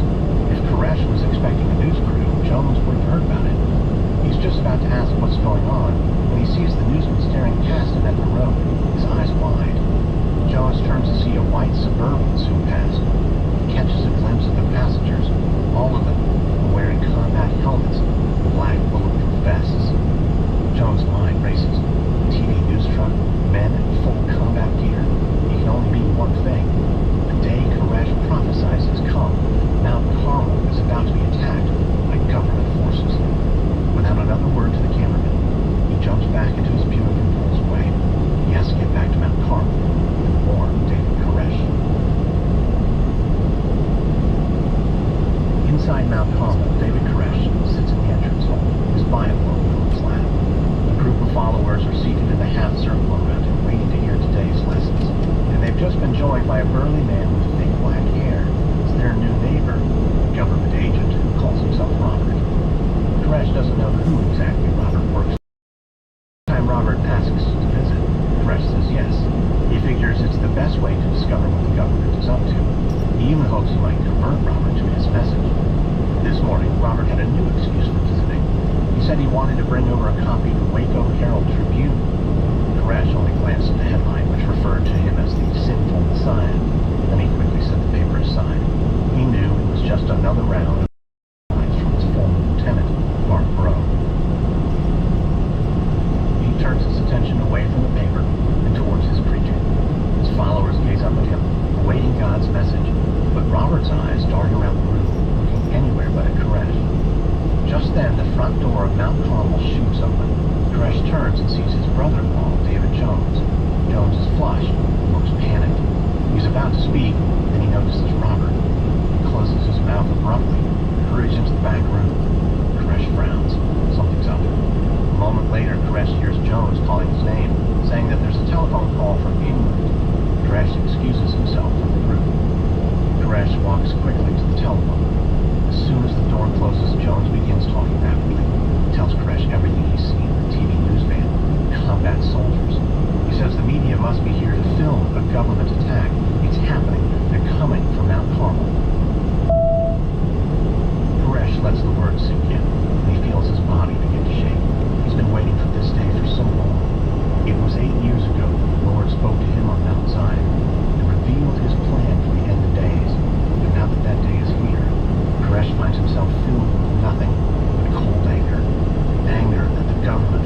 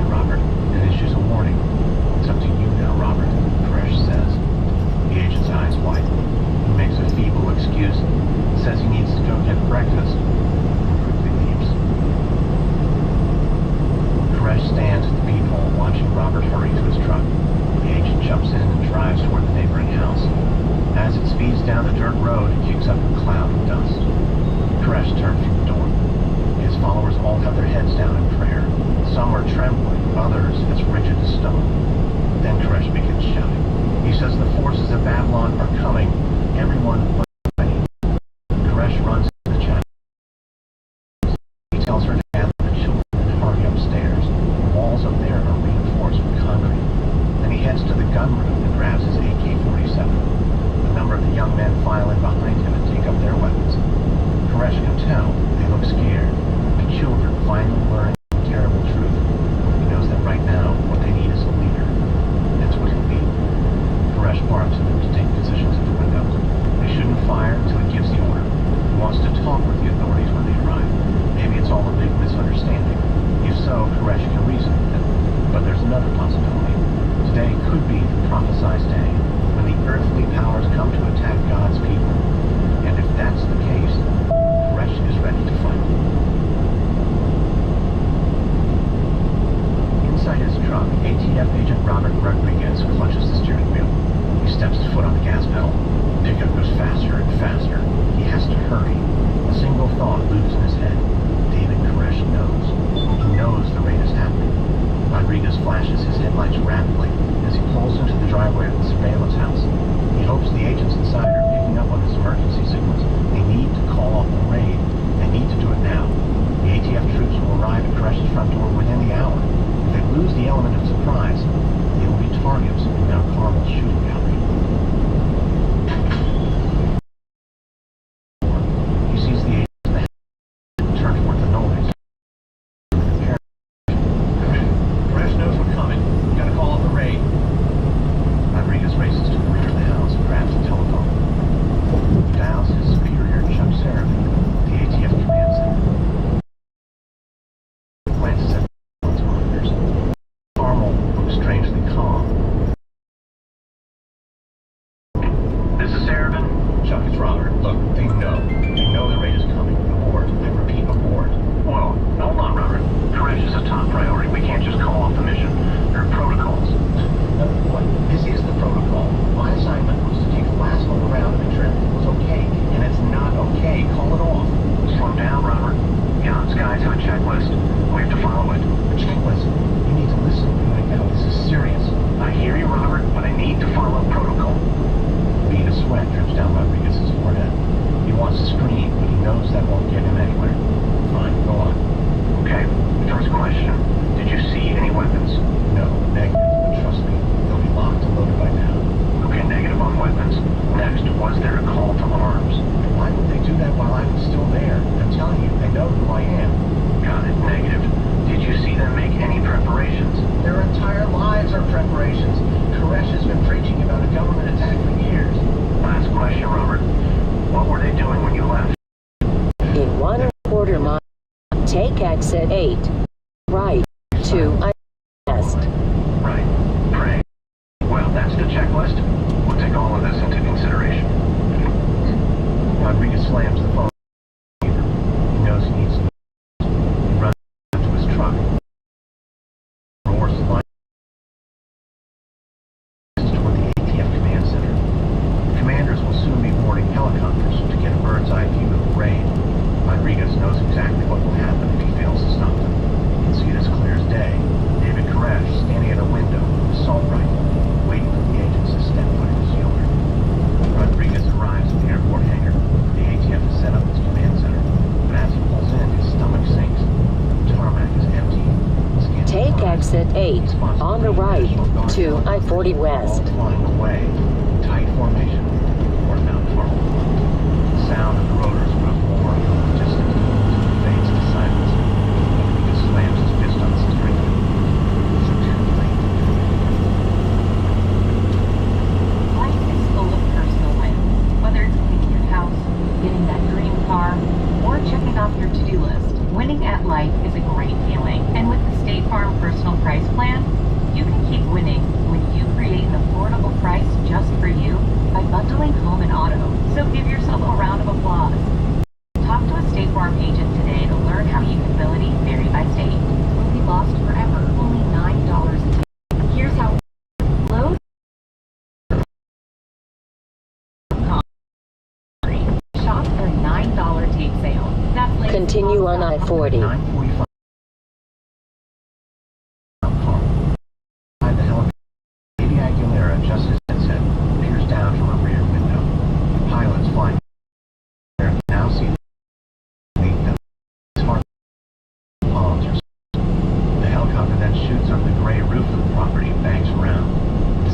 time, Aguilera sees two cattle trailers screech to a halt in the front yard. ATF agents stream out of the trailers and charge at the front door with their guns drawn. Aguilera wishes he could get close to you. 9 long months. The lead case for this raid secured the warrant. In a matter of minutes, you'll get to see Koresh taken into custody. Appears to be armed. Aguilera watches the federal agents raid. You can imagine them shouting at Koresh, ordering him to get down. Koresh will surrender without around the building. For a moment, Aguilera loses his view of the front door. He cranes his neck in frustration, trying to see what's happening.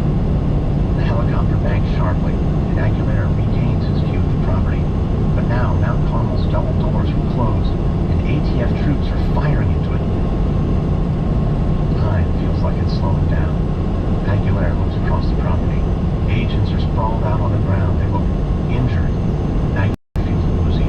His eyes search the yard in vain, looking for Koresh, but there's no sign of him. Just then, Aguilera notices movement from the roof. It's a group of ATF agents. They're crouched low and approaching a second-story window. It's a critical target. If they can break the window, they should be able to enter Koresh's bedroom and secure the main gun room. But then Aguilera sees something and his stomach lurches. On the roof, an agent reels backwards, slumps. Another is hit, falls on top of the first. Aguilera yells out, "No!" slams his hand against the window. He's shaking, trying somehow to reach down and protect his fallen agents. Right then there's a loud clang. It echoes through the helicopter, and the pilot's voice comes from you. The helicopter pulls away from the building and drops toward an open field. As it descends, Aguilera goes numb. For a moment he can't see, feel, or hear anything. All that's outside him asking, how could this be happening? How did everything go so wrong, so quickly? Inside Mount Carmel, a storm of bullets pierces the front door of the compound. David Koresh staggers back. He hears a strangled cry behind him. It's Perry Jones, his wife Rachel's father. He must have been hit, thinks Koresh. Perry had joined Koresh at the door to help negotiate. Their plan was to try to talk to the agents to understand their intentions. But when Koresh opened the door, he saw men in flak jackets racing toward him from every direction. Their weapons were drawn. They were shouting, saying something he couldn't understand. He was overwhelmed, so Koresh quickly slammed the door in their faces. Now, a couple of Koresh's followers race in and lift Perry, taking him away. But Koresh can also hear shouts and sharp cries coming from outside the door. His men must have opened fire on the agents. The clash is so much uglier than Koresh had ever imagined. He tried to warn his followers that this day would be terrible, that they'd pay a huge price before reaping their final reward. Now that the moment has come, Koresh is not only angry, he's deeply hurt. Why would these government forces come to destroy him, rather than embrace his message of salvation? Koresh hears more gunfire overhead. There's glass breaking, boards splintering, rays of dusty light into the compound pouring in through the bullet holes in the front door. Koresh knows he has to get out of the entryway. Clutching his AK-47, Koresh races through the empty chapel and up the stairs. He stops and stands there, breathing hard. That's when he sees them, government men, leaping out from behind a pole. The weapons are raised. The giant man had kicked him full force in the side. Searing pain shoots up through his left hip and back. He crumbles to the ground. Koresh looks down. He's bleeding. Going through the gymnasium, and then got in response. Not sure what's. He prays that it's his men firing back. One thing is certain, though. He has to escape these agents. Koresh summons his strength and begins crawling arm over arm toward the hallway. On the first floor of Mount Carmel, Wayne Martin paces back and forth inside his office. The phone is pressed so hard to his ear that it's beginning to sting. As he paces, he casts a bitter glance at the Harvard Law School diploma framed on his office wall. The ATF didn't show up to talk with the resident lawyer, he thinks. They came ready to kill, clean it. Dialed 911. Now he's on the phone with Lieutenant Larry Lynch from the County Sheriff Department. They've been talking with Martin demanding that government agents hold their fire and retreat.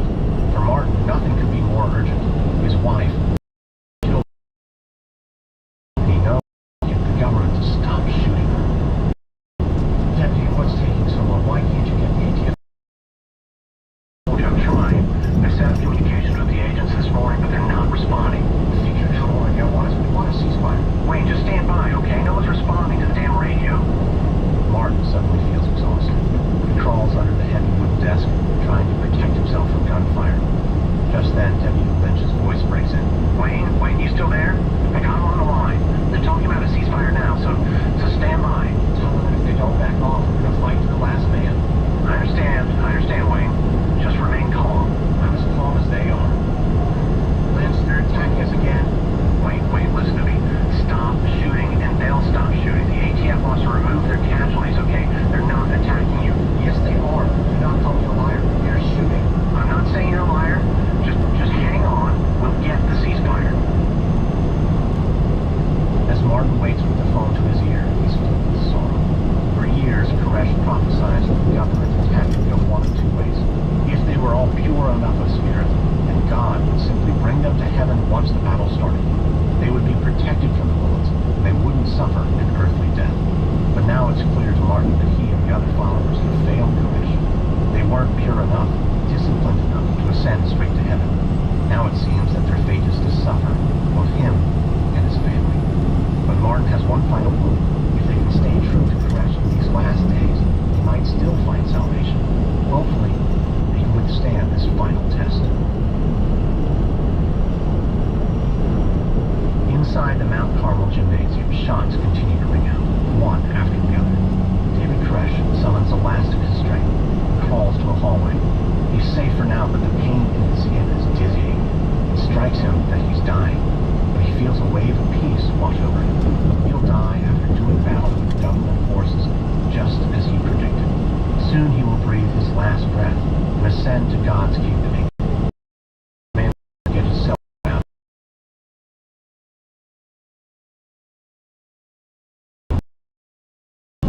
Finally, he hears a click. It's the machine. So with his strength failing, Koresh leaves a message for his mother. Hello, Mom, he says. It's your boy. They should die, alright? But I'll be real soon, okay? Sorry that you didn't learn the 7 seals of the Revelation that I tried to teach you, but I'll be merciful at the last judgment, okay? I'll see you in the skies. After that, Koresh hangs up the receiver. There is still gunfire all around.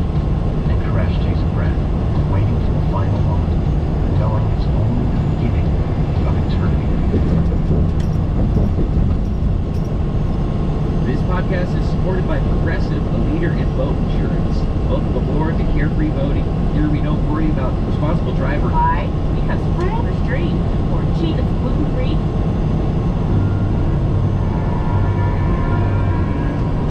It's late morning on February 28th, 1993. David Thibodeau emerges from a walk-in cooler at the Mount Carmel cafeteria. He doesn't know how long the fighting's been going on. He doesn't know who's dead or who's alive. For what felt like forever, he crouched inside the darkened cooler trying to protect himself. Now as he steps out, he hears gunfire. He drops to the floor and begins to crawl. Soon he reaches the men's door. That's when he notices that his hands are damp. Something is soaking into his jeans. He looks up and sees that dirty water is pouring through the doorway. The water tanks are just on the other side of the wall. They must have been punctured by gunfire. Thibodeau pushes aside the curtains that hang across the doorway. Inside, for the first time in his life, he sees a dead body. It's his friend Winston, a man in his late 20s who had come to Mount Carmel for Britain. Thibodeau's fear evaporates, replaced by bitter sadness and fury. He lets the curtain drop and continues crawling. And that's when he hears shouts of "Hold your fire" coming from the second floor. The words multiply, called out by members of the community. Guns inside go quiet. He no longer hears the ATF shooting outside either. Finally, he reaches his friend Greg, who has a rifle pointed at the window. Thibodeau stands up cautiously and peeks out. There's an ATF agent lying in the dirt. His hand is by surrender. Agent, get up and get away from here. The man looks terrified. Thibodeau doesn't feel an ounce. Rage, sadness, the pain that he has suffered. Without a single gunshot. Now that it's safe, Thibodeau runs to find his wife and her kids. And then upstairs, we find them huddled together. They sit on the floor amid splintered wood and broken glass. The room is quiet with shock. Thibodeau is relieved to find Michelle and the kids in the corner, pressed close to one another. Michelle looks up at him with tears in her eyes. He lays a hand on her shoulder, knowing there's little comfort to give. He thinks back to his birthday dinner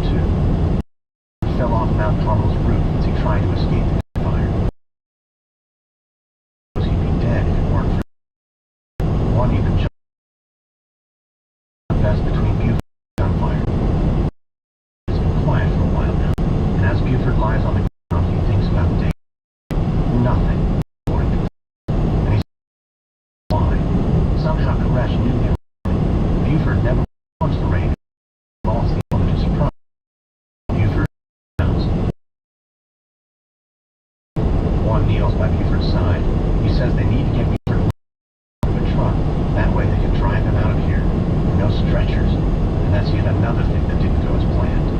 The ATF didn't even have a plan to extract the wounded. How would they? Different things. Today's bloodshed is totally unprecedented in the history of the Bureau. Buford asks about the other members of his New Orleans team. An agent says that, in total, 4 have died. At least 20 others are wounded and still in the field. Buford goes dizzy, his breath labored. He can barely understand what he's hearing. The agent looks down at him and says that Koresh, the man they came for, is still inside Mount Carmel. Rumors are that he's been shot, but if he survives, there could be a long standoff ahead. Buford groans with pain as he's lifted onto the hood of a truck. The agents wrap him tightly in a blanket and cradle his neck as the truck inches forward.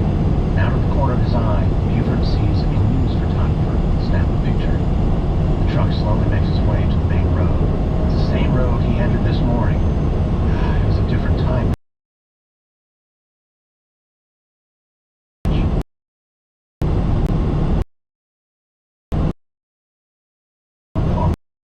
Koresh sits in a hallway, his back is propped against the wall.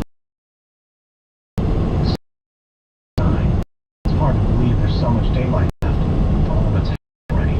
There's a terrible wounds. He notices his wrist is hurt as well. It's hurt terribly. He can't feel his thumb.